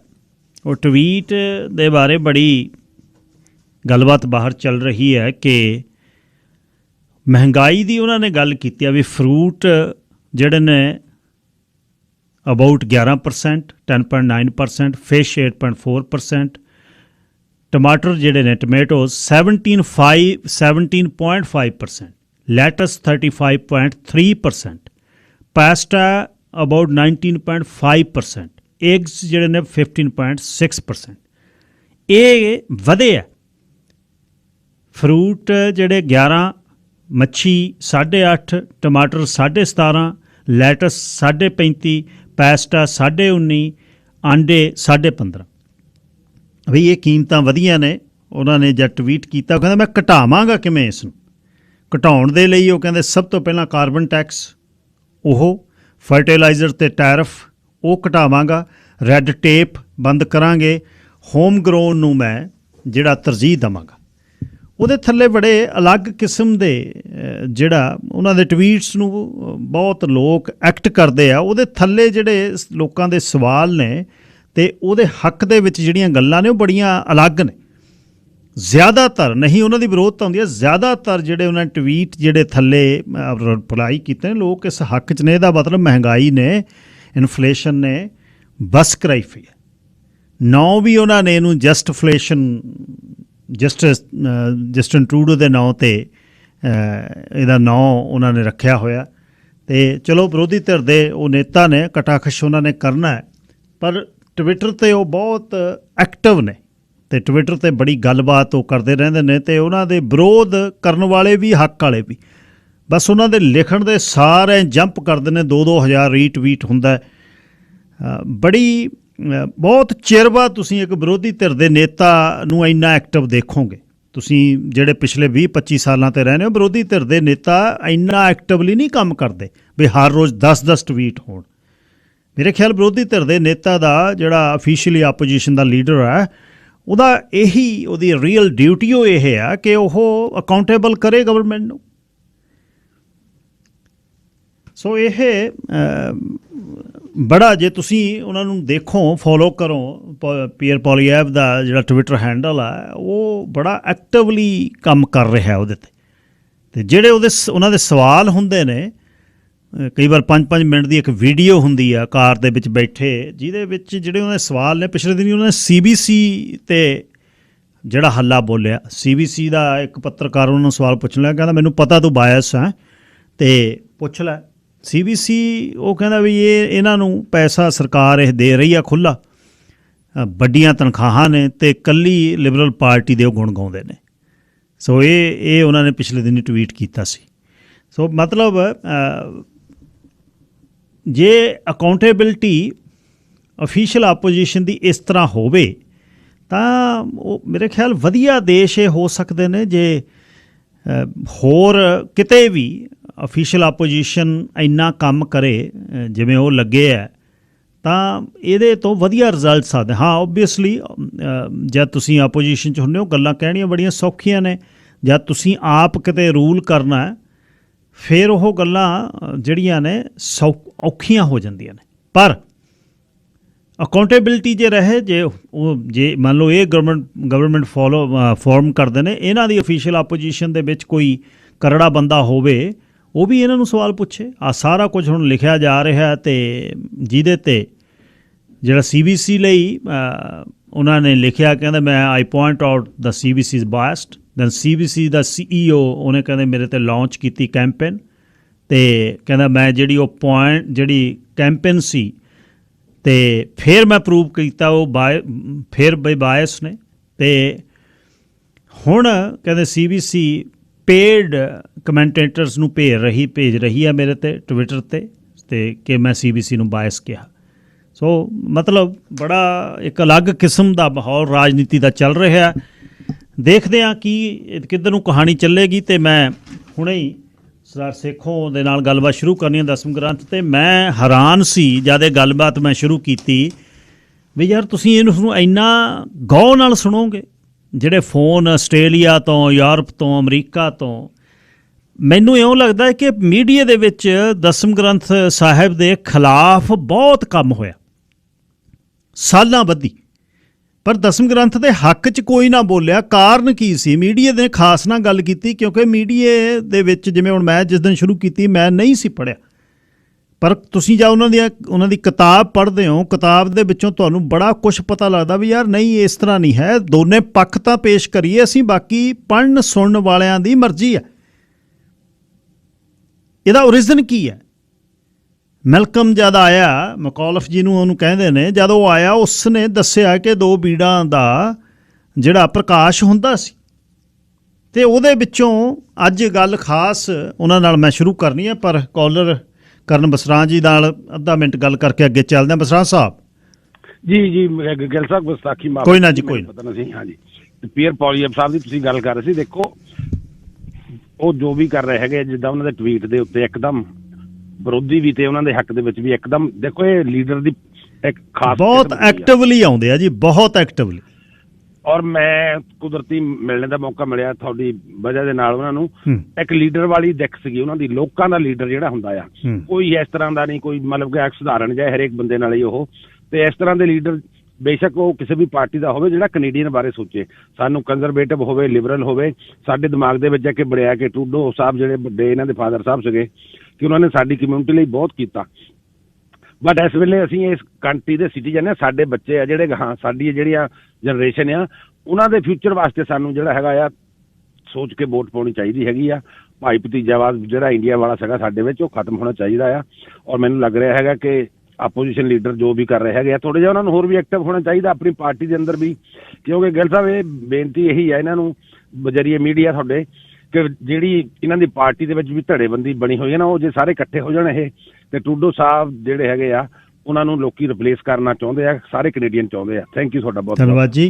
ਅਤੇ ਹੁਣੇ ਹੀ ਸੇਖੋਂ ਸਾਹਿਬ ਨਾਲ ਗੱਲਬਾਤ ਤੋਰਦੇ ਬਾਈ ਜੀ। ਬਹੁਤ ਬਹੁਤ ਸਵਾਗਤ ਸਰਦਾਰ ਸੇਖੋਂ ਸਾਹਿਬ। ਵਾਹਿਗੁਰੂ ਜੀ ਕਾ ਖਾਲਸਾ, ਵਾਹਿਗੁਰੂ ਜੀ ਕੀ ਫਤਿਹ ਜੀ। ਅੱਛਾ ਜੀ, ਗੱਲ ਇਹ ਹੈ ਬਈ ਜੇ ਮੈਂ ਆਪਣੀ ਗੱਲ ਇਹਦੇ ਵਿੱਚ ਕਰਾਂ, ਹਾਂਜੀ, ਜਿਸ ਦਿਨ ਮੈਂ ਤੁਹਾਡੇ ਨਾਲ ਗੱਲ ਸ਼ੁਰੂ ਕੀਤੀ ਸੀ, ਤੁਹਾਡੀ ਕਿਤਾਬ ਪੜ੍ਹਨੀ ਸ਼ੁਰੂ ਕੀਤੀ ਸੀ, ਹਾਂਜੀ, ਕਿਤਾਬ ਅੱਧ ਤੋਂ ਪੜ੍ਹ ਕੇ ਮੈਂ ਫੇਰ ਪਿੱਛੇ ਨੂੰ ਚਲੇ ਗਿਆ। ਅੱਛਾ, ਮੈਨੂੰ ਇਹ ਆ ਵੀ ਮੈਨੂੰ ਪਤਾ ਹੋਣਾ ਚਾਹੀਦਾ ਮੈਂ ਕਿਹੜੀ ਗੱਲ 'ਤੇ। ਦਸਮ ਗ੍ਰੰਥ ਸਾਹਿਬ ਨਹੀਂ ਮੈਂ ਪੜ੍ਹਿਆ, ਮੈਂ ਤਾਂ ਗੁਰੂ ਗ੍ਰੰਥ ਸਾਹਿਬ ਵੀ ਨਹੀਂ ਪੜ੍ਹਿਆ। ਨਿਤਨੇਮ ਹਰ ਰੋਜ਼ ਨਹੀਂ ਹੁੰਦਾ, ਪਰ ਮੈਂ ਕਰਦਾ, ਮੈਨੂੰ ਇਹ ਮੰਨਣਾ ਚਾਹੀਦਾ ਔਨ ਏਅਰ। ਹੁਣ ਜਿਹਨੂੰ ਨਿਤਨੇਮ ਨਹੀਂ ਜਿਹਨੇ ਕੀਤਾ, ਜਿਹਨੇ ਗੁਰੂ ਗ੍ਰੰਥ ਸਾਹਿਬ ਨਹੀਂ ਪੜ੍ਹਿਆ, ਉਹ ਸ਼੍ਰੀ ਦਸਮ ਗ੍ਰੰਥ ਸਾਹਿਬ ਦੇ ਬਾਰੇ ਨਿਰਣਾ ਕਰਦਾ ਬਾਹਰੋਂ ਸੁਣ ਕੇ। ਹਾਂਜੀ, 95 ਕੀ 99% ਸਿੱਖਾਂ ਨੂੰ ਪਤਾ ਨਹੀਂ ਦਸਮ ਗ੍ਰੰਥ ਸਾਹਿਬ ਦੇ ਵਿੱਚ ਕੀ। ਬਿਲਕੁਲ, ਹਾਂਜੀ। ਅੱਛਾ, ਹੁਣ ਮੈਨੂੰ ਇੱਕ ਦੱਸਿਓ ਵੀ ਜਿਹੜੇ ਪਿੰਡਾਂ 'ਚ, ਮੈਂ ਇੱਕ ਹੁਣ ਸਿੱਧੀ ਗੱਲ ਕਰਨੀ ਚਾਹੁੰਦਾ, ਮੈਂ ਪਿੰਡ 'ਚੋਂ ਮੈਂ ਆਇਆ, ਮੈਂ ਸ਼ਿਵਰਾਤਰੀ ਵੀ ਉੱਥੇ ਮਨਾਉਣਾ, ਮੈਂ ਜਨਮ ਅਸ਼ਟਮੀ ਵੀ ਉੱਥੇ ਮਨਾਉਣਾ, ਮੈਂ ਉੱਥੇ ਈਦ ਵਾਲੇ ਦਿਨ ਸਾਡੇ ਮੁਸਲਮਾਨ ਪਰਿਵਾਰਾਂ ਦਾ ਵੀ ਖਿਆਲ ਰੱਖਦਾ। ਠੰਡ 'ਚ ਗਏ ਹੁੰਦੇ ਨੇ, ਸ਼ਿਵਰਾਤਰੀ ਉੱਥੇ ਹੁੰਦੀ ਹੈ, ਜਨਮ ਅਸ਼ਟਮੀ ਦਾ ਮੇਰੇ ਪਿੰਡ ਮੇਲਾ ਭਾਰੀ ਲੱਗਦਾ। ਉਹ ਹਿੰਦੂ ਜਿਹੜੇ ਧਰਮ ਦੇ ਹਿਸਾਬ ਨਾਲ ਜਿਹੜੇ ਦੇਵੀ ਦੇਵਤੇ ਭਗਵਾਨ ਨੇ ਉਹਨਾਂ ਦੇ ਨਾਂ ਅਸੀਂ ਜ਼ਿੰਦਗੀ 'ਚ ਲੈਂਦੇ ਵੀ ਹਾਂ, ਅਤੇ ਗੁਰੂ ਗ੍ਰੰਥ ਸਾਹਿਬ ਦੇ ਵਿੱਚ ਉਹ ਨਾਂ ਵੀ ਆਉਂਦੇ ਨੇ। ਹਾਂਜੀ, ਪਰ ਉਹ ਦਸਮ ਗ੍ਰੰਥ ਸਾਹਿਬ ਦੇ ਵਿੱਚ ਨਾਂ ਆਉਣ ਕਰਕੇ ਵਿਰੋਧਤਾ ਕਿਉਂ ਹੋ ਰਹੀ ਹੈ? ਇਹ ਜਿਹੜੇ ਆਮ ਲੋਕ ਆ ਜੀ, ਅਸੀਂ ਪ੍ਰੇਮ ਕਰਦੇ ਹਾਂ ਸਿੱਖੀ ਨੂੰ, ਨੋ ਡਾਊਟ ਅਸੀਂ ਗੁਰੂਆਂ ਨੂੰ ਪ੍ਰੇਮ ਕਰਦੇ ਹਾਂ। ਇਹ ਲੋਕ ਸਾਡਾ ਇਸ ਗੱਲ ਦਾ ਫਾਇਦਾ ਉਠਾਉਂਦੇ ਆ। ਹਾਂਜੀ, ਨਫ਼ਰਤ ਇਹਨਾਂ ਨੇ ਫੈਲਾ ਦਿੱਤੀ ਆ, ਸਾਡੇ ਧਰਮ ਦੀ ਵਿਸ਼ਾਲਤਾ ਖਤਮ ਕਰ ਦਿੱਤੀ ਆ। ਉਹ ਸਾਡੇ ਅੰਦਰ ਇੱਕ ਡਰ ਪਾਤਾ ਇਹਨਾਂ ਨੇ ਵੀ ਤੁਹਾਨੂੰ RSS ਨੇ ਖਤਮ ਕਰ ਦੇਣਾ। ਇਹ ਗੱਲ ਬਿਲਕੁਲ ਗਲਤ ਹੈ ਜੀ। ਜੇ ਕਿਸੇ ਨੇ ਸਾਨੂੰ ਖਤਮ ਕਰਨਾ, ਸਭ ਤੋਂ ਪਹਿਲਾਂ ਤਾਂ ਸਾਡੀ ਅਗਿਆਨਤਾ ਨੇ ਕਰਨਾ ਖਤਮ। ਦੂਜਾ ਬੰਦਾ ਫੇਰ ਹੀ ਸਫਲ ਹੋਊਗਾ ਜੇ ਸਾਡੇ ਅੰਦਰ ਅਗਿਆਨਤਾ ਹੋਊ। ਹੁਣ ਸਾਡੇ ਧਰਮ ਦੀ ਜੇ ਵਿਸ਼ਾਲਤਾ ਦੱਸੀਏ, ਪਿਛਲੀ ਵਾਰ ਆਪਾਂ ਗੱਲ ਕੀਤੀ ਸੀ ਵੀ ਦੇਵੀ ਦੇਵਤਿਆਂ ਨੂੰ ਮਾਨਤਾ ਦਿੱਤੀ ਗਈ ਆ, ਹਾਂਜੀ, ਪਰ ਸਾਰੇ ਅਕਾਲ ਪੁਰਖ ਅਧੀਨ ਰੱਖੇ ਗਏ ਆ। ਦੋਵਾਂ ਗ੍ਰੰਥਾਂ ਦੇ ਵਿੱਚ ਇੱਕੋ ਹੀ ਸੋਚ ਆਉਂਦੀ ਆ। ਹੁਣ ਵਿਸ਼ਾਲਤਾ ਇੰਨੀ ਕੁ ਹੈਗੀ ਆ ਕਿ ਮੂਰਤੀ ਪੂਜਾ ਦੀ ਜੇ ਅਸੀਂ ਗੱਲ ਕਰੀਏ, ਗੁਰੂ ਗੋਬਿੰਦ ਸਿੰਘ ਜੀ ਨੇ ਖਿਲਾਫ ਕਿਹਾ ਉਸਦੇ, ਜਾਗਤ ਜੋਤ ਜਪੈ ਨੇ ਸੁਬਾਸਰ ਨੇਕ ਬਨਾ ਮਨ ਏਕ ਨਾ ਆਨੇ, ਪੂਰਨ ਪ੍ਰੇਮ ਪ੍ਰਤੀਤ ਸਜੇ ਬ੍ਰਤ ਗੋਰ ਮੜੀ ਮਠ ਭੂਲ ਨਾ ਮਾਨੇ। ਹਾਂਜੀ, ਹੁਣ ਕੋਈ ਬ੍ਰਾਹਮਣ ਇਹ ਗੱਲ ਨਹੀਂ ਕਹਿ ਸਕਦਾ, ਪਹਿਲੀ ਗੱਲ ਤਾਂ। ਫਿਰ ਦੂਸਰੇ ਪਾਸੇ ਦੇਖਦੇ ਹਾਂ ਆਦਿ ਗੁਰੂ ਗ੍ਰੰਥ ਸਾਹਿਬ ਜੀ ਦੇ ਵਿੱਚ ਮੂਰਤੀ ਪੂਜਕਾਂ ਦੀ ਬਾਣੀ ਦਰਜ ਆ। ਭਗਤ ਨਾਮਦੇਵ ਜੀ ਨੂੰ ਮੰਦਿਰ 'ਚੋਂ ਧੱਕੇ ਵੱਜਦੇ ਨੇ, ਮੰਦਿਰ ਦੇ ਵਿੱਚ ਮੂਰਤੀ ਹੁੰਦੀ ਹੈ। ਹਾਂਜੀ, ਹੁਣ ਇਹਦਾ ਰੀਜ਼ਨ ਆ ਕਿਉਂ ਮੂਰਤੀ ਪੂਜਕਾਂ ਦੀ ਬਾਣੀ ਦਰਜ ਆ। ਇਹਨੂੰ ਵੀ ਸਮਝਣ ਨੂੰ ਅਸੀਂ ਭਗਤ ਨਾਮਦੇਵ ਜੀ ਤੇ ਮੀਰਾਬਾਈ ਦਾ ਸਹਾਰਾ ਲਵਾਂਗੇ। ਭਗਤ ਨਾਮਦੇਵ ਜੀ ਦਾ ਇੱਕ ਸ਼ਬਦ ਆ ਤੇ ਉਹਦੀਆਂ ਪਹਿਲਾਂ ਮੈਂ 2 ਪੰਕਤੀਆਂ ਛੱਡ ਲੈਣਾ। ਉਹਦੇ ਵਿੱਚ ਅੱਗੇ ਉਹ ਫਰਮਾਉਂਦੇ ਨੇ, ਧੰਨ ਧੰਨ ਮੇਘਾ ਰੁਮਾਵਲੀ, ਧੰਨ ਧੰਨ ਕ੍ਰਿਸ਼ਨ ਓੜੇ ਕੰਬਲੀ। ਮੇਘਾ ਹੁੰਦਾ ਭੇਡੂ, ਉਹ ਕਹਿੰਦੇ ਉਹ ਭੇਡੂ ਵੀ ਧੰਨ ਆ, ਭੇਡੂ ਦੀ ਉੱਨ ਵੀ ਧੰਨ ਆ, ਉਹ ਉੱਨ ਤੋਂ ਬਣੀ ਹੋਈ ਉਹ ਕੰਬਲੀ ਵੀ ਧੰਨ ਆ ਜਿਹੜੀ ਕ੍ਰਿਸ਼ਨ ਜੀ ਨੇ ਆਪਣੇ ਉੱਪਰ ਓੜੀ ਹੋਈ ਆ, ਉੱਪਰ ਲਈ ਆ। ਧੰਨ ਧੰਨ ਮੇਘਾ ਰੁਮਾਵਲੀ, ਧੰਨ ਧੰਨ ਕ੍ਰਿਸ਼ਨ ਓੜੇ ਕੰਬਲੀ, ਧੰਨ ਧੰਨ ਮਾਤਾ ਦੇਵਕੀ, ਜੈ ਗ੍ਰਹਿ ਰਮਿਆ ਕਮਲਾਪਤੀ। ਮਾਤਾ ਦੇਵਕੀ ਜਨਮ ਦੇਣ ਵਾਲੀ ਸੀ ਤੇ ਮਾਤਾ ਯਸ਼ੋਦਾ ਜਿਹਦੇ ਘਰ ਵਿੱਚ ਪਲੇ ਉਹ, ਕਹਿੰਦੇ ਉਹ ਵੀ ਧੰਨ ਨੇ। ਧੰਨ ਧੰਨ ਸ੍ਰੀ ਬਿੰਦਰਾਵਨ ਕ੍ਰਿਸ਼ਨ ਜੀ ਦਾ ਬਣ ਸੀਗਾ ਜੰਗਲ। ਜੀ। ਧੰਨ ਧੰਨ ਸ੍ਰੀ ਬਿੰਦਰਾਵਨ, ਜੈ ਖੇਲੇ ਸ਼੍ਰੀ ਨਾਰਾਇਣ, ਜਿੱਥੇ ਨਾਰਾਇਣ ਆਪ ਖੇਡਿਆ। ਬੀਨ ਬਜਾਵੇ ਗੋਦਨ ਚਾਰੇ, ਨਾਮੇ ਕਾ ਸਵਾਮੀ ਆਨੰਦ ਕਰੇ। ਕ੍ਰਿਸ਼ਨ ਜੀ ਬਾਂਸਰੀ ਵਜਾ ਰਹੇ ਨੇ, ਗਊਆਂ ਚੱਲ ਰਹੀਆਂ ਨੇ, ਨਾਮਦੇਵ ਦਾ ਸਵਾਮੀ ਆਨੰਦ ਕਰ ਰਿਹਾ। ਹਾਂਜੀ, ਫਿਰ ਫਰਮਾਉਂਦੇ ਨੇ, ਹੇ ਮੇਰੇ ਬਾਪ ਮਾਧੋ, ਤੂੰ ਧੰਨ ਕੇਸੋ ਸਾਂਵਲੀ ਉਹ ਬੀਠਲਾਏ। ਧੰਨ ਹੈ ਤੂੰ ਲੰਮੇ ਕੇਸਾਂ ਵਾਲੇ ਸਾਂਵਲੇ ਰੰਗ ਦੇ ਬੀਠਲ ਪ੍ਰਭੂ। ਹੁਣ ਮੀਰਾਬਾਈ ਉਹ ਵੀ ਕ੍ਰਿਸ਼ਨ ਜੀ ਦੀ ਭਗਤ ਨਹੀਂ ਸੀਗੀ, ਤਕਰੀਬਨ ਗੁਰੂ ਅਮਰਦਾਸ ਜੀ ਦੇ ਸਮੇਂ, ਅਕਬਰ ਬਾਦਸ਼ਾਹ ਸਮੇਂ ਹੋਈ ਹੈ ਇਹ। ਉਹਨਾਂ ਦਾ ਇੱਕ ਸ਼ਬਦ ਜਿਹਦੀ ਪੰਕਤੀ ਸੀਗੀ, ਮਾਈ ਰੀ ਮੇਰਾ ਮਰ ਵਿਦਿਓ ਕੰਵਲ ਨੈਣ ਆਪਣੇ ਗੁਣ, ਉਹ ਗੁਰੂ ਅਰਜਨ ਦੇਵ ਜੀ ਦੀ ਆਖਰੀ ਕੱਚੀ ਸੈਂਚੀ ਤੱਕ ਚੱਲ ਗਈ ਸੀਗੀ। ਹੋ ਸਕਦਾ ਗੁਰੂ ਸਾਹਿਬ ਨੇ ਆਪ ਮੰਗਵਾਈ ਹੋਵੇ ਵੀ ਔਰਤ ਦੀ ਬਾਣੀ ਵੀ ਦਰਜ ਕਰਨੀ ਹੈ, ਜਾਂ ਕੋਈ ਹੋਰ ਲੈ ਕੇ ਆਇਆ ਹੋਵੇ, ਫਿਰ ਉਹਦੇ ਵਿਚਾਰ ਹੋ ਕੇ ਉਹ ਰਿਜੈਕਟ ਹੁੰਦਾ, ਉਹਦਾ ਰੀਜ਼ਨ ਆ। ਹਾਂਜੀ, ਮੀਰਾ ਜਿਹੜੀ ਸੀਗੀ ਰਾਜਸਥਾਨ ਦੀ ਔਰਤ ਸੀ। ਜਦੋਂ ਬੱਚੀ ਸੀਗੀ ਤਾਂ ਉਹ ਪਹਿਲੀ ਵਾਰ ਇੱਕ ਬਰਾਤ ਦੇਖਦੀ ਆ ਜਾਂਦੀ, ਸ਼ਹਿਨਾਈਆਂ ਵੱਜ ਰਹੀਆਂ ਨੇ, ਰੱਥ ਸਜੇ ਹੋਏ ਨੇ, ਉਹਨੂੰ ਚਾਅ ਚੜ੍ਹ ਜਾਂਦਾ ਤੇ ਪੁੱਛਦੀ ਆ ਵੀ ਕੀ ਹੋ ਰਿਹਾ। ਕਹਿੰਦੇ ਵੀ ਬਰਾਤ ਆ, ਲਾੜਾ ਵਿਆਹੁਣ ਚੱਲਿਆ, ਇੱਕ ਦਿਨ ਤੈਨੂੰ ਵੀ ਇਸੇ ਤਰ੍ਹਾਂ ਲਾੜਾ ਵਿਆਹੁਣ ਆਊਗਾ।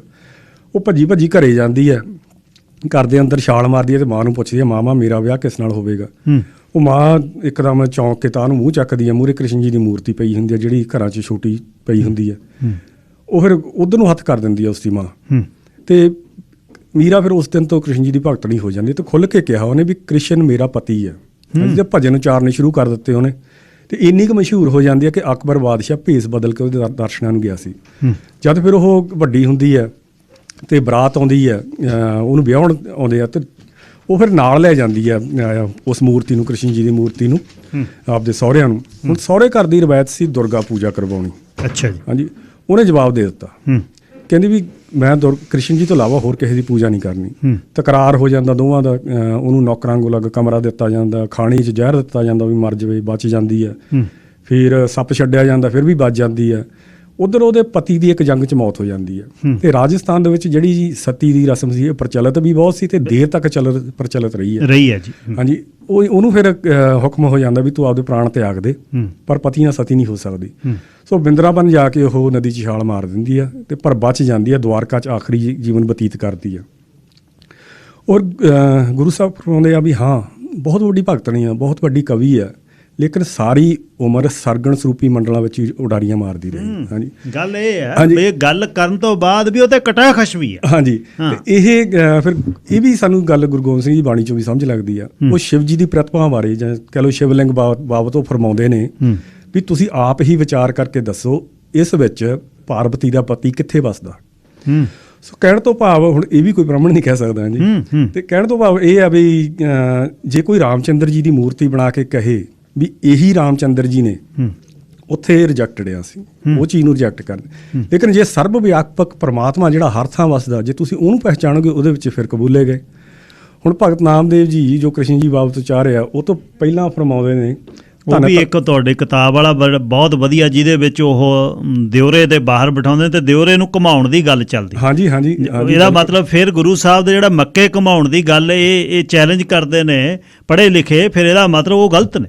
ਇਸ ਤਰ੍ਹਾਂ ਹੀ ਉਹ ਪੰਜਾ ਸਾਹਿਬ ਵੇਲੇ ਕਰਦੇ ਨੇ। ਜਿਹੜਾ ਐਕਚੁਅਲੀ ਮੱਕੇ ਦੀ ਵੀ ਜਿਹੜੀ ਗੱਲ ਹੈਗੀ ਆ ਨਾ, ਇਹ ਭਾਈ ਬਾਲਾ ਜੀ ਦੀ ਹੈਸੀਅਤ ਨੂੰ ਖਤਮ ਕਰਨ ਦਾ ਇੱਕ ਮੇਨ ਰੀਜ਼ਨ ਇਹ ਆ ਵੀ ਜੇ ਭਾਈ ਬਾਲਾ ਨੂੰ ਖਤਮ ਕਰ ਦੇਂਗੇ, ਉਹਦੀ ਜਨਮ ਸਾਖੀ ਖਤਮ ਹੋ ਜੂ, ਫਿਰ ਤੁਸੀਂ ਭਾਈ ਗੁਰਦਾਸ ਨੂੰ ਟਾਰਗੇਟ ਕਰ ਸਕੋਗੇ ਵੀ ਭਾਈ ਗੁਰਦਾਸ ਜੀ ਨੇ ਕਿੱਥੋਂ ਜਾਣਕਾਰੀ ਲਈ ਵੀ ਮੱਕਾ ਘਮਾਇਆ, ਫਿਰਿਆ ਮੱਕਾ ਕਲਾ ਦਿਖਾਰੀ ਭਾਈ ਗੁਰਦਾਸ ਜੀ। ਸੋ ਡੂੰਘੀਆਂ ਸਾਜ਼ਿਸ਼ਾਂ ਨੇ, ਕਿਤੇ ਨਾ ਕਿਤੇ ਦੂਜੇ ਧਰਮ ਇਨਵੋਲਵ ਹੁੰਦੇ ਨੇ ਵਿੱਚ, ਉਹਨਾਂ ਦੀਆਂ ਆਪਣੀਆਂ ਗੇਮਾਂ ਹੁੰਦੀਆਂ। ਗੱਲ ਤਾਂ ਹੈਗੀ ਤੁਹਾਨੂੰ ਆਪ ਨੂੰ ਸਮਝਦਾਰ ਬਣਨਾ ਪੈਂਦਾ। ਹਾਂਜੀ, ਜਿਹੜੀ ਉਹ ਸਮਝਾਇਓ ਜੀ, ਆ ਵੀ ਜਿਹੜੀ ਤੁਹਾਡੀ ਕਿਤਾਬ ਦੇ ਵਿੱਚ ਨਾਮਦੇਵ ਜੀ ਦੀ ਜਦ ਪਾਠ ਕਰਦਿਆਂ ਨੂੰ ਉਹਨਾਂ ਨੂੰ ਮੰਦਿਰ ਚੋਂ ਬਾਹਰ ਕੱਢ ਦਿੰਦੇ। ਹਾਂਜੀ, ਵੀ ਉਹ ਕਹਿੰਦੇ ਨੇ ਫਿਰ ਉਹ ਦਿਉਰੇ ਵਾਲੀ ਆਪਾਂ ਪੜ੍ਹਦੇ ਬਹੁਤ ਹਾਂ, ਪਰ ਉਹ ਕਿਸੇ ਨੂੰ ਇਹ ਨਹੀਂ ਪਤਾ ਉਹ ਕੀ ਕਹਿ ਰਹੇ ਨੇ। ਮੈਂ ਤੁਹਾਡੀ ਕਿਤਾਬ ਤੋਂ ਪੜ੍ਹ ਕੇ ਪਤਾ ਲੱਗਿਆ ਵੀ ਉਹਦਾ ਮਤਲਬ ਕੀ। ਹਾਂਜੀ, ਉਹ ਫਿਰ ਲੈ ਚਲੀਏ ਕੰਬਲੀ ਚਲਿਓ ਪਲਟਾਏ ਜਦੋਂ ਕੱਢ ਦਿੰਦੇ ਆ ਬਾਹਰ। ਦੇਹਰੇ ਪਾਛੇ ਬੈਠਾ ਜਾਏ, ਜਿਉਂ ਜਿਉਂ ਨਾਮਾ ਹਰ ਗੁਣ ਉਚਰੇ, ਭਗਤ ਜਨਾ ਕਾ ਦੇਹਰਾ ਫਿਰੇ। ਉਹਨਾਂ ਦਾ ਮੰਦਿਰ ਘੁੰਮ ਜਾਂਦਾ। ਇਹ ਸਬੂਤ ਅੱਜ ਵੀ ਪਿਆ ਜੀ ਉੱਥੇ। ਜੇ ਤੁਸੀਂ ਜਾ ਕੇ ਦੇਖੋ, ਚੜ੍ਹਦੀ ਵੱਲ ਨੂੰ ਹੁੰਦੇ ਨੇ ਮੰਦਿਰ ਉਹਨਾਂ ਦਾ ਮੂੰਹ, ਉਹ ਮੰਦਿਰ ਲਹਿੰਦੀ ਵੱਲ ਨੂੰ ਆ। ਸੇਮ ਸੇਖੋ ਸਾਹਿਬ, ਹੁਣ ਗਗਨ ਦਵਾਮਾ ਬਾਜਿਓ ਪਰਿਓ ਨਿਸ਼ਾਨੇ ਘਾਓ, ਖੇਤ ਜੋ ਮੰਡਿਓ ਸੂਰਮਾ ਅਬ ਜੂਜਨ ਕਾ, ਉਹਨੂੰ ਅਸੀਂ ਪੜ੍ਹੀ ਜਾਂਦੇ ਹਾਂ। ਉਹਦੇ 'ਚ ਸਾਨੂੰ ਮੈਂ ਪਤਾ ਕੀ ਮਹਿਸੂਸ ਕਰਦੇ ਹਾਂ ਵੀ ਜੰਗ ਲੱਗਣ ਲੱਗੀ ਆ, ਧੌਂਸਿਆਂ ਤੇ ਹੋ ਗਿਆ ਤੇ ਕੂਚ ਹੋ ਰਿਹਾ। ਪਰ ਉਹ ਜਿਹੜਾ ਤੁਸੀਂ ਉਹਦਾ ਦੱਸ ਰਹੇ ਹੋ, ਸੂਰਾ 195 ਜੋ ਲਰੇ ਦੀਨ ਕੇ ਹੇਤ, ਤੁਹਾਡੇ ਜਿਹੜੇ ਅਰਥ ਨੇ ਉਹ ਅਰਥ ਹੀ ਹੋਰ ਨੇ, ਅਸੀਂ ਹੋਰ ਕਾ ਸਮਝ ਰਹੇ। ਇਹਦਾ ਮਤਲਬ ਇਹ ਵੱਡੀ ਪ੍ਰੋਬਲਮ ਦੇਖੋ, ਅਸੀਂ ਪੜ੍ਹਿਆ ਨਹੀਂ। ਤੁਹਾਨੂੰ ਮੈਂ ਹੋਰ ਦੱਸ ਦਿੰਦਾ, ਸਾਡੇ ਆਪਾਂ ਕਹਿ ਦਿੰਦੇ ਆ ਵੀ ਰਾਜ ਬਿਨਾਂ ਨਾ ਧਰਮ ਚਲੇ ਹੈ, ਧਰਮ ਬਿਨਾਂ ਸਭ ਦਲੇ ਮਲੇ ਹੈ। ਇਹ ਗੁਰੂ ਸਾਹਿਬ ਦੀ ਰਚਨਾ ਨਹੀਂ ਹੈਗੀ, ਕਿਸੇ ਵੀ ਗੁਰੂ ਸਾਹਿਬ ਦੀ। ਤੇ ਪੁਰਾਤਨ ਜਥੇਬੰਦੀਆਂ ਤੋਂ ਪਤਾ ਲੱਗਦਾ ਵੀ ਇਹ ਪੁਰਾਤਨ ਸਮੇਂ ਦੇ ਵਿੱਚ ਰਾਜਿਆਂ ਨੂੰ ਵਿੱਦਿਆ ਸਿਖਾਈ ਜਾਂਦੀ ਸੀਗੀ ਵੀ ਰਾਜਨ ਤੇਰਾ ਧਰਮ ਆਹ ਆ ਵੀ ਤੂੰ ਪਰਜਾ ਦੀ ਰੱਖਿਆ ਕਰਨੀ ਹੈ, ਤੂੰ ਪਰਜਾ ਨਾਲ ਆਹ ਤਰੀਕੇ ਵਿਚਰਨਾ। ਉਹ 'ਚ ਸਿਖਾਇਆ ਜਾਂਦਾ ਸੀ ਧਰਮ ਬਿਨਾਂ ਨਾ ਰਾਜ ਚਲੇ ਹੈ, ਧਰਮ ਬਿਨਾਂ ਸਭ ਦਲੇ ਮਲੇ ਹੈ। ਹਾਂਜੀ, ਸੋ ਉਹਨੂੰ ਚੱਕ ਕੇ ਰਾਜ ਭਾਗ ਨੂੰ ਪ੍ਰਮੋਟ ਕਰਨਾ ਸ਼ੁਰੂ ਕਰ ਦਿੱਤਾ। ਰਿਐਲਿਟੀ 'ਚ ਜਿਹੜਾ ਆਪਾਂ ਅਰਦਾਸ ਪ੍ਰੰਤ ਪੜ੍ਹਦੇ ਹਾਂ, ਜਿਹੜਾ ਦੋਹਰਾ ਆਪਾਂ ਪੜ੍ਹਦੇ ਹਾਂ, ਰਾਜ ਕਰੇਗਾ ਖਾਲਸਾ ਆਕੀ ਰਹੇ ਨਾ ਕੋਈ, ਉਹ ਵੀ ਮਤਲਬ ਹੋਰ ਨੇ ਜੀ। ਜਿਹੜੇ 1.25 ਲੱਖ ਸੇ ਏਕ ਲੜਾਊਂ ਚੜੇ, 1.25 ਲੱਖ ਸੇ ਏਕ ਲੜਾਊਂ ਤਬੈ ਗੋਬਿੰਦ ਸਿੰਘ ਨਾਮ ਕਹਾਊਂ, ਜਦੋਂ ਇਹ ਮੈਨੂੰ ਗੁਰੂ ਸਾਹਿਬ ਦੇ ਗ੍ਰੰਥ 'ਚੋਂ ਨਹੀਂ ਮਿਲਿਆ, ਫਿਰ ਮੈਨੂੰ ਗਿਆਨੀ ਗਿਆਨ ਸਿੰਘ ਦੇ ਪੰਥ ਪ੍ਰਕਾਸ਼ 'ਚੋਂ ਮਿਲ ਗਿਆ ਵੀ 1.25 ਲੱਖ ਸੇ ਏਕ ਲੜਾਊਂ ਘਰ ਘਰ ਵਿੱਚ ਅਕਾਲ ਜਪਾਊਂ। ਇੱਥੋਂ ਫਿਰ ਮੈਂ ਸਮਝ ਗਿਆ ਵੀ ਸਿੱਖਾਂ ਨੇ ਗੁਰੂ ਸਾਹਿਬਾਂ ਨੂੰ ਪਰਖਿਆ ਆਪਣੇ ਆਪਣੇ ਤਰੀਕੇ ਨਾਲ। ਕਿਸੇ ਨੇ ਜਿਹੋ ਜਿਹੇ ਸਿੰਘ ਸਾਜੇ ਸੀ ਉਹ ਪਰਖਿਆ, ਕਿਸੇ ਨੇ ਪਰਖਿਆ ਵੀ ਜਿਹੜਾ ਉਹਨਾਂ ਨੇ ਨਾਮ ਜਪਵਾਇਆ ਪਰਮਾਤਮਾ ਦਾ। ਹੁਣ ਇਹ ਸਾਰੀ ਸਾਨੂੰ ਖੇਡ ਜਿਹੜੀ ਆ, ਇਹ ਤੋਂ ਪਤਾ ਭਾਈ ਨੰਦ ਲਾਲ ਜੀ ਦੇ ਵਿੱਚੋਂ ਲੱਗਦਾ, ਤਨਖਾਹਨਾਮੇ ਦੇ ਵਿੱਚੋਂ ਭਾਈ ਨੰਦ ਲਾਲ ਜੀ ਫਰਮਾਉਂਦੇ ਨੇ 1.25 ਲੱਖ ਸੇ ਏਕ ਲੜਾਊਂ ਚੜੇ ਸਿੰਘ ਤੇ ਸਮੁਕਤ ਕਰਾਊਂ। ਹੁਣ ਸਿੰਘ ਸ਼ੇਰ ਹੁੰਦਾ, ਸ਼ੇਰ ਤੇ ਦੁਰਗਾ ਸਵਾਰ ਹੁੰਦੀ ਹੈ। ਹਾਂਜੀ, ਦੁਰਗਾ ਕੀ ਆ, ਉਹਦੇ ਕਨਸੈਪਟ ਵੀ ਬਹੁਤ ਡੂੰਘੇ ਜਾਂਦੇ ਆ। ਸੋ ਉਹਦੇ ਵਿੱਚ ਭਾਈ ਨੰਦ ਲਾਲ ਜੀ ਫਰਮਾਉਂਦੇ ਨੇ ਕਿ ਖਾਲਸਾ ਸੂਈ ਜੋ ਚੜੇ ਤਰੰਗ, ਖਾਲਸਾ ਸੂਈ ਜੋ ਕਰੇ ਨਿਤ ਜੰਗ। ਖਾਲਸਾ ਉਹ ਆ ਜਿਹੜਾ ਹਰ ਰੋਜ਼ ਘੋੜਸਵਾਰ ਹੁੰਦਾ ਤੇ ਜੰਗ ਕਰਦਾ। ਹੁਣ ਜੇ ਦੁਨਿਆਵੀ ਜੰਗ ਦੀ ਗੱਲ ਹੋਵੇ ਤਾਂ ਅਸੀਂ ਘੋੜਸਵਾਰ ਹੋ ਕੇ ਇੱਕ ਇਲਾਕਾ ਜਿੱਤ ਲਾਂਗੇ, ਵਾਪਸ ਆਵਾਂਗੇ, ਪੰਕਤੀਆਂ ਫਿਰ ਇਹੀ ਗੱਲ ਕਹਿਣਗੀਆਂ, ਕਰਦੇ ਕਰਦੇ ਸਾਰੀ ਦੁਨੀਆ ਜਿੱਤੀਆਂਗੇ, ਜਦੋਂ ਫਿਰ ਵਾਪਸ ਆਵਾਂਗੇ ਪੰਕਤੀਆਂ ਫਿਰ ਇਹੀ ਗੱਲ ਕਹਿਣਗੀਆਂ। ਲੇਕਿਨ ਦੂਸਰੇ ਪਾਸੇ ਇਹ 'ਚ ਇਹ ਵੀ ਆਉਂਦਾ, ਖਲਕ ਖਾਲਕ ਕੀ ਜਾਣ ਕੇ ਖਲਕ ਦੁਖਾਵੇ ਨਾ ਹੈ, ਖਲਕ ਦੁਖੇ ਨੰਦ ਲਾਲ ਜੀ ਖਾਲਕ ਕੋ ਪੈਤਾ ਹੈ। ਖਲਕ ਹੈ ਲੁਕਾਈ, ਖਾਲਕ ਹੈ ਉਸ ਦਾ ਮਾਲਕ ਪਰਮਾਤਮਾ। ਉਹ ਕਹਿੰਦੇ ਵੀ ਇਹਨੂੰ ਲੁਕਾਈ ਨੂੰ ਪਰਮਾਤਮਾ ਦੀ ਜਾਣ ਕੇ ਦੁਖੀ ਨਾ ਕਰੋ। ਹਾਂਜੀ, ਤੇ ਜਦੋਂ ਇਹਨੂੰ ਦੁਖੀ ਕਰਦੇ ਹੋ ਤਾਂ ਪਰਮਾਤਮਾ ਕ੍ਰੋਧਵਾਨ ਹੁੰਦਾ। ਹਾਂਜੀ, ਫਿਰ ਅੱਗੇ ਜਾ ਕੇ ਸਾਨੂੰ ਆਉਂਦਾ 1.25 ਲੱਖ ਜਬ ਧੁਖੇ ਪਲੀਤਾ। ਪਲੀਤਾ ਹੁੰਦੀਆਂ ਚੰਗਿਆੜੀਆਂ, ਭਾਵ ਲਾਲਸਾਵਾਂ, ਕਾਮ ਕ੍ਰੋਧ ਲੋਭ ਹੰਕਾਰ ਅਧੀਨ ਜਿਹੜੀਆਂ ਸਾਡੇ ਅੰਦਰ ਲਾਲਸਾਵਾਂ ਉੱਠਦੀਆਂ ਨੇ, ਜਦ ਉਹ ਖਤਮ ਹੋ ਜਾਂਦੀਆਂ ਸਾਡੇ ਅੰਦਰੋਂ, ਫਿਰ ਤਬ ਖਾਲਸਾ ਉਹਦੇ ਅਸਤਲੋ ਜੀਤਾ। ਅਸਤਲੋ ਗਿਆਨ ਖੜਗ ਲੈ ਕੇ ਆਉਂਦਾ, ਗਿਆਨ ਹਾਸਿਲ ਕਰਕੇ ਖਾਲਸਾ ਫਿਰ ਉਜਾਗਰ ਹੁੰਦਾ। ਫਿਰ ਆਉਂਦਾ ਰਾਜ ਕਰੇਗਾ ਖਾਲਸਾ। ਹੁਣ ਆਪਾਂ ਕਰੇਗਾ ਕਹਿ ਦਿੰਦੇ ਹਾਂ, ਲੇਕਿਨ ਉਹ ਸ਼ਬਦ ਦੋ ਨੇ, ਕਰੇ ਤੇ ਗਾਹ। ਅੱਛਾ, ਕਰੇ ਹੈ ਕਰਨਾ, ਗਾਹ ਹੈ ਪਕੜਨਾ। ਪਕੜਨਾ ਕਿਸੇ ਨੂੰ, ਮਨ ਨੂੰ।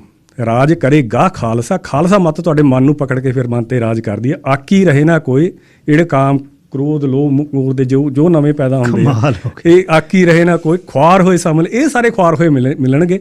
ਬਚੇ ਸ਼ਰਨ ਜੋ ਹੋ, ਉਹ ਤੁਹਾਡੀ ਜਿਹੜੀ ਪਰਮਾਤਮਾ ਪ੍ਰਤੀ ਜਿਹੜੀ ਸ਼ਰਧਾ ਭਾਵਨਾ ਜਿਹੜੀ ਉਹ ਬਚਦੀ ਆ। ਫਿਰ ਇਹ ਕਿਉਂਕਿ ਅਸੀਂ ਤਾਂ ਆਪਣੇ ਤੌਰ ਤੇ ਜੇ, ਕਿਉਂਕਿ ਮੈਨੂੰ ਇਹ ਵਧੀਆ ਲੱਗਦਾ, ਮੈਂ ਉਹਨੂੰ ਬਸ ਹਰ ਵਾਰ ਜੰਗਜੂ ਸੁਭਾਅ ਦੇ ਨਾਲ ਵੀ ਇਹ ਠੀਕ ਆ ਬਸ। ਹਾਂਜੀ ਹਾਂਜੀ, ਨਹੀਂ ਇਹ ਜੰਗਾਂ ਸਾਨੂੰ 3 ਤਰ੍ਹਾਂ ਦੀਆਂ ਮਿਲਦੀਆਂ ਨੇ ਗੁਰੂ ਗੋਬਿੰਦ ਸਿੰਘ ਜੀ ਦੇ ਗ੍ਰੰਥ 'ਚੋਂ। ਆਦਿ ਗੁਰੂ ਗ੍ਰੰਥ 'ਚ ਕੇਵਲ ਇੱਕ ਕਿਸਮ ਦੀ ਜੰਗ ਮਿਲਦੀ ਸਾਨੂੰ।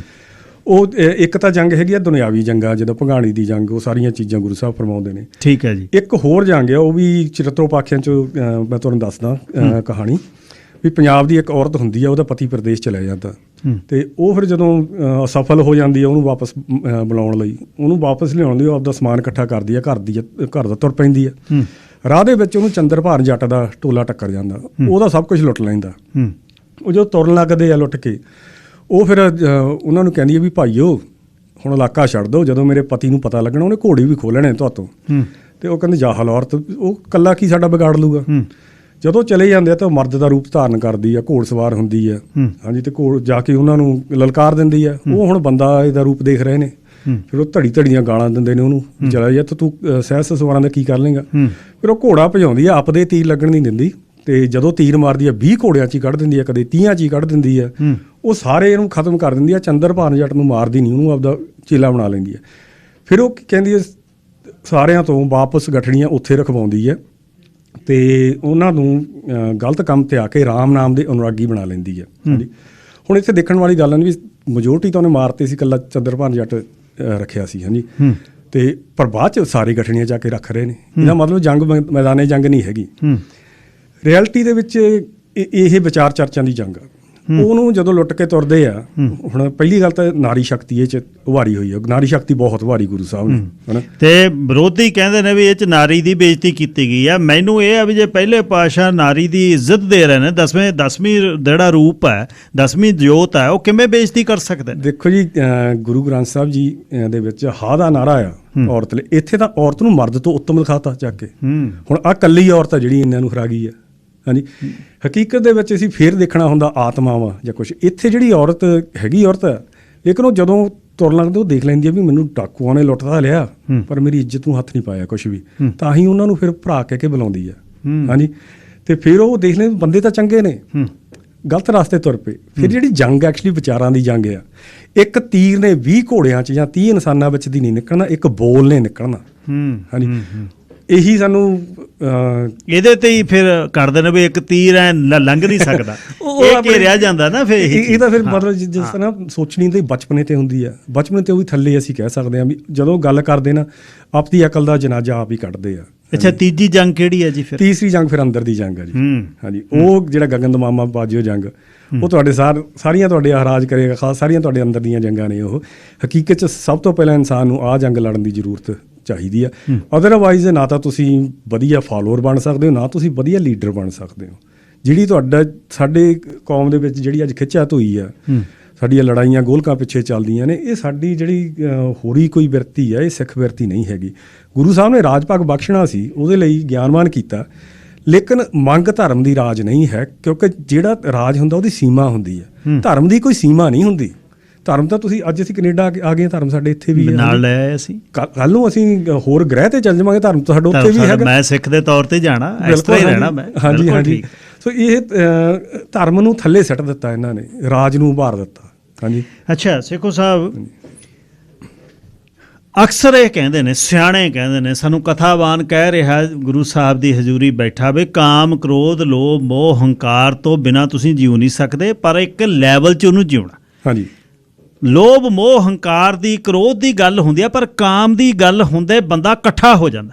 ਇਹਦੇ 'ਚ ਹੁਣ ਸਿਰਫ ਮੇਰੇ ਖਿਆਲ ਇਸ ਗੱਲ ਦੀ ਬਹੁਤ ਵੱਡੀ ਵਿਰੋਧਤਾ ਆ ਵੀ ਦਸਮ ਗ੍ਰੰਥ 'ਚ ਕਾਮ ਕਾਮ ਕਾਮ ਕਾਮ ਦੀ ਗੱਲ ਕੀਤੀ ਜਾਵੇ। ਇਹਦਾ ਓਰੀਜਨ ਕੀ ਆ? ਜਿਹੜਾ ਕੋਈ ਚਰਿੱਤਰ, ਤੁਸੀਂ ਜੋ ਚਰਿੱਤਰ ਪਾਖਣ ਦੀ ਗੱਲ ਕਰਨੀ ਹੈ, ਪਹਿਲੀ ਗੱਲ ਤਾਂ ਹਰ ਗੱਲ ਤਰਤੀਬਵਾਰ ਚੱਲਣਾ ਪਊ ਤੁਹਾਨੂੰ। ਹਾਂਜੀ, ਹਰੇਕ ਕਹਾਣੀ ਇਹ ਨਹੀਂ ਵੀ ਤੁਸੀਂ ਵਿੱਚੋਂ ਕੋਈ ਪੰਗਤੀ ਚੱਕ ਲਓਗੇ।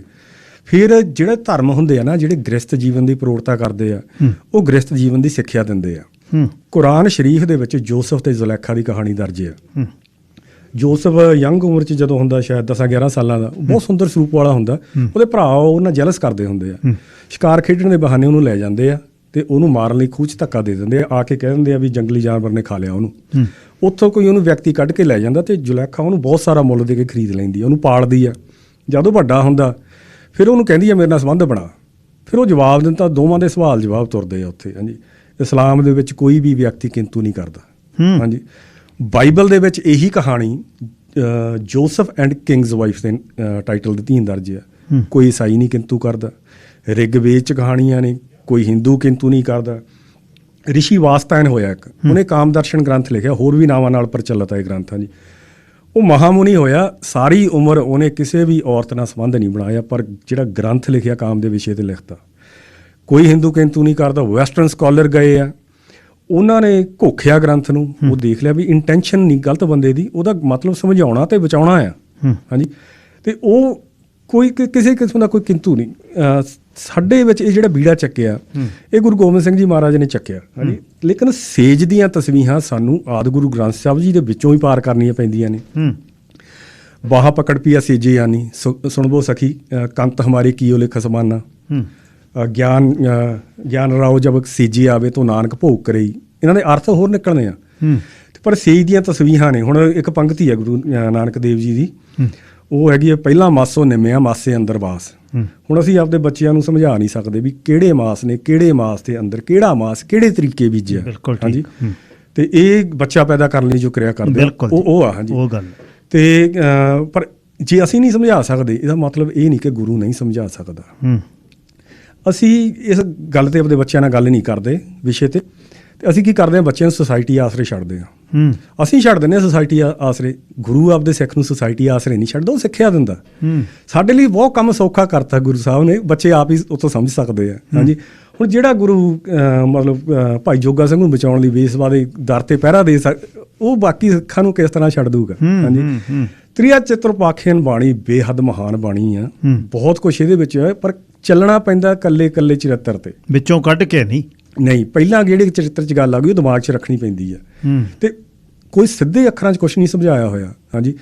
ਇਹ ਜੇ ਇਸ ਵਿਸ਼ੇ ਤੇ ਹੀ ਆਪਾਂ ਜੇ ਗੱਲ ਸ਼ੁਰੂ ਕਰ ਲਈਏ, ਹਾਂਜੀ, ਇਹ 'ਚ ਮੇਰੇ ਖਿਆਲ 2-3 ਸ਼ੋ ਤਾਂ ਈਜ਼ੀ ਹੋ ਜਾਣੇ ਆ, ਫਿਰ ਕਰਨੇ ਨੇ ਜੀ। ਇਹੀ ਵੱਡੀ ਕਹਾਣੀ ਤਾਂ ਇਹੀ ਹੈ, ਇਹੀ ਟਾਰਗੇਟ ਕੀਤਾ ਹੋਇਆ, ਹਾਂਜੀ। ਬਾਕੀ ਜੇ ਜਿਹੜਾ ਜਿਸ ਤਰ੍ਹਾਂ ਮੈਂ ਗੁਰੂ ਕਹਿੰਦਾ ਆ, ਗੁਰੂ ਗੋਬਿੰਦ ਸਿੰਘ ਗ੍ਰੰਥ ਨੂੰ ਮੈਂ ਕਿਸੇ ਨੂੰ ਖਿਜਾਉਣ ਲਈ ਨਹੀਂ ਕਹਿੰਦਾ, ਇਹ ਬਹੁਤ ਵੱਡਾ ਵਿਸ਼ਾ ਆ। ਵਿੱਚੋਂ ਗ੍ਰੰਥਾਂ ਦੇ ਮੈਂ ਜਦੋਂ ਵੀ ਗੁਰੂ ਕੋਈ ਆਉਂਦਾ ਮੈਂ ਛੱਡਦਾ ਨਹੀਂ ਉਸਨੂੰ, ਉਹਨੂੰ ਤਾਲਮੇਲ ਦੇਖਦਾ, ਸਾਰੀ ਚੀਜ਼ ਦੇਖਦਾ, ਇਤਿਹਾਸ ਦੇਖਦਾ ਮੈਂ, ਹਾਂਜੀ।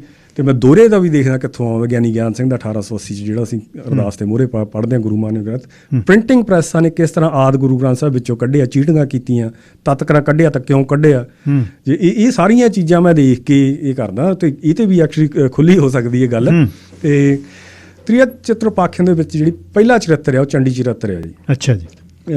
ਇਹਦੇ ਵਿੱਚ ਥੋੜ੍ਹਾ ਇਸ਼ਾਰਾ ਆਉਂਦਾ ਦੁਰਗਾ ਦੀ ਜੰਗ ਦਾ, ਲੇਕਿਨ ਚੰਡੀ ਦੀ ਵਾਰ ਆ ਜਿਹੜੀ, ਜਾਂ ਚੰਡੀ ਚਰਿੱਤਰ ਉਕਤ ਬਲਾਸ, ਇਹਨਾਂ ਦੇ ਵਿੱਚ ਦੁਰਗਾ ਦੀ ਜੰਗਾਂ ਦੀ ਗੱਲ ਖੁੱਲ੍ਹ ਕੇ ਹੁੰਦੀ ਆ।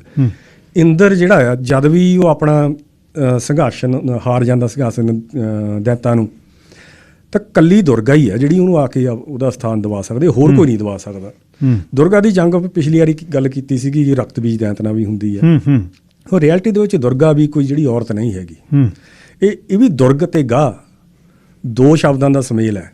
ਦੁਰਗ ਦਾ ਮਤਲਬ ਹੈ ਕਿਲਾ, ਗਾਹ ਦਾ ਮਤਲਬ ਪਕੜਨ ਵਾਲਾ, ਮਤਲਬ ਕਿਲੇ ਦੇ ਵਿੱਚ ਬੈਠੇ ਨੂੰ ਜੋ ਜਕੜਨ ਵਾਲੀ ਆ ਉਹ ਦੁਰਗਾ। ਕਿਲਾ ਹੈ ਸਰੀਰ, ਸਰੀਰ 'ਚ ਬੈਠਾ ਮਨ। ਜਿਹੜੀ ਪਰਮਾਤਮਾ ਦੀ ਚੰਗੀ ਸਿੱਖਿਆ, ਸ਼ੁਭ ਸਿੱਖਿਆ ਮਨ ਤੇ ਕਾਬੂ ਪਾਉਂਦੀ ਆ, ਉਹ ਦੁਰਗਾ ਆ। ਤੇ ਮਨ ਹੀ ਆ ਜਿਹੜਾ ਸ਼ੇਰ ਦਿਖਾਇਆ ਹੋਇਆ ਉੱਥੇ। ਤੇ ਭਗਉਤੀ ਨੂੰ ਗੁਰੂ ਸਾਹਿਬ ਪਰਮਾਤਮਾ ਦੀ ਹੋਂਦ ਕਹਿ ਰਹੇ। ਇਹ ਦੁਰਗਾ ਸਾਰੀ ਉਹ ਪਰਮਾਤਮਾ ਦੇ ਅੰਦਰ ਫੇਰ ਜਾਣੀ ਆ। ਸਾਰਾ ਚੰਡੀ ਜਿਹੜੀ ਜਾਂ ਭਗਵਤੀ ਆ, ਇਸ ਦੁਰਗਾ ਸਭ ਉਹਦੇ ਅਧੀਨ ਆਉਂਦੇ ਆ, ਹਾਂਜੀ। ਸੋ ਇਹ ਔਰਤ ਨਹੀਂ ਹੈਗੀ ਕੋਈ, ਹਾਂਜੀ। ਇਹ ਦੁਰਗਾ ਇੱਕ ਮੱਤ ਆ, ਸ਼ੁਭ ਮੱਤ ਆ, ਚੰਗੀ ਮੱਤ ਆ ਜਿਹੜੀ ਮਨ ਨੂੰ ਕਾਬੂ ਕਰਦੀ ਆ, ਹਾਂਜੀ। ਇੰਦਰ ਹੀ ਤੁਹਾਡਾ ਮਨ ਆ, ਜਿਹੜਾ ਹੁਣ ਅੱਜ ਹਿੰਦੂ ਧਰਮ ਤੇ ਬਹੁਤ ਗੁੱਝੇ ਅਟੈਕ ਹੋ ਰਹੇ ਨੇ। ਜਿਹੜਾ ਅੱਜ ਉਹਨੂੰ ਟਾਈਗਰ ਤੇ ਦਿਖਾ ਦਿੱਤਾ ਜਾਂਦਾ ਮਾਤਾ ਨੂੰ, ਹਾਂਜੀ। ਲੇਕਿਨ ਸ਼ੇਰ, ਬੱਬਰ ਤੇ ਬੱਬਰ ਸ਼ੇਰ, ਇਹ ਤਿੰਨੋਂ ਲਾਇਨ ਦੇ ਨਾਮ ਨੇ। ਟਾਈਗਰ ਨੂੰ ਬਾਘ ਕਿਹਾ ਜਾਂਦਾ, ਹਾਂਜੀ। ਤੇ ਇਹ ਬਹੁਤ ਤਰ੍ਹਾਂ ਦੇ ਹਿੰਦੂ ਧਰਮ ਤੇ ਵੀ ਅਟੈਕ ਹੋ ਰਹੇ ਨੇ। ਸੋ ਜਿਹੜਾ ਹੁਣ ਇੰਦਰ ਵੀ ਮਾਨਿਆ, ਇੰਦਰ ਇੱਕ ਉਹ ਵੀ ਹੋਇਆ ਵੀ ਹੈ ਇੰਦਰ, ਜਿਹੜਾ ਜਿਹਨੂੰ ਜੀ ਸਹਾਇਤਾ ਤੇ ਰਾਜਾ ਦਸ਼ਰਥ ਜਾਂਦਾ ਸੀ। ਲੇਕਿਨ ਇਹ ਇੰਦਰ ਹੋ ਰਿਹਾ ਫਿਰ, ਹਾਂਜੀ। ਜਿਸ ਤਰ੍ਹਾਂ ਬ੍ਰਹਮਾ ਪੈਦਾ ਕਰਨ ਵਾਲਾ, ਵਿਸ਼ਨੂੰ ਆ ਗਿਆ ਪਾਲਣ ਵਾਲਾ, ਸ਼ਿਵ ਜੀ, ਇਹ ਕਿਤੇ ਨਾ ਕਿਤੇ ਹੋਏ ਵੀ ਨੇ। ਲੇਕਿਨ ਇਹ ਸ਼ਕਤੀਆਂ ਵੀ ਨੇ, ਪੈਦਾ ਕਰਨ ਵਾਲੀ ਸ਼ਕਤੀ, ਹਾਂਜੀ, ਪਾਲਣ ਵਾਲੀ ਸ਼ਕਤੀ। ਹੁਣ ਕਿਸੇ ਨੂੰ ਕੋਈ ਬਿਮਾਰੀ ਲੱਗਦੀ ਹੈ ਜਾਂ ਫਲੂ ਹੋ ਜਾਂਦਾ, ਅੰਦਰ ਲੜਾਈ ਚੱਲਦੀ ਆ ਸਾਡੇ ਅੰਦਰ। ਉਹ ਆਪਦਾ ਵਧਣਾ ਚਾਹੁੰਦੀ ਹੈ ਬਿਮਾਰੀ, ਦੂਜਾ ਘਟਾਉਣਾ ਚਾਹੁੰਦੀ ਹੈ ਸੈੱਲ। ਇਹੀ ਵਿਸ਼ਨੂੰ ਤੇ ਸ਼ਿਵ ਦੀ ਲੜਾਈ ਹੈ ਜਿਹੜੀ ਡੇਲੀ ਲੜਾਈ ਹੁੰਦੀ ਹੈ। ਇੱਕ ਸਿੱਖੋ ਸਾਹਿਬ ਜਿਹੜੀਆਂ 3 ਬਾਣੀਆਂ, ਹਾਂਜੀ, ਜਿਹੜੀਆਂ ਜਦ ਡਿਨਾਊਂਸ ਗੁਰੂ ਦਸਮ ਗ੍ਰੰਥ ਨੂੰ ਹੋਣਾ, ਉਹ 3 ਬਾਣੀਆਂ ਜਾਪ ਸਾਹਿਬ, ਤਪਰਸਾ, ਸਵਈਏ ਤੇ ਚੌਪਈ ਸਾਹਿਬ, ਉਹ ਤੁਹਾਡੀ ਇਹੀ ਬਾਣੀਆਂ ਤੁਹਾਡੇ ਪੜ੍ਹੀਆਂ ਜਾਂਦੀਆਂ ਨੇ ਜਦ ਤੁਹਾਨੂੰ ਅੰਮ੍ਰਿਤ ਛਕਾਉਣਾ। ਇਹੀ ਬਾਣੀਆਂ ਸਾਡੀਆਂ ਨਿਤਨੇਮ ਦੀਆਂ ਨੇ। ਇਹਦਾ ਮਤਲਬ ਫਿਰ ਕੋਈ ਸਮਾਂ ਆਊਗਾ ਜਦ ਤੁਸੀਂ ਇਹ ਗ੍ਰੰਥ ਦੇ ਅਗੇਂਸਟ ਹੋਗੇ, ਫਿਰ ਉਹ ਬਾਣੀਆਂ ਦੇ ਵੀ ਅਗੇਂਸਟ ਹੋਇਆ ਜਾਊਗਾ। ਬਿਲਕੁਲ, ਹਾਂਜੀ। ਇਹਨਾਂ ਦਾ ਮੇਨ ਮਕਸਦ ਇੱਕ ਗ੍ਰੰਥ ਮਤ ਸਮਝਣਾ। ਜਿਸ ਤਰ੍ਹਾਂ ਪਿਛਲੀ ਵਾਰੀ ਮੈਂ ਕਿਹਾ ਸੀਗਾ, ਇਹ ਸੋਚ ਬਦਲਤੀ ਆਲਰੇਡੀ ਗੁਰੂ ਗ੍ਰੰਥ ਸਾਹਿਬ ਜੀ ਤੋਂ ਖਿਲਾਫ ਲੋਕਾਂ ਦੀ। ਇਤਿਹਾਸਿਕ ਸ਼ਖਸੀਅਤਾਂ, ਇਤਿਹਾਸਕਾਰ, ਸਾਰਾ ਇਤਿਹਾਸ ਸਭ ਕੁਛ ਅਟੈਕ ਤੇ ਆ। ਇਹ ਧਰਮ ਅਟੈਕ ਤੇ ਆ, ਇੱਕ ਗ੍ਰੰਥ ਦੀ ਗੱਲ ਨਹੀਂ ਹੈਗੀ ਇਹ, ਹਾਂਜੀ। ਤੇ ਇਹ ਹੁਣ ਜਿਹੜੇ ਕਈ ਵਾਰ ਮੈਨੂੰ ਹੁਣ ਫੋਨ ਆਏ ਮਿੱਤਰਾਂ ਦੇ, ਹਾਂਜੀ, ਉਹ ਜਦੋਂ ਤੁਸੀਂ ਪਹਿਲੀ ਵਾਰੀ ਕਿਹਾ ਸੀਗਾ ਵੀ ਨਿਹੰਗ ਸਿੰਘ ਪੂਰਨ ਹੱਕ ਦੇ ਵਿੱਚ ਨੇ ਇਸਦੇ, ਹਾਂਜੀ, ਤੇ ਉਹ ਫਿਰ ਹੈਰਾਨ ਹੁੰਦੇ ਵੀ ਸੱਚਮੁੱਚ ਹੱਕ 'ਚ, ਤੇ ਫਿਰ ਪੁੱਛਿਆ ਵੀ ਹੋਰ ਕੌਣ ਕੌਣ ਹੱਕ 'ਚ ਆ। ਜਦੋਂ ਟਕਸਾਲ ਦਾ ਨਾਮ ਸੁਣਦੇ ਨੇ ਬੜਾ ਹੈਰਾਨ ਹੁੰਦੇ ਨੇ। ਫਿਰ ਉਹ ਪੁੱਛਦੇ ਨੇ ਵੀ ਅੱਛਾ ਵੀ ਦੂਸਰਾ ਵੀ ਸੰਤ ਜਰਨੈਲ ਸਿੰਘ ਪਿੰਡਰਾਲੇ ਵੀ ਹੱਕ 'ਚ ਸੀਗੇ, ਉਹਦਾ ਕਥਾ ਕੀਤੀ ਹੋਈ ਆ ਸਰ। ਹਾਂਜੀ, ਮੈਂ ਫਿਰ ਜਦੋਂ ਦੱਸਦਾ ਵੀ YouTube ਤੇ ਕਥਾ ਪਈ ਆ, ਫਿਰ ਉਹ ਹੈਰਾਨ ਹੁੰਦੇ ਨੇ। ਚੱਕਰ ਇਹ ਆ ਨਾ, ਇਹ ਜਿਹੜੇ ਲੋਕ ਨੇ ਵਿਰੋਧੀ, ਸਿੱਖ ਵਿਰੋਧੀ ਤਾਕਤਾਂ ਨੇ ਜਿਹੜੀ, ਇਹਨਾਂ ਨੇ ਸੰਤਾਂ ਦਾ ਨਾਮ ਬਹੁਤ ਵਰਤਿਆ, ਫੋਟੋਆਂ ਲਾਈਆਂ ਸੰਤਾਂ ਦੀਆਂ, ਹਾਂਜੀ, ਤੇ ਵਿਚਾਰ ਚਰਚਾ ਉਲਟ ਚੱਲੇ ਟੋਟਲੀ। ਤੇ ਇਹਨਾਂ ਲੋਕਾਂ ਨੇ ਫਿਰ ਤਕਰੀਬਨ ਰਹਿਤ ਮਰਿਆਦਾ ਬਹੁਤ ਪ੍ਰਮੋਟ ਕੀਤੀ। ਹੁਣ ਰਹਿਤ ਮਰਿਆਦਾ ਜੇ ਕਿਸੇ ਕੋਲ ਹੈਗੀ ਆ ਉਹ ਚੱਕ ਕੇ ਪੜ੍ਹ ਸਕਦੇ ਆ, ਨਹੀਂ ਤਾਂ www.sgpc.net ਤੇ ਜਾ ਕੇ ਉਹ ਉੱਥੋਂ ਡਾਊਨਲੋਡ ਕਰ ਸਕਦੇ ਆ। ਡਾਊਨਲੋਡਸ ਦੇ ਵਿੱਚੋਂ ਰਹਿਤ ਮਰਿਆਦਾ ਦੇ ਵਿੱਚ ਪਹਿਲਾਂ ਦੱਸਿਆ ਗਿਆ ਸਿੱਖ ਦੀ ਤਾਰੀਫ ਹੀ, ਸਿੱਖ ਕੀ ਆ ਜੀ। ਉਹ 'ਚ ਕਿਹਾ ਗਿਆ ਵੀ ਜੋ ਇਸਤਰੀ ਜਾਂ ਪੁਰਸ਼, ਇੱਕ ਅਕਾਲ ਪੁਰਖ, 10 ਗੁਰੂ ਸਾਹਿਬਾਨ, ਬ੍ਰੈਕਟਾਂ ਵਿੱਚ ਲਿਖਿਆ ਗੁਰੂ ਨਾਨਕ ਦੇਵ ਜੀ ਤੋਂ ਲੈ ਕੇ ਗੁਰੂ ਗੋਬਿੰਦ ਸਿੰਘ ਸਾਹਿਬ ਤੱਕ, ਗੁਰੂ ਗ੍ਰੰਥ ਸਾਹਿਬ ਅਤੇ 10 ਗੁਰੂ ਸਾਹਿਬਾਨ ਦੀ ਬਾਣੀ ਤੇ ਸਿੱਖਿਆ ਅਤੇ ਦਸਮੇਸ਼ ਜੀ ਦੇ ਅੰਮ੍ਰਿਤ ਉੱਤੇ ਨਿਸ਼ਚਾ ਰੱਖਦਾ ਹੈ, ਉਹ ਸਿੱਖ ਹੈ। ਹੁਣ 10 ਗੁਰੂ ਸਾਹਿਬਾਨ ਦੀ ਬਾਣੀ ਲਿਖ ਕੇ ਉਹਨਾਂ ਨੇ ਗੁਰੂ ਗੋਬਿੰਦ ਸਿੰਘ ਜੀ ਦੀ ਬਾਣੀਆਂ ਦੇ ਵਿੱਚੋਂ, ਜਿਹੜੇ ਗ੍ਰੰਥ ਦੇ ਵਿੱਚੋਂ ਬਾਹਰ ਸੀਗੀਆਂ, ਤੇ ਹੋਰ ਜਿਹੜੇ ਇੰਡੀਵਿਜੂਅਲ ਬਾਣੀਆਂ, ਫਤਿਹਨਾਮਾ ਵੀ ਆਉਂਦੀ ਆ ਉਹਦੇ ਵਿੱਚ, ਸਰਬ ਗ੍ਰੰਥਾਂ ਜੀ ਅਲੱਗ ਗ੍ਰੰਥ ਹੈ ਇੱਕ, ਹਾਂਜੀ, ਤੇ ਉਹ ਸਾਰੀਆਂ ਹੁਕਮਨਾਮੇ ਵੀ ਉਹਨਾਂ ਨੇ ਵਿੱਚ ਸਮੇਟਦੇ। ਤੇ ਜਿਹੜੇ ਫਿਰ ਗਾਂ ਦਸਮੇਸ਼ ਜੀ ਦੇ ਅੰਮ੍ਰਿਤ ਉਹਨਾਂ ਨੇ ਲਿਖਿਆ, ਉਹ ਗਾਂ ਜਦੋਂ ਅੰਮ੍ਰਿਤ ਸੰਚਾਰ ਦੀਆਂ ਬਾਣੀਆਂ, ਉਹ ਸਾਰੀਆਂ 5 ਦੀਆਂ 5 ਬਾਣੀਆਂ ਦੱਸੀਆਂ ਹੋਈਆਂ ਨੇ, ਇਹੀ ਬਾਣੀਆਂ ਨੇ। ਤੇ ਸੋ ਇਹਨਾਂ ਲੋਕਾਂ ਨੇ ਇਹ ਨਾਮ ਵਰਤੇ ਨੇ, ਹਾਂਜੀ, ਇਹ ਆਪਦੇ ਆਪ ਨੂੰ ਪੰਥਕ ਰਖਵਾਲੇ ਪੇਸ਼ ਕਰਤਾ ਇਹਨੇ। ਪੰਜਾਬ ਇਹਨਾਂ ਸਿੱਕਾ ਇੱਕ ਤਾਂ ਇਹ ਸ਼ੋਅ ਕਰਤਾ ਵੀ ਅਸੀਂ ਪੰਥ ਦੇ ਰਖਵਾਲੇ ਹਾਂ, ਦੂਜਾ ਇਹਨਾਂ ਨੇ ਸ਼ੋਅ ਕਰ ਦਿੱਤਾ ਵੀ ਅਸੀਂ ਪੰਜਾਬ ਦੇ ਰਖਵਾਲੇ ਹਾਂ, ਪੰਜਾਬੀ ਦੇ ਰਖਵਾਲੇ। ਉਹ ਗੱਲ ਕਰਦੇ ਨੇ, ਉਹ ਇਹਨਾਂ ਨੇ ਨਾ ਤਾਂ ਪੰਜਾਬ ਦਾ ਕੋਈ ਹੱਲ ਕਰ ਸਕਣਾ, ਨਾ ਕੁਛ ਹੋਰ, ਕਿਉਂਕਿ ਜਿਹੜੇ ਵਾਰ-ਵਾਰ ਉਹੀ ਗੱਲ ਕਰੀ ਜਾਣ, ਉਹ ਕਦੇ ਵੀ ਕੁਛ ਹੱਲ ਦੇਣ ਵਾਲੇ ਨਹੀਂ ਹੁੰਦੇ। ਜਿਹੜੇ ਹੱਲ ਦੇਣ ਆਉਂਦੇ ਚੁੱਪ ਕਰਕੇ ਕੰਮ ਕਰ ਜਾਂਦੇ ਆ। ਅੱਛਾ, ਇੱਕ ਦੱਸਿਓ, ਅੱਜ ਥੋੜ੍ਹਾ ਜਿਹਾ ਸਮਾਂ ਮੇਰੇ ਕੋਲ ਘੱਟ ਹੈ, ਅਗਲੇ ਸੋਮਵਾਰ ਆਪਾਂ ਖੁੱਲ੍ਹ ਕੇ ਗੱਲ ਕਰਾਂਗੇ। ਮੈਨੂੰ ਇੱਕ ਇਹ ਵੀ ਦੱਸਿਓ, ਜਿਹੜੀ ਦੁਨਿਆਵੀ ਪੜ੍ਹਾਈ ਆ, ਹਾਂਜੀ, ਜੇ ਮੈਂ PhD ਹੋ ਜਮਾ ਸਿੱਖ ਕਹਾਂ ਮੈਂ PhD ਕੀਤੀ ਆ ਜੀ, ਮੈਂ ਗੁਰੂ ਗ੍ਰੰਥ ਸਾਹਿਬ ਤੇ PhD ਕੀਤੀ ਆ, ਮੇਰਾ ਰੁਤਬਾ, ਤੁਸੀਂ ਨਹੀਂ PhD ਕੀਤੀ, ਤੁਹਾਡੇ ਤੋਂ ਮੇਰਾ ਰੁਤਬਾ ਕਿਵੇਂ ਉੱਪਰ ਹੋ ਜਾਏਗਾ? ਸੰਗਤ ਮੈਨੂੰ ਕਿਉਂ ਪਿਆਰ ਕਰੇ, ਤੁਹਾਨੂੰ ਕਿਉਂ ਨਾ ਕਰੇ? ਹਾਂਜੀ, ਇਹ ਨਾ ਮੈਨੂੰ ਐਕਚੁਅਲੀ ਕਿਸੇ ਨੇ ਕਿਹਾ ਵੀ ਸੀਗਾ ਜਦੋਂ ਕਿਤਾਬ ਪੜ੍ਹੀ ਮੇਰੀ, ਹਾਂਜੀ, ਕਹਿੰਦੇ ਵੀ ਉੱਥੇ ਰਜਿਸਟਰ ਕਰਾ ਦੇਣਾ ਸੀ, ਆਹ ਤੁਹਾਡਾ ਥੀਸਿਸ ਹੋ ਜਾਣੀ, ਤੁਹਾਨੂੰ PhD ਮਿਲ ਜਾਣੀ ਸੀ, ਹਾਂਜੀ। ਸੋ ਮੇਰੇ ਮਨ 'ਚ ਆਉਂਦਾ ਯਾਰ ਕਰਵਾਉਣ ਵਾਲਾ ਤਾਂ ਗੁਰੂ ਆਪ ਆ, ਹਾਂਜੀ, ਫਿਰ ਮੈਂ ਆਪਦੇ ਨੰਬਰ ਬਣਾਉਣ ਵਾਲਾ ਕੌਣ ਹੋ ਗਿਆ? ਗੁਰੂ ਦੀ ਉਹ ਬਾਣੀ ਹੈ, ਗੁਰੂ ਦੀ ਬਾਣੀ ਆ, ਹਾਂਜੀ। ਦੂਸਰਾ ਫਿਰ ਇਹ ਮਨ 'ਚ ਆ ਜਾਂਦਾ ਸੀ, ਕੰਮ ਕਿਹਦੇ ਲਈ ਕਰ ਰਹੇ ਆ? ਵੀ ਗੁਰੂ ਸਾਹਿਬ ਜਿਹੜੇ ਕੰਮ ਲਈ ਕਾਰਜ ਕਰਵਾ ਰਹੇ ਆ, ਵੀ ਫਿਰ ਕੀ ਅਸੀਂ ਆਪਦੇ ਨਾਵਾਂ ਦੇ ਨਾਲ ਡਿਗਰੀਆਂ ਲਾਉਣ ਲਈ ਕੰਮ ਕਰ ਰਹੇ ਹਾਂ, ਹਾਂਜੀ। ਤੇ ਕਿਉਂ ਅਸੀਂ ਗੁਰੂ ਦੀ ਯੂਨੀਵਰਸਿਟੀ ਛੱਡ ਕੇ ਕਿਸੇ ਦੁਨਿਆਵੀ ਯੂਨੀਵਰਸਿਟੀ ਦੀ ਜਾਈਏ? ਤੇ ਉੱਤਮ ਕਿਉਂ ਸਮਝਦੇ ਆਪਣੇ ਆਪ ਨੂੰ? ਹੁਣ ਟਕਸਾਲਾਂ 'ਚ ਪੜ੍ਹੇ ਹੋਏ ਸੰਤ ਜਰਨੈਲ ਸਿੰਘ ਤੇ ਵੀ ਕਹਿੰਦੇ ਉਹਦਾ ਪੜ੍ਹਿਆ ਹੀ ਨਹੀਂ ਸੀ ਹੋਇਆ। ਦੱਸੋ ਉਹਦੇ ਨਾਲ ਤੁਸੀਂ ਕਿਵੇਂ, ਐਡੇ ਲੀਡਰ ਨਾਲ ਕਿਵੇਂ ਕੰਪਰੋਮਾਈਜ਼ ਤੁਸੀਂ ਕਰ ਲੋਗੇ? PhD ਕਰਨ ਵਾਲਾ ਸੰਤ ਦੇ ਸਾਹਮਣੇ ਕਿਵੇਂ ਬਹਿ ਜਾਊਗਾ ਜਾ ਕੇ? ਨਹੀਂ, ਦੇਖੋ ਜੀ, ਵਿਸ਼ੇ ਹੁੰਦੇ ਆ ਤੁਹਾਡੇ। ਹੁਣ ਸਾਰੀ ਚੀਜ਼, ਹੁਣ ਇਹ ਲੋਕ ਤਾਂ ਕਈ ਤਾਂ ਪਰਮਾਤਮਾ 'ਚ ਯਕੀਨ ਨਹੀਂ ਕਰਦੇ ਹੈਗੇ। ਹੁਣ ਮੈਂ ਆਪਦੀ ਕਿਤਾਬ 'ਚ ਜੋ ਤੁਸੀਂ ਜਾਣਾ ਐਂਡ ਤੇ ਮੈਂ ਦੱਸਣਾ ਵੀ ਮੈਂ ਵੀ ਪਰਮਾਤਮਾ 'ਚ ਯਕੀਨ ਨਹੀਂ ਸੀ ਕਰਦਾ। ਬਿਲਕੁਲ ਪੜ੍ਹਿਆ ਜੀ ਮੈਂ, ਹਾਂਜੀ।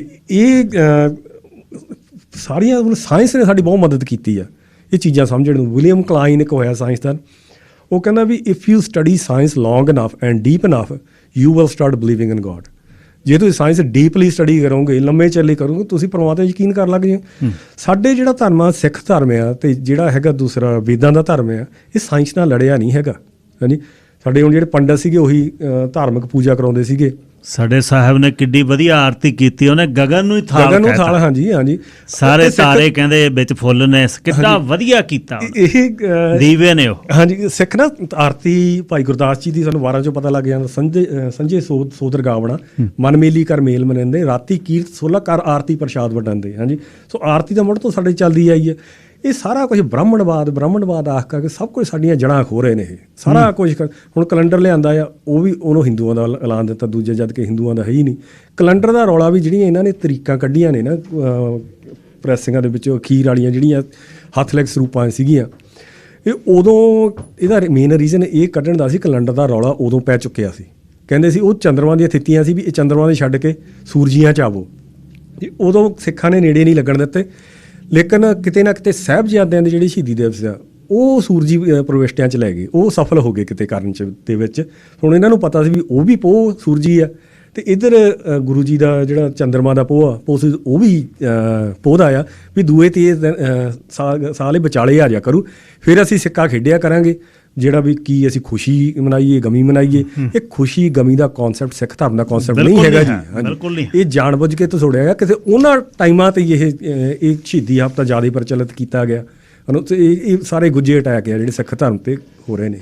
ਧੰਨਵਾਦ ਬਹੁਤ ਬਹੁਤ। ਅੱਜ ਸਮਾਂ ਥੋੜ੍ਹਾ ਜਿਹਾ ਘੱਟ ਗਿਆ, ਆਪਣੇ 10 ਕੁ ਮਿੰਟ। ਤੇ ਅਗਲੀ ਵਾਰ ਆਪਾਂ ਅਗਲੇ ਸੋਮਵਾਰ ਨੂੰ ਮੇਰਾ ਖਿਆਲ ਇੱਕੋ ਚੀਜ਼ ਤੇ ਫੋਕਸ ਕਰਕੇ ਤ੍ਰਿਆ ਚਰਿੱਤਰ ਤੋਂ ਉਸ ਨੂੰ ਆਪਾਂ 1 ਬਾਈ 1 ਲੈ ਕੇ ਤੁਰਨਾ ਵੀ ਇਹ 'ਚ ਕੀ ਸੁਨੇਹਾ ਆਹ ਚਰਿੱਤਰ ਦੇ ਵਿੱਚ, ਕਿਉਂਕਿ ਜਿਹਨੇ ਪੜ੍ਹਿਆ ਨਹੀਂ ਉਹ ਤਾਂ ਇਹੀ ਸਮਝਦਾ ਵੀ ਇਸਤਰੀਆਂ ਦੇ ਚਰਿੱਤਰਾਂ ਦੀ ਗੱਲ ਕੀਤੀ ਹੈ, ਇਸਤਰੀਆਂ ਚਰਿੱਤਰਾਂ ਦੀ, ਪਰ ਉਹ 'ਚ ਸੁਨੇਹਾ ਜਿਹੜੀ ਤੁਹਾਡੀ ਕਿਤਾਬ ਦੇ ਵਿੱਚੋਂ ਮੈਂ ਉਹ ਜਿਹੜਾ ਆਨੰਦਪੁਰ ਦੇ ਰਾਜੇ ਵਾਲੀ ਗੱਲ ਹੈ, ਉਸ ਤੋਂ ਬਾਅਦ ਕੁਰੂਕਸ਼ੇਤਰ ਵਾਲੀ ਗੱਲ ਹੈ ਬਈ ਪੱਗਾਂ ਵਾਲੇ ਬੰਦੇ ਮੰਦਰਾਂ ਦੇ ਕੋਲ ਆ ਕੇ ਪਿਸ਼ਾਬ ਕਰਦੇ ਸੀ ਜਿਹੜੇ ਗੈਰ ਹਿੰਦੂ ਸੀ। ਗੁਰੂ ਸਾਹਿਬ ਕਹਿੰਦੇ ਲਾ ਕੇ ਲਿਆਓ ਇਹਨਾਂ ਦੀਆਂ ਪੱਗਾਂ, ਉਹ ਧੋ ਕੇ ਹੀ ਸਰੋਪੇ ਦਿੱਤੇ। ਉਹਨੂੰ ਹੁਣ ਜਿਹੜਾ ਪੜ੍ਹਿਆ ਲਿਖਿਆ ਲਾਣਾ ਉਹ ਕਹਿੰਦਾ ਗੁਰੂ ਸਾਹਿਬ ਨੇ ਤਾਂ ਪੱਗਾਂ ਲਾਉਣ ਦੀ ਗੱਲ ਕੀਤੀ। ਮੈਂ ਹੋਰ ਛੋਟੀ ਜਿਹੀ ਇੱਥੇ ਐਡ ਕਰ ਦਿੰਦਾ ਗੱਲ। ਸਾਡੇ ਮਸਜਿਦ ਹੈਗੀ ਆ 124 ਸਟਰੀਟ ਤੇ 72 ਐਵਨਿਊ ਤੇ ਇੱਥੋਂ ਪੱਗਾਂ ਵਾਲੇ ਟੋਲਾ ਇਕੱਠਾ ਹੋਵੇ ਸਾਡਾ, ਸ਼ੁੱਕਰਵਾਰ ਵਾਲੇ ਦਿਨ ਉੱਥੇ ਇਕੱਠ ਹੁੰਦਾ।